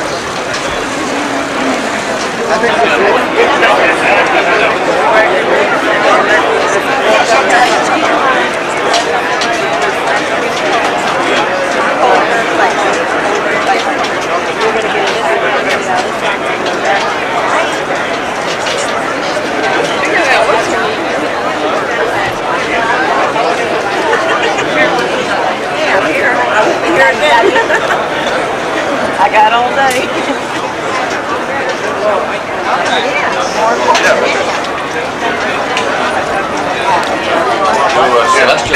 There was more than Navigator. Navigator had that time when they had the tunnel. I had that. Up the Estero. There we go. We're going to flight to B-29. When you guys start to run like now to get back. Quite a bit of light there. Just well, she doesn't know that I'm cut it all out pieces. Our plate. We're going on to get some deep. I don't know where we've ever done it good. Where it hit. These are the firms. You gotta fit out. Sorry, but right in there made himself like. You'll be right on. Make one for me. Navigate just run around too damn much. Well, I used to go up in front and look out and see if I could see anything. I'm here. Never depressurized. Shot down that thing. Got hit. We had that part of the shortest one. Probably about 13 hours. Then we had a rack on there. We had 1 hour to be air operated. I know we had all of them down. We just pop them open and take off and let everything go. Yeah, we had that. I never had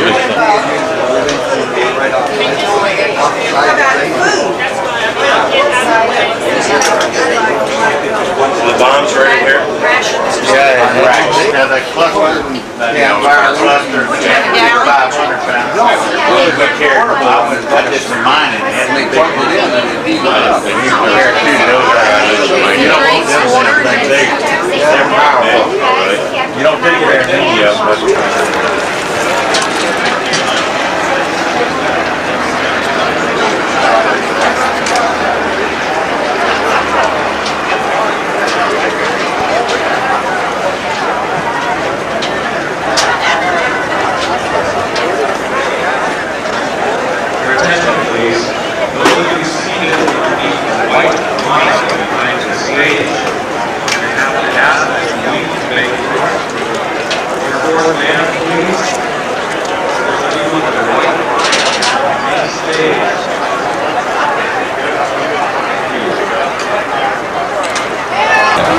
over there. Yeah. But that's the window he had to jump on. Well, they're serving those box lunches for about another half an hour. Rattlesnakes and armadillos. Where was that in Texas? Way down at the border. West. Down central. Yeah, over by your valley. Right here, you want some? Between San Antonio and your valley. Oh yeah, well, About halfway. had a gunnery school down there too. Got plenty of room.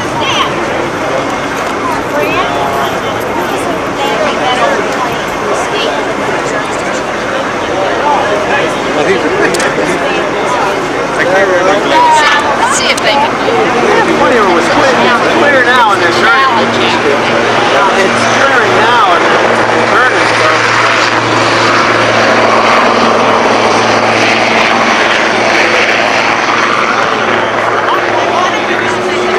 Yeah, the film. I was thinking up there in space, but I just want to get a picture. She's trying to take a picture. People don't have radar here.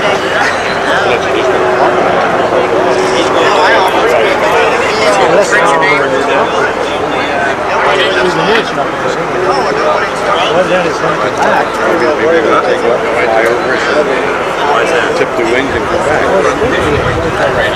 Fly by, yeah. On the wall, yeah. You know what you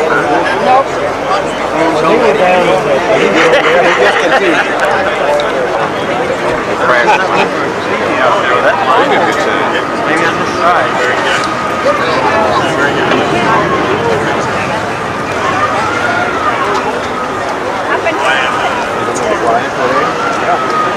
Are they going to take it up and fly over? If I get my camera in here, just take a picture.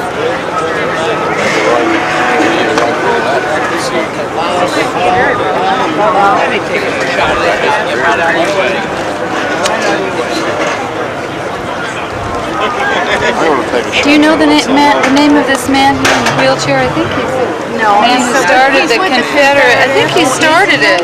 I think he did. Ask one of those, one of the women in the, over there, with the one who's wearing a gray uniform. Another workout. Well, his nurse. Everything you wanted to see? This is your wife?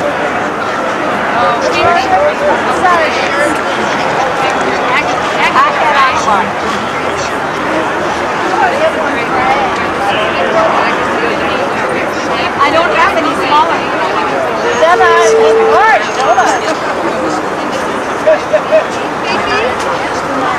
Large. I'm just taking this for my...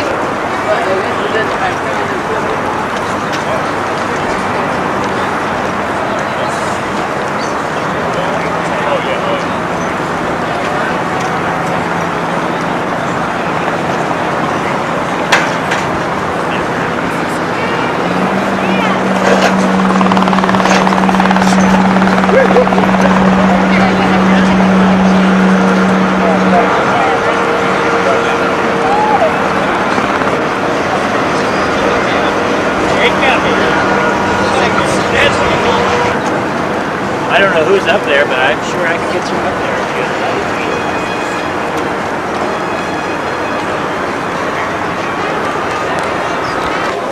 Oh yeah. That's right. I'm sorry.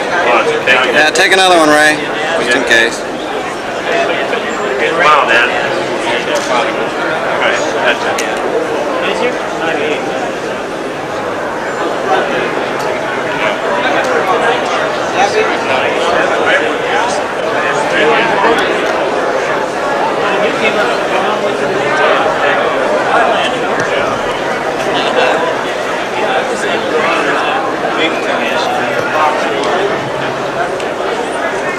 Oh, let me get you guys both in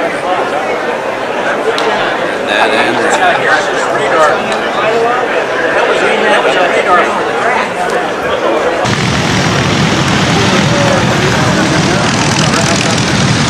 Okay, finally, last call on the lottery place. Last call.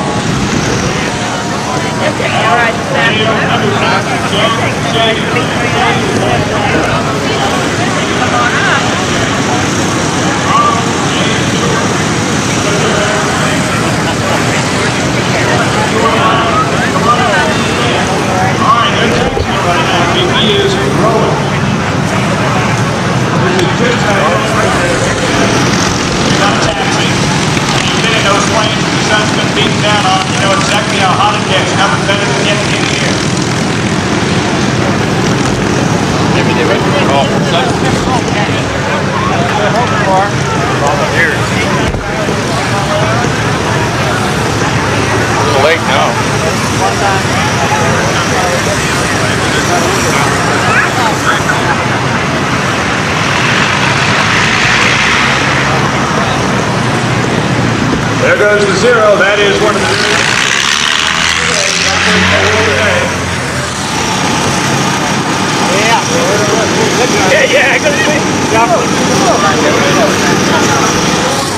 Based on Okinawa, right again, flying support.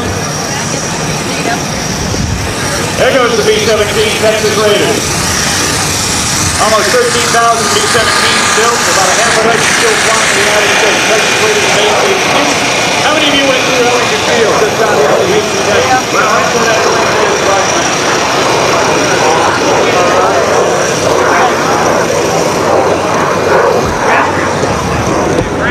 On the flight deck, they're doing there.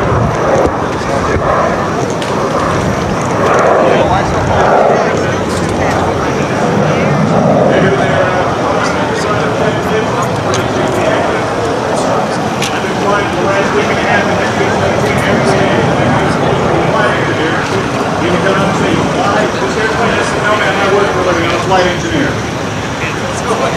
So they're going to call their tank executive. Ready to go.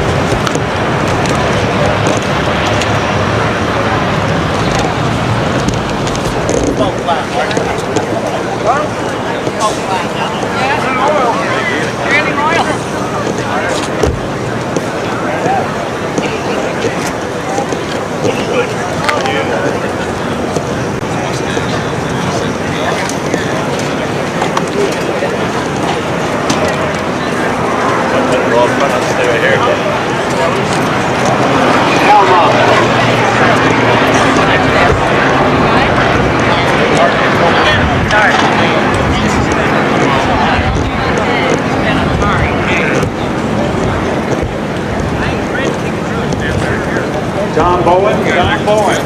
Your grandson can't find it.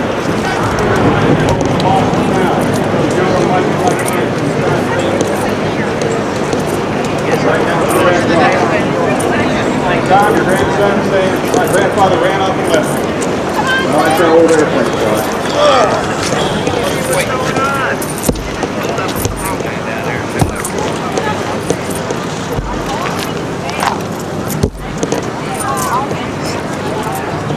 You all are present at a particularly great day of Air Force and just aircraft history in general. This is the greatest assembly of B-29 crews, pilots, gunners, bombardiers, navigators, radio operators that there has ever been.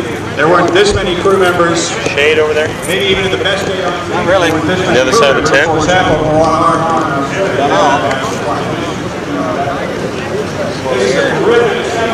around. You go, wow, what happened to those good-looking kids that we used to know? It's nothing but heroes. Everywhere you go, one into this way, the other.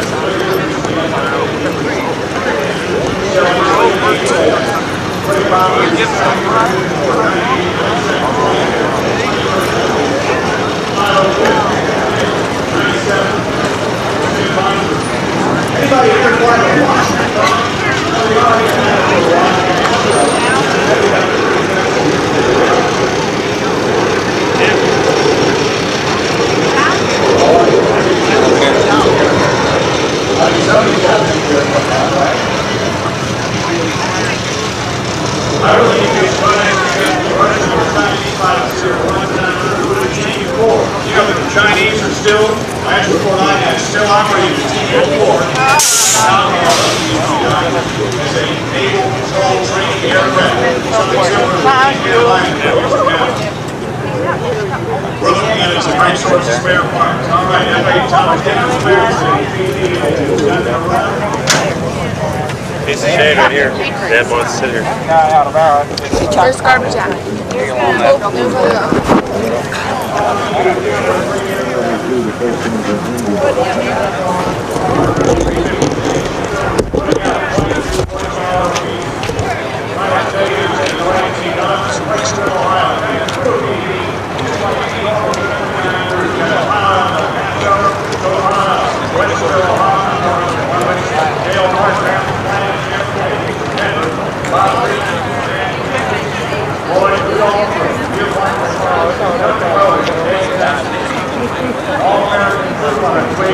That guy better not lose.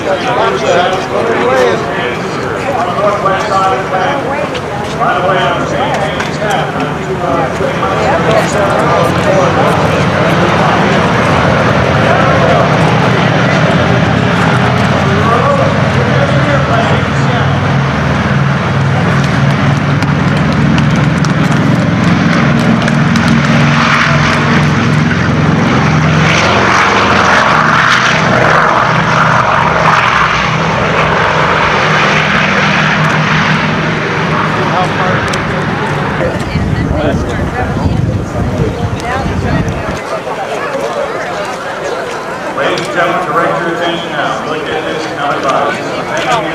This is a Boeing B-29 Super Fortress.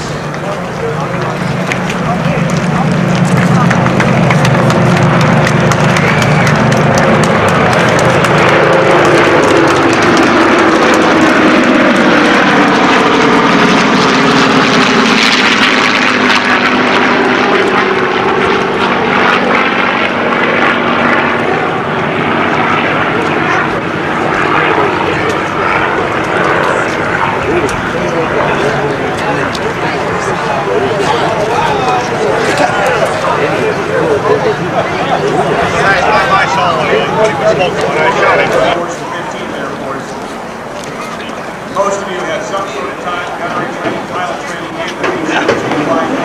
Houston, Texas, the Gulf Coast wing. This is Texas Raiders.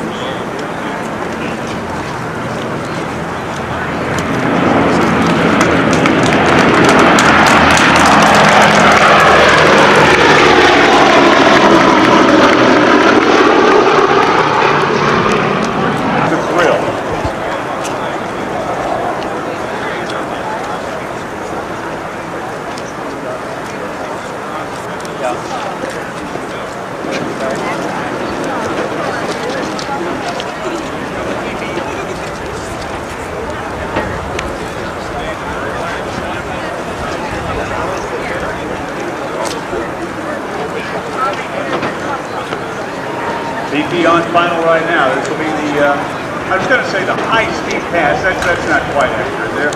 They're keeping it down to about 160, 175 today. They come by, they'll be waving their wings. You take your caps off, wave that if you got one. They can see you, believe me, they can see. Everybody give them a big old wave up there.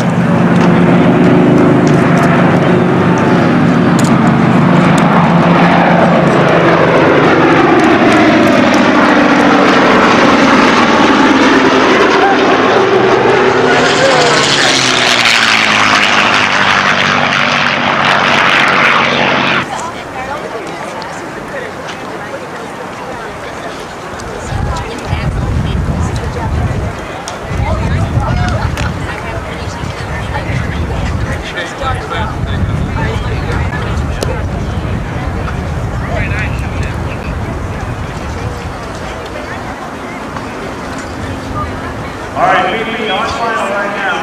Landing is bringing it down. They got the flaps down, the gears down. You know how good that runway looks when you're coming back. And looking the same way right now.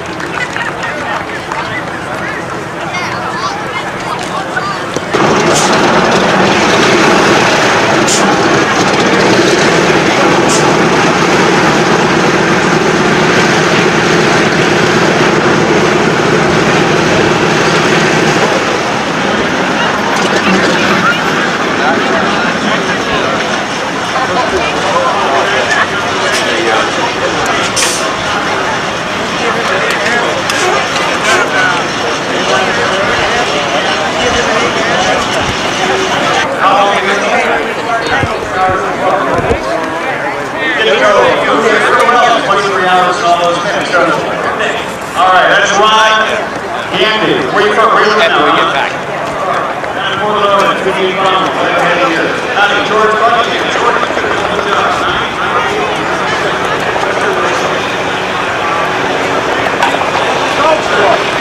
Lousy. Yes, sir, right? See where the B-24 is? And that sweep speed means you can go around like that. Control the speed. What would it do? What was that for? Well, the way the radar operated then, at that time, it was still fairly primitive, probably. You'd have this sweep that would scan the terrain in front of you. And he could speed it up or slow it down. If you're particularly interested in something real quick, you might slow it down so that you get a better look. You were telling that one story about how the... And this would go, and you get a quick picture of mountains, shorelines, whatever. And then it would disappear, swept again. Well, you were telling that one story how you had to... Is this the machine you had to use when you were trying to navigate through the Himalayas that one time when you couldn't see anything? I didn't use it. The radar operator in the back had this equipment. All I had was a scan. I didn't have any of these controls.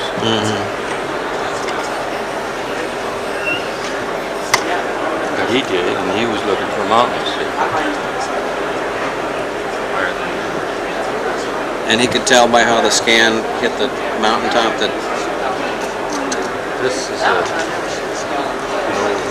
drift meter. The measuring drift. Never fooled me. Of course, I saw a flying airplane. I never used it. Well, they're still busing them in. The only time that you use that is when you're flying in wind conditions and you want to figure out how much to compensate. You can actually compute the wind speed and direction. You did it by flying what was called a double drift. Fly over 45 degrees this way, 45 degrees the other way, measure the angles. And then the little hand computer where you could figure the direction. This is a bomb site here.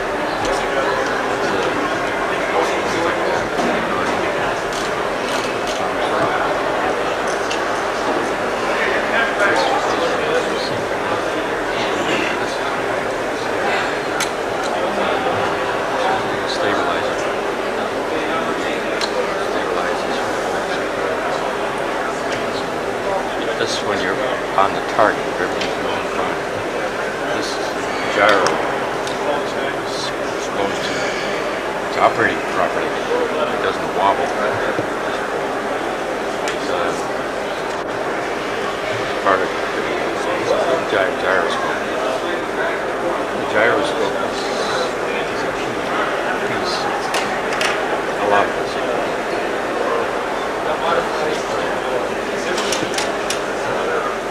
Gives you a stable reference. So these are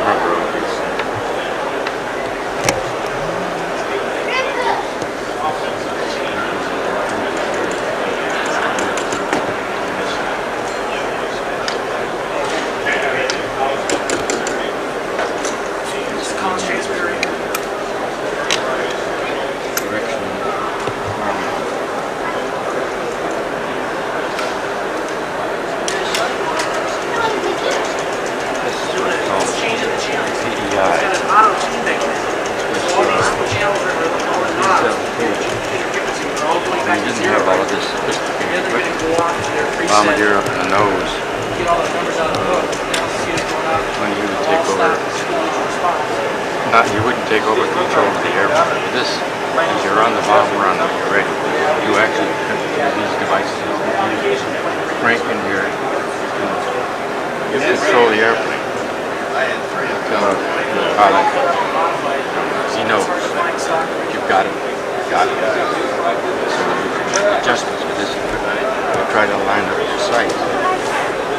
But before that was developed, the way it was done was a Bombadier would signal with a directional indicator. Pilot directional indicator. PDI stands for that.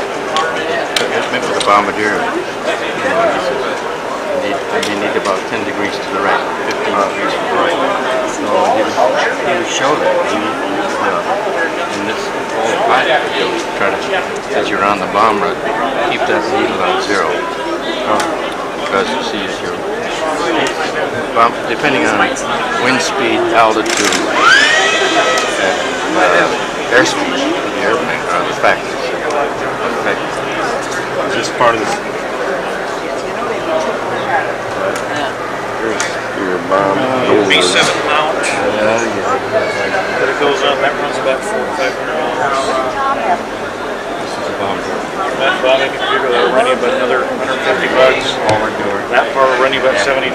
That part will run you about 75. The excellent side will run you about 2. It's north something. And any kind of base, you probably need twice because they're all unique. I mean, that one is unique for B-29. Double drift that sucker. Above that can be used like in B-17. You ever have to do that? Whatever, but the bottom part is unique. So. What is this?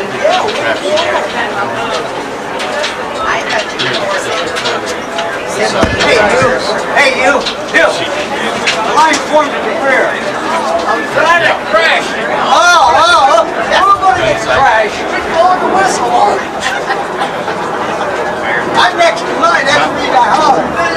You're nasty. I never saw one. You get behind me. I don't care who you crash. Just don't try to crash me. I've never seen one. I know you have.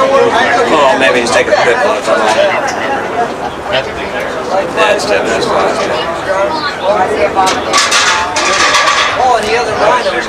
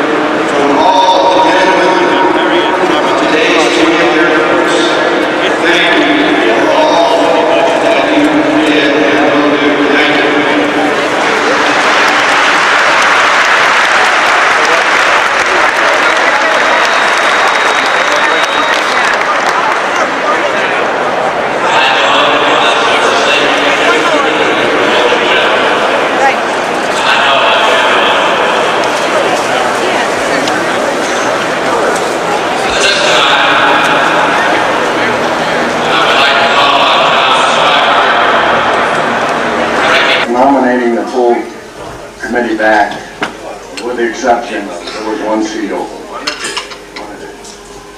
Nomination has been made for the election of our board of directors, and for those that are not familiar with these, those that are on there is Cliff Adams, John Bailey, Alasdair Bloom, Socks Gray over here, John Nicoledge, Bud Randall. to them as they sound to us.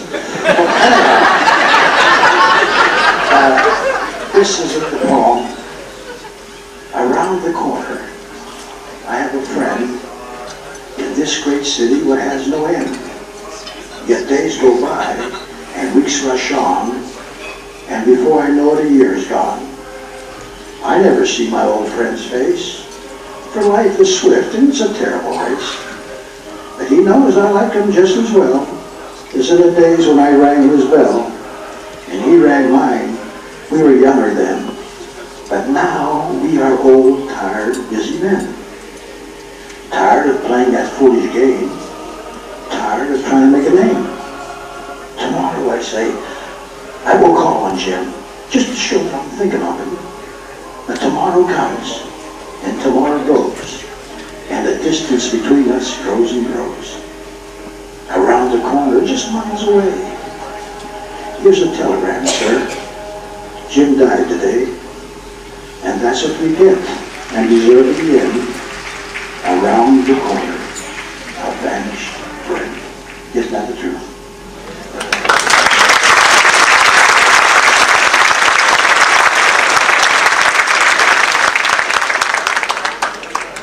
That's my favorite poem.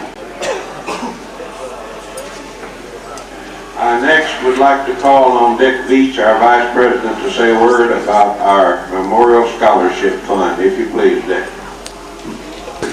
And his wife, Betty, also 25th Squadron Navigator from Greenville, South Carolina. We have Dan Roan and his wife, Jackie, who is a navigator in the 44th Bomb Squadron. Please stand. And I was in the 44th Bomb Squadron as a CFC gunner from Pratt through Jacuzzi to Tinian.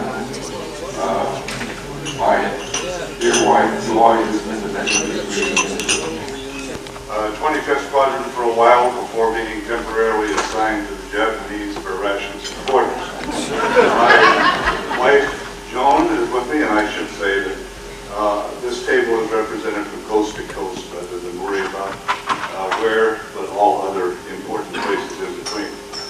We have here our left gunner, Dave Webster, who became a colonel yesterday and rode in the 29 on the flyby. Our tail gunner, Dick and Mary Deason. Over here is a great guy, Del Stevens, Del and Marty, who just celebrated their 50th anniversary last week. And I'm proud to say that Del has the good fortune of taking over my crew when I didn't return from the mission. Hank and Betty Capteen, our Bombadier. Walt Pitco and Ruth. I hadn't seen Walt for 48 years. And George, there you are. George and Helen Vanadakis. George was radar. And over here, another good friend, Otto Kirshner, and his wife Peggy. Otto and I trained together in Clovis and ended up in the 25th.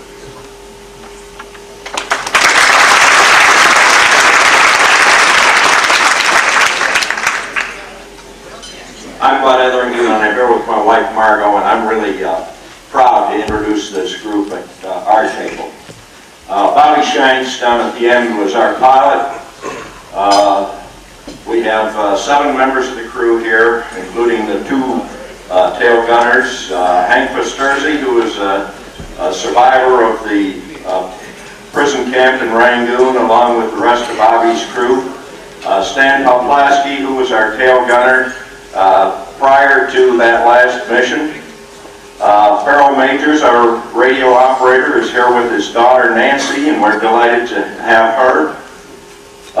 Julian Cochran, our navigator, with Leona, his wife, and his daughter, Judy Rogers. Harold Fletcher, the co-pilot, here with his wife Juanita. All these fellows I've mentioned were in the Rangoon prison camp. Another survivor of the prison camp was Norm Larson, who was a member of Doc Kramer's crew, and Joe Levine, that you could join us. I'm just delighted that we can all be here, be together. We're having a great time, and it's been a wonderful experience. Thank you.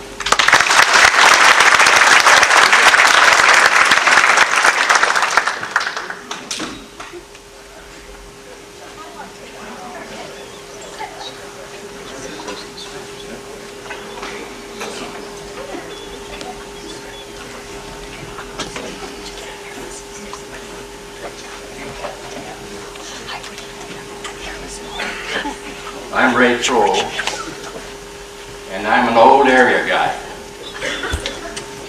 Now, if you don't know what an old area guy is or was, don't worry about it. You just were not one. Tonight, we have no crew members. Tonight, we have no crew members at this table. I was a member of Bob Haley's crew. He's left us. I think there are only 3 or 4 of us at the most surviving. We have one other crew member. I was a navigator. Sitting over there is John Tweet and his lovely wife, Mary. John is our flight engineer. I'll run through the roster here. There is Joe and Doris Bissetta, right here. If you raise your hands, please.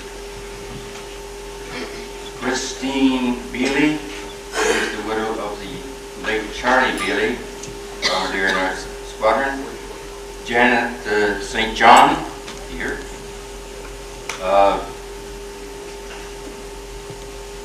Francis and Bessie O'Sullivan.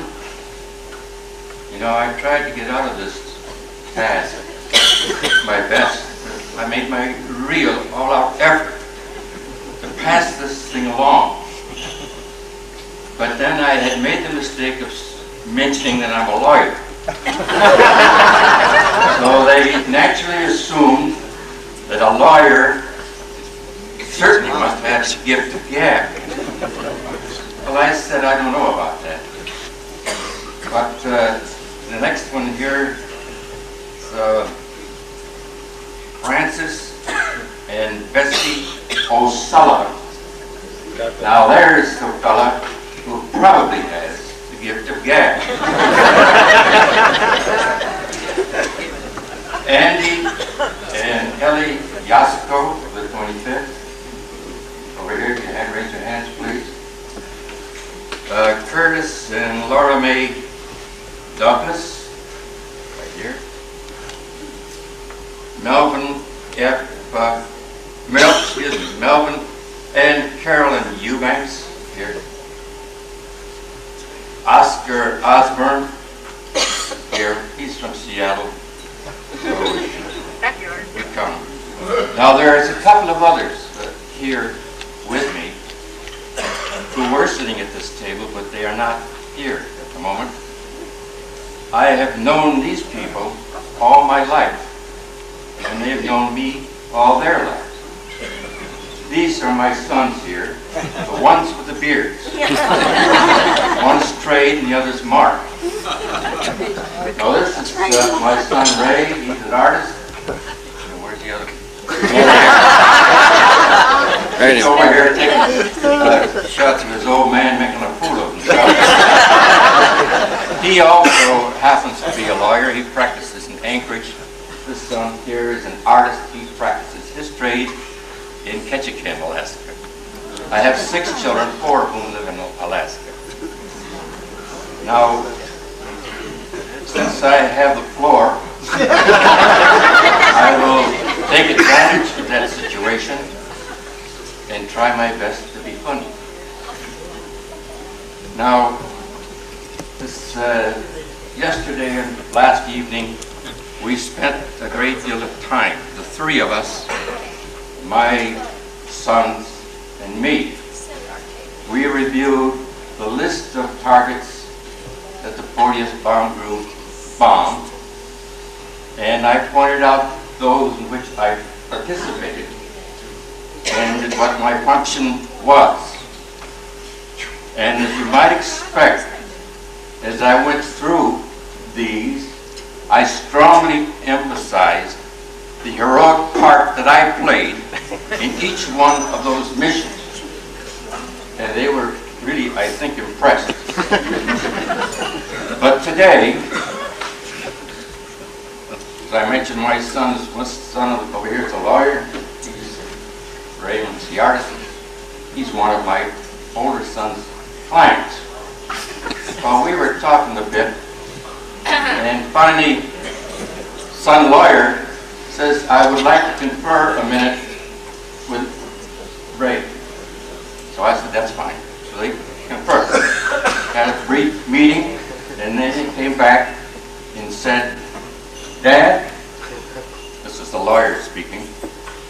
submit to a lie detector test? And I was really shocked. They were questioning the veracity of their own file. It was terrible. But I pondered about it, and I thought, and of course I refused to take a lie detector test. So being a lawyer, talking with a lawyer, I said, maybe we can negotiate. I said, start with the assumption that everything is true, and if that's true, it would be 100%. I have given it thought, and I believe that at least 75% of what I said is the truth. They said they would have to have another conference. So they convened again, and then came back a few minutes later and said, Dad, would you settle for 60%? And I thought about it, and I thought that was a pretty good deal. Thank you very much.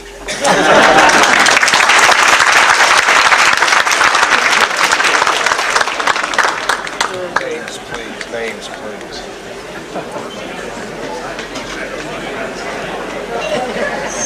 I'm Larry Dover from Eagle Point, Oregon, here with my wife, Georgie. Something I think you noticed a while ago when the newcomers stood up. 8 from our table are here for the first time.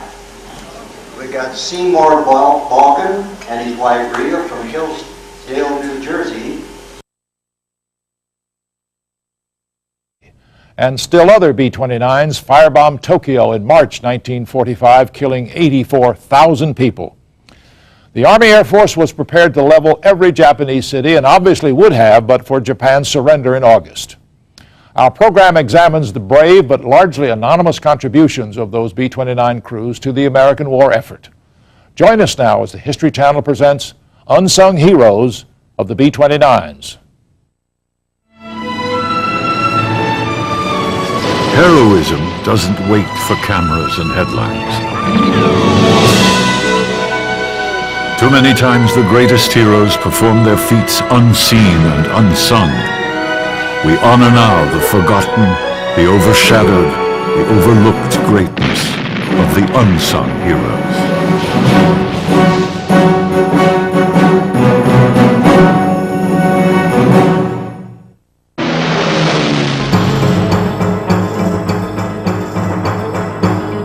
No weapons program in United States history demanded more heroism from the men who served it than the B-29 Super Fortress. The giant, seemingly perfect planes appeared to devastate Japan with impunity at low cost. The true story was horrifying. Far from the spotlight, the Super Fortress crew suffered wholesale death in a hurry-up testing program. There was no test pilot there or anything because they hadn't flown them, because the test pilots had gotten killed. The crews bombed at dead low altitude without guns in the face of suicide attackers. So we all went down to the flight line to say goodbye to our friends because we knew they weren't coming back.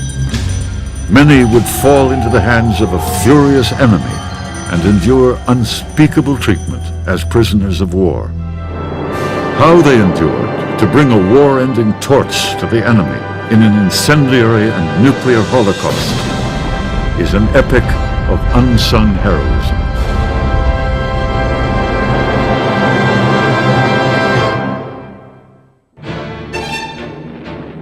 By the last days of the war in Europe, the vaunted B-17s and B-24s that had carried the strategic bombing burden were hopelessly obsolescent for concluding the war on the Pacific front. Enemy defenses had overtaken them. High-climbing fighters now reached their altitudes easily. Their bomb loads, machine gun armament, and flying ranges were pathetically inadequate to the war against the Japanese.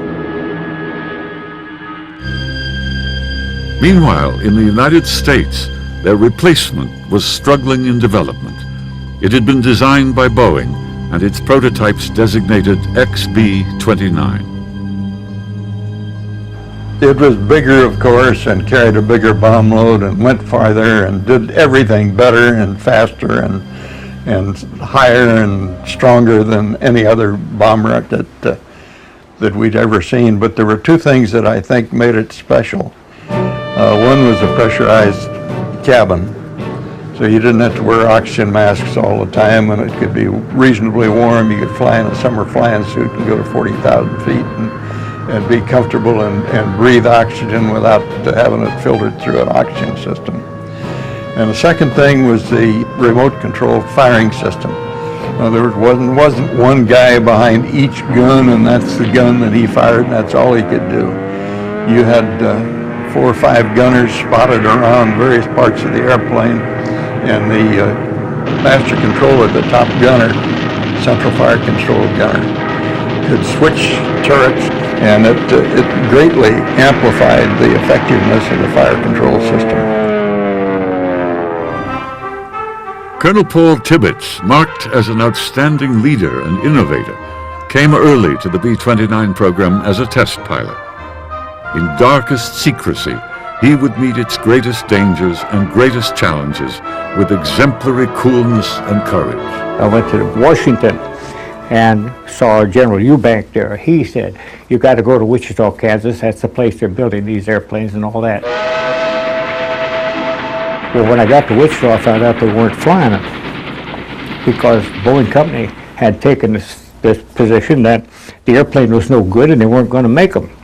I understand, second-hand or third, that General Arnold told Boeing officials, "You're going to build that airplane or give us back $50 million we've already advanced."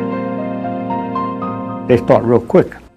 They said, "Well, we'll build the airplane, but we won't take any responsibility for it." Arnold has reported to us said, "You don't have to take it. The Army Air Corps will take that responsibility." Under high pressure to deliver the B-29 system, Army Air Force Chief General Hap Arnold had begun financing and building a vast fleet of revolutionary bombers long before sufficient testing and without any proof that the plane could ever safely fly. Meanwhile, Tibbets reported for duty. He looks at me, he said, "What are you supposed to do?" I said, "I'm supposed to fly B-29 airplanes." He looked out the window and there were 5 YB service test models sitting out. He said, "Well, there's 5 airplanes out there. Go take one and fly it." Yes, sir. Nobody around there knew anything. There was no test pilot there or anything because they hadn't flown them. Tibbets would benefit from the sacrifice of a hero who had taken on the B-29 in its earliest days with all its challenges and terrible dangers. His name was Eddie Allen, and risking his life was his profession. Eddie Allen was a famous test pilot during particularly the 1920s and the 1930s. It got to the point that his reputation was so good that insurance companies would sometimes refuse to insure first flights of new airplanes unless Eddie Allen was going to be the test pilot. For harrowing weeks, Allen flew dozens of hair-raising test flights, proving again that he could fly anything. He had 18 engine changes on those airplanes, and he'd had a host of other troubles. There'd been 22 carburetor changes. They'd had propeller governing and feathering problems. They'd had backfiring problems. For all his astonishing skills, Eddie Allen's luck could not last forever in the face of the B-29's failures. I was in the office when Eddie called in on the radio and said he'd had a fire and he was returning to the field, and the airplane crashed. Now you have a situation, you've got all of the problems that Eddie had, plus you've had a crash. Boeing flight test was decimated. We'd lost 10 of our best flight test people. We were demoralized. And we were just devastated.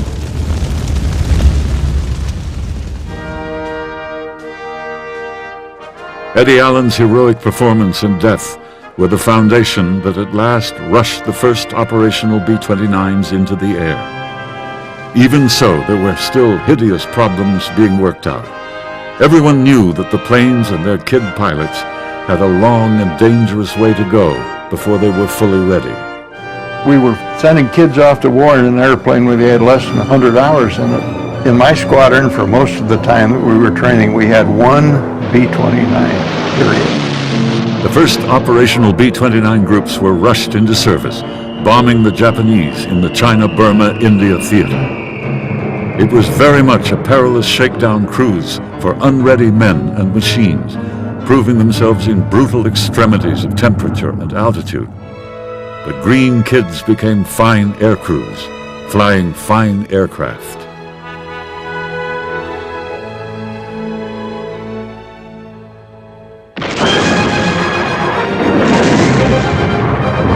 A critically important victory for the high-flying B-29ers was being won by an earthier band of heroes. United States Marines, soldiers, and sailors made an amphibious thrust across the Central Pacific in 1944 to bring the Japanese Marianas Islands, Guam, Saipan, and Tinian into the hands of the United States. Before the smoke of battle had cleared, Seabees were building the bomber strips that would be the home from which B-29s were born to fly. Quickly, a series of 8,000-foot runways were gouged out of the coral, and landing quickly upon them was an aerial armada of B-29s, the young men to fly them, the munitions to make them deadly, and a control infrastructure of incredible complexity. There had to be crew lists, targets, unit assignments, armaments, bomb loadings, formation details, assembly points, winds, checkpoints, weather, enemy defense assessments, initial points, damage reports. Every man on the ground and in the air had an indispensable, specialized job to perform perfectly if the missions were to achieve success at a cost that could be tolerated.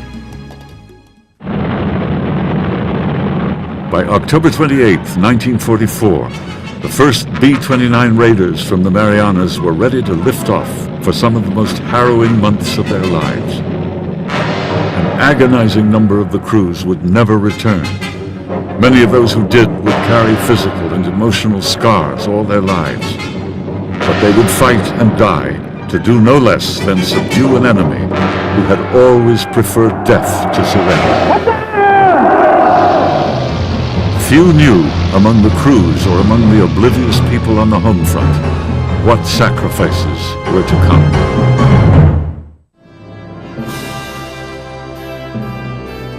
The deadly ordeal of developing the B-29 had ended, and the terrible work of taking it to battle began. There was a sprinkling of veteran officers from European operations, but mostly it was new crews, new equipment, and a new enemy at new targets. None of the old strategic bombardment lessons learned at such cost in the skies over Europe would hold up. The B-29ers are flying into the unknown. They would write the new lessons in their blood. Their enemies were not just the Japanese. With the still dicey engines cruelly overloaded, with every pound of bombs, ammunition, oxygen, and gasoline that could be crammed into the planes, the crews held their breath on every takeoff, praying for each foot of altitude and against the first sound of a failing cylinder. Distance was another enemy.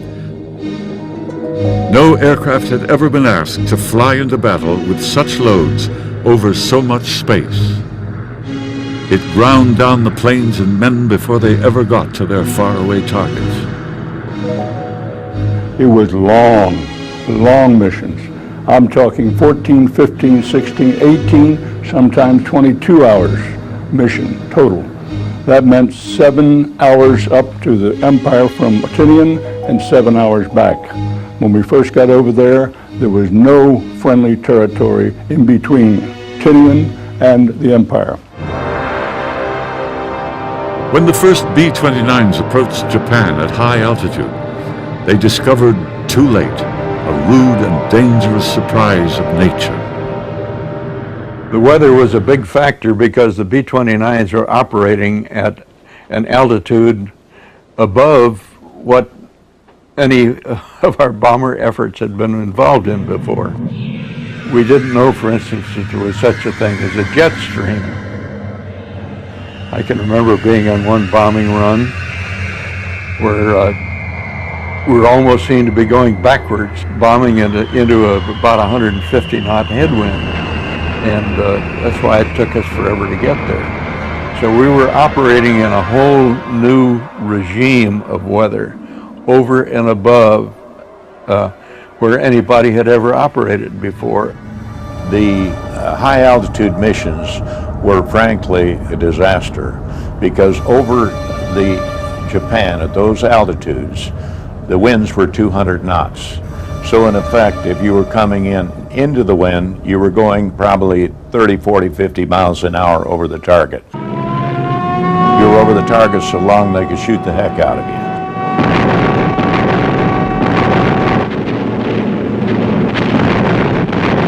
All right, so we could turn around and come in downwind. That was the answer? No, now you're going over 300 miles an hour, and the Northern Bomb Sight couldn't figure out when to drop those things. So as a result of it, we were really performing nothing. We were getting nowhere. Japanese fighters were at first at a loss against an enemy flying at such heights. Older interceptors couldn't perform in the thin air. When we got up at 32,000 coming in, the Japs weren't getting up to us in time. So the first couple of missions, we had a 20 millimeter in the tail, and they would be coming in, and we'd be so high, they'd be what we call hanging ducks. And the 20s just popped them out of the air. But soon the Japanese began to employ ramming tactics. First with regular fighters, then with specialized aircraft. And there was this thing called Baka bombs that we had heard about. They would appear from seemingly nowhere, seem to line up on a B-29 and ram it in the center. We learned later that it was a Jap suicide plane with a ton of TNT on the warhead, and in they would go, and when they collided, and I saw one do it, the whole plane would go up. And the one that I saw, there were no parachutes. And for all their great ability to fly high, the B-29 crews were being savaged by the ever more sophisticated and furious Japanese defenses. One of the enemy's chief weapons was the island of Iwo Jima, squarely astride the B-29 routes, midway from the Marianas. They could pick you off coming and going. You could be limping back home from having bombed targets and trying to squeeze your gas to have enough to get back to Tinian, and these guys would come sailing in on you and jump you out of Iwo. The island radioed disastrously precise warnings of the bomber force's size, altitude, and direction to the homeland, so the fighters could be scrambled and waiting. Came in from about 11 o'clock and hit us in the nose, and I don't know what kind of shell. I don't know details like that, but all I can tell you is that it felt like the whole plane had exploded. So we bailed out one at a time, and I was just dumb enough to go back in a box of food and get a turkey sandwich and white meat with mayonnaise on it and some chocolate pudding before we went.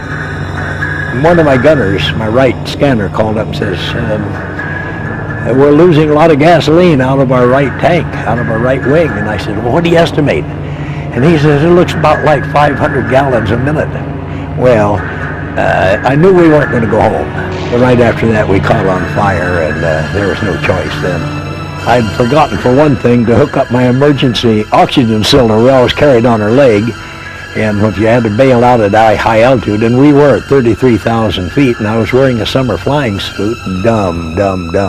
So I fell free for what I estimated about 20,000 feet, where I could get down to where I could breathe. And yes, I remember I made a very quick prayer. It was one of many that were to come. Charles Weiser was my right gunner. He called in and said, Johnny, what are you shooting at? Where is he? Where is he? Next thing I was going through the air. I see the airplane as it looked like a cross, fiery cross spiraling into the ground. While I'm still airborne, my parachute hits the ground, a big pool of flames. When the Kempi Tai, the Japanese military police, arrived, And there began my brutal experience in Japan as a prisoner of the Japanese Kempitai, who are worse than Hitler's Gestapo or SS put together. It would be in the POW camps that the Japanese would vent their hatred and frustration on the airmen destroying their cities and people. In the United States at this moment, a device was being prepared to make the present devastation by the B-29ers seem mild.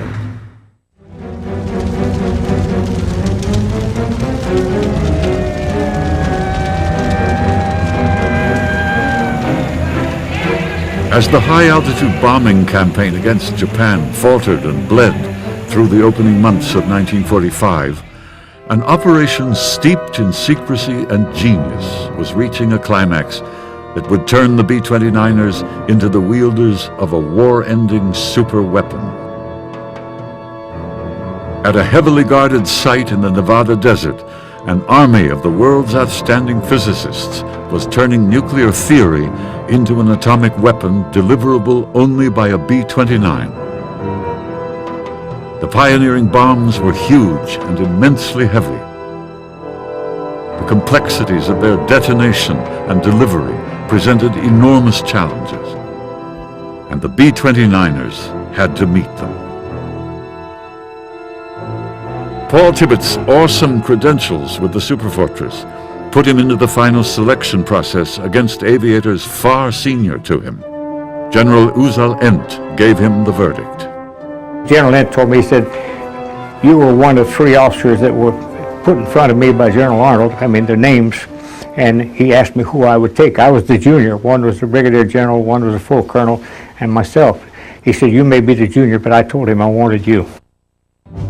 He explained that they had worked on this thing and they were now at a point where they knew that it could be translated into a bomb, and you will organize and train a unit to employ these weapons simultaneously in Europe and Japan. They told me it exploded with the equivalent of 20,000 tons of TNT.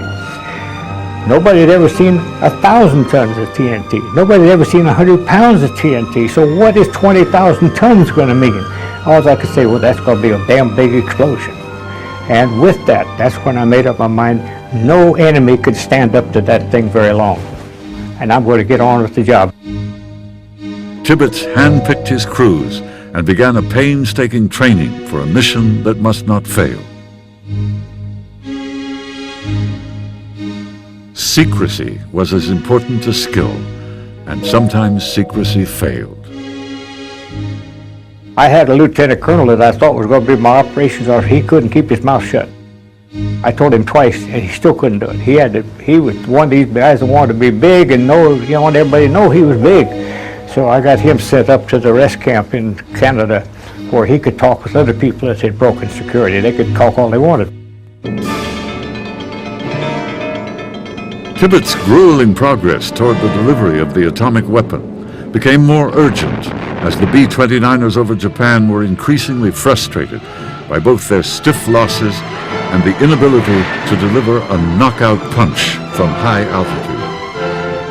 The commander of the 21st Bomber Command, which were all the B-29s over in the Marianas at that time, had not been performing. So General Arnold, overall commander of the 20th Air Force in Washington, replaced him with Curtis LeMay from the European theater. LeMay, profane and impatient, was already a legend as a combat leader. His flyers loved him and would follow him into hell. And he looked at our record to date.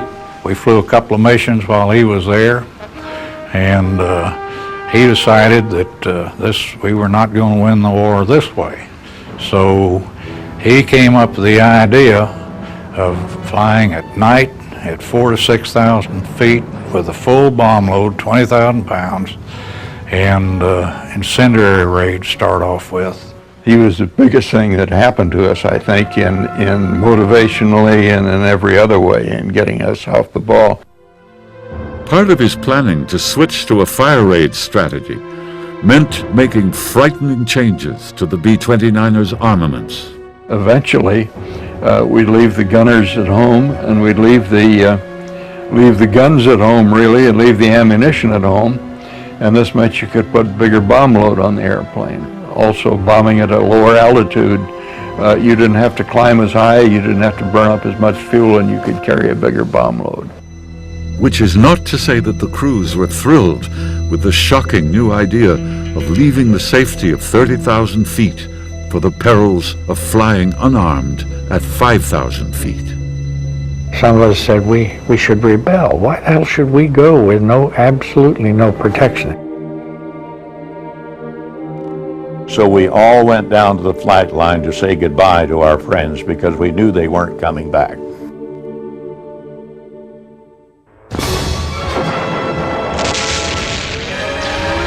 But whether in the air or on the ground, there would be enough death.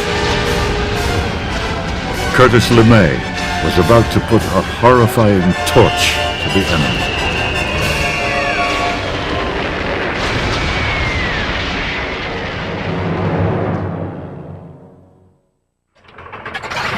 Late winter 1945. With their high-level precision bombing a failure against the Japanese war industry scattered in small shops throughout Japan's big flammable cities, General LeMay's B-29ers prepared to inflict upon Japan an ordeal of low-level incendiary raids.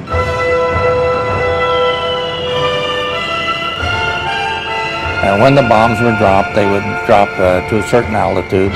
Some kind of a shell would go off in there automatically and spring the parts loose. And then the little 8-pound bombs would come out filled with gasoline jelly. Each plane would start about 1,000 fires because there were 30-some of these little bombs in each cluster, big bomb, and then we carried 32 bombs or some number about like that. So each plane would start an estimated 1,000 fires on the ground. 500 planes obviously start 500,000 fires. They were called Blitz missions. There were 5 of them. First one was to the capital city, Tokyo.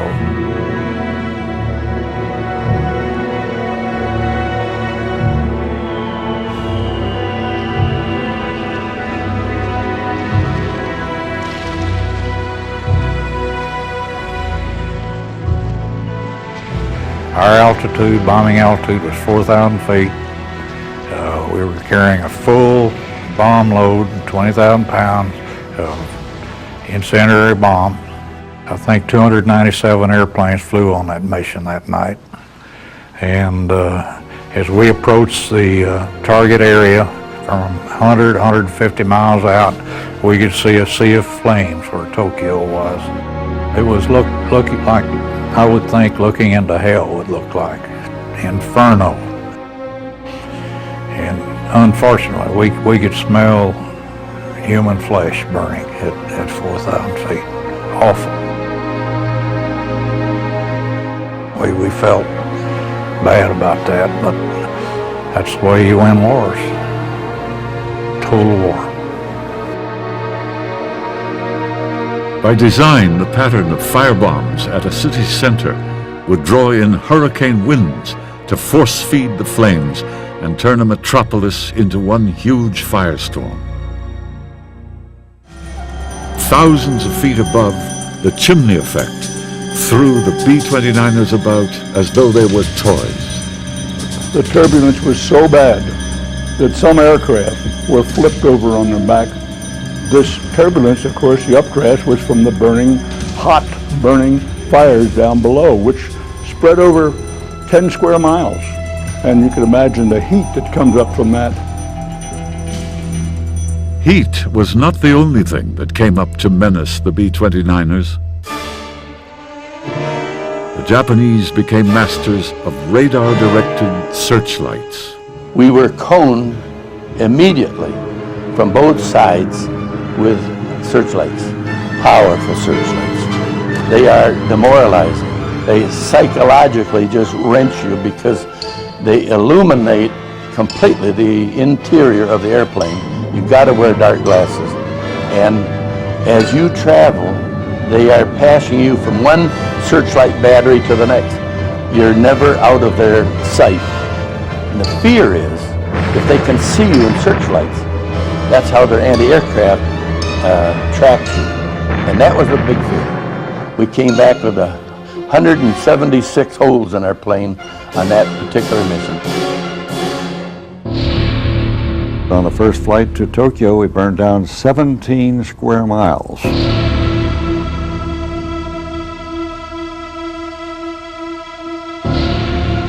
There were more people killed in the city.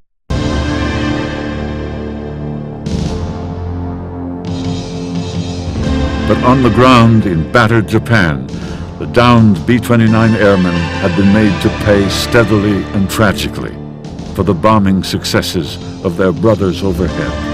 And then I was in a zoo and I could see the big cages, the big bars, you know, and it looked like lions or tigers' cages to me. And then they took me in the back door of the cage and took all my clothes from me. And it was still very cold there. And then because I couldn't stand well, then they tied my hands to the front of the bars. And I think the purpose was to let civilians come by. Do not fear these B-29 people. Look at this one. My body was covered with running sores from the, bed bugs, lice, and fleas. And I had lost a lot of weight by then, probably lost 90 pounds by then. And so you're standing there, just kind of holding on, trying to act like an Air Corps guy, with dignity.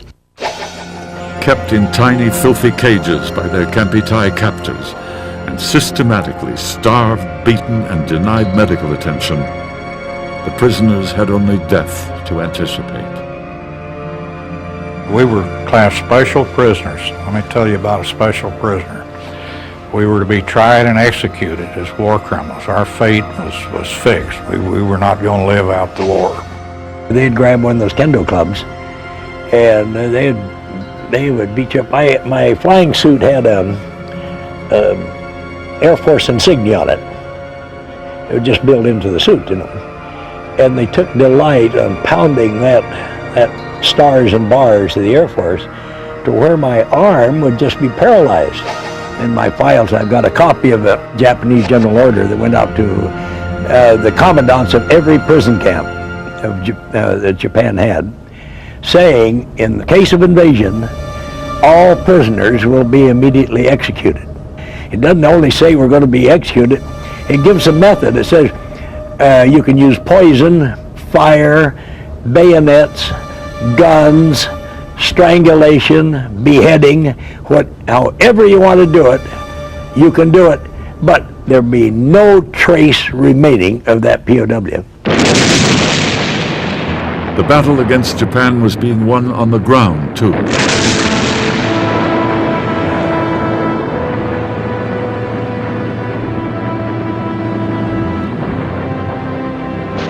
At great cost, the Marines wrested a priceless asset from the Japanese, the island of Iwo Jima.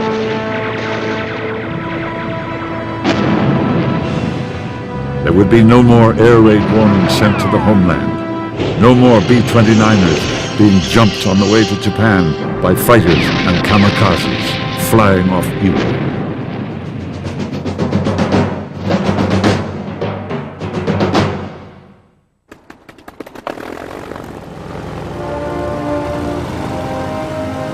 Now the fighters would be American, long-range P-51s able to fly escort missions from the close-in captured island.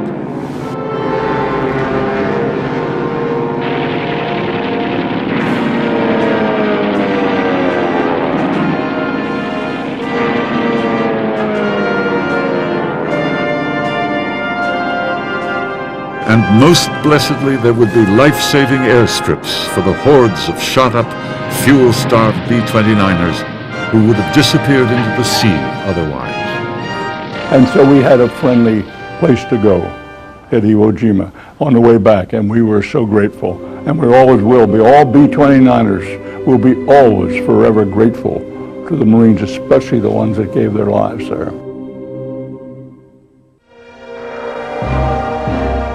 Meanwhile, in the U.S., development of the most advanced weapon of mass destruction ever created neared completion. By midsummer, the missing pieces needed for the most decisive B-29er missions of the war were being hoisted into place in the Nevada desert. If the test device worked, delivery of the atomic bomb to Japan by Superfortress would be just days away.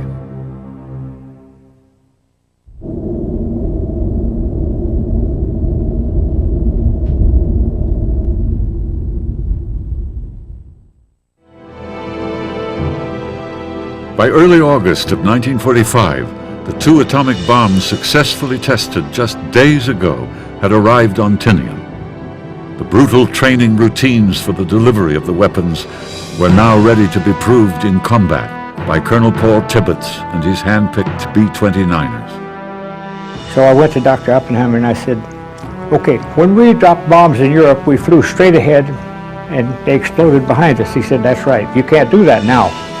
And he said, you got to get tangent to it immediately so that you will, in the length of time it takes that explosion to get, you will be 159 degrees tangent to that shock wave. It was difficult to do it because the tail would start to stall out on you.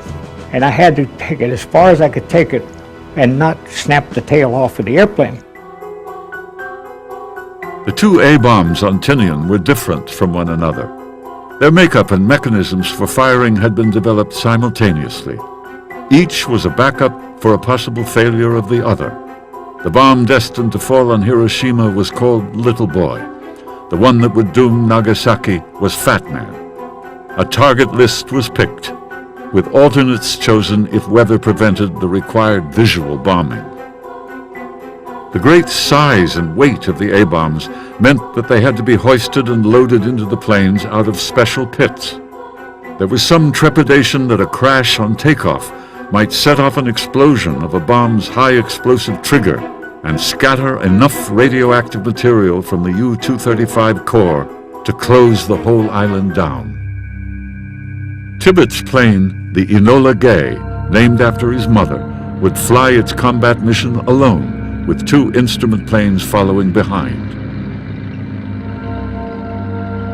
It found that the Japanese didn't bother individual airplanes. They know that they had found out that they were weather reconnaissance airplanes or photographic airplanes or something else, and we're not going to do them any damage. On the morning of August 6, 1945, Paul Tibbets started the Enola Gay toward its date with history. No commander ever had more on his shoulders. My thoughts were running faster than that film through the camera because my only concern until the bomb dropped and exploded was, have I made any mistakes along the way? The primary target was Hiroshima.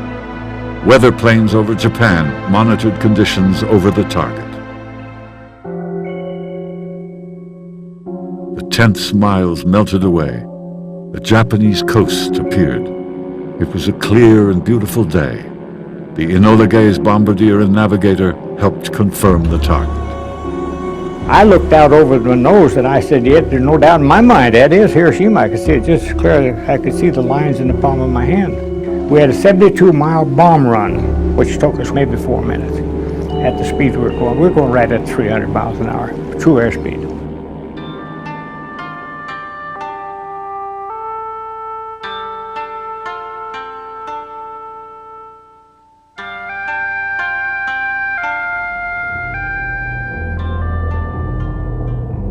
The bomb fell.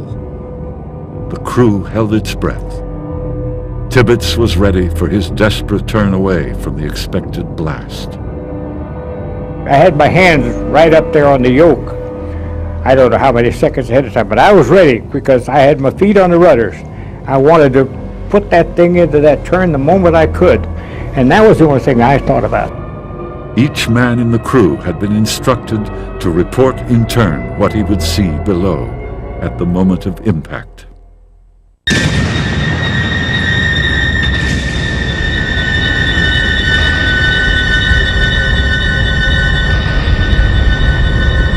I don't know what I said. I don't know what anybody else said, because when you see something of that magnitude, I guess is the best word, it kind of joggles your mind. How do you describe it? I had seen the city perfectly visible as a place where a lot of humans were moving about. You could see it. You could see movement. But when I flew back by it and I was out the co-pilot's window, I look at it, all I saw was something that reminded me of a boiling pot of tar. Tibbetts' quick turn had taken the Enola Gay 10 miles away when the shock wave hit. You don't hear the explosion. You get the shock wave because these shock waves traveled faster than sound. And it came up and hit us.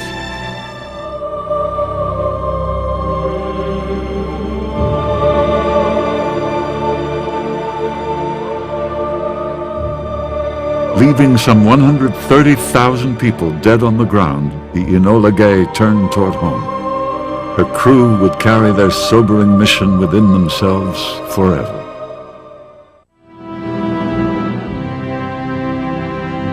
The secrecy of the mission vanished forever as the Enola Gay returned to Tinian and tumultuous welcome by the press and the top brass.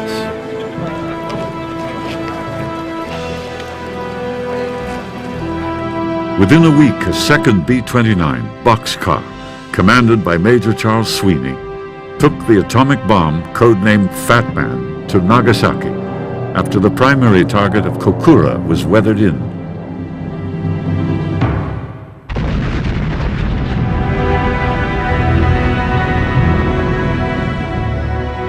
This time, 80,000 people died in a flash.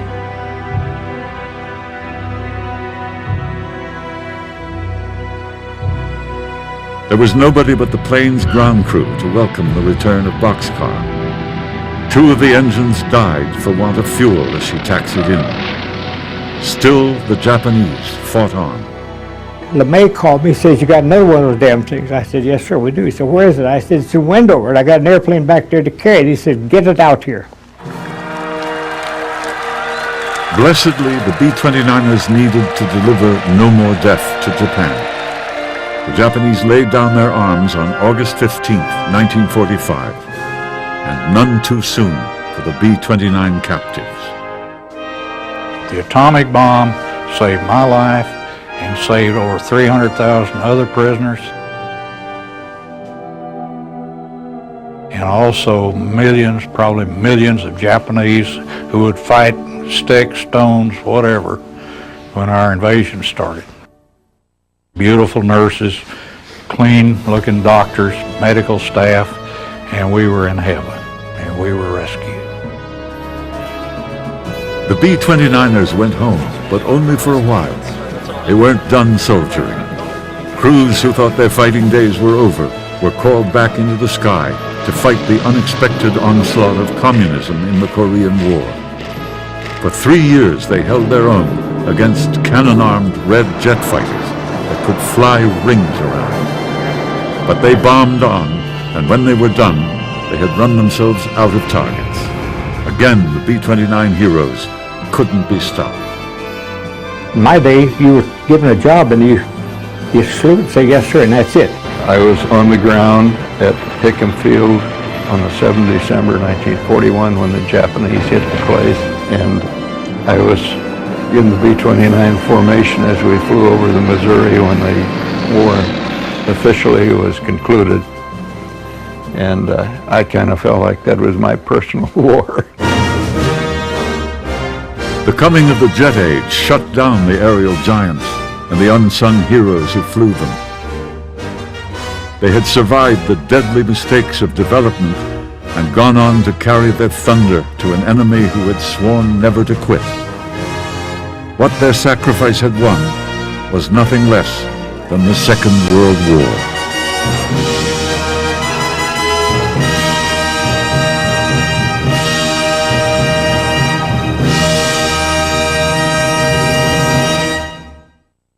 General Curtis LeMay retired from the Air Force in 1965 after watching his beloved B-29s replaced by the all-jet B-52s. In the 1968 presidential election, George Wallace picked LeMay as his third-party running mate, but his continued advocacy of using nuclear weapons against the North Vietnamese gave the ticket the nickname the Bombsy Twins, and the Wallace campaign sank like a stone. For the History Channel, I'm Roger Mudd. Thanks for watching.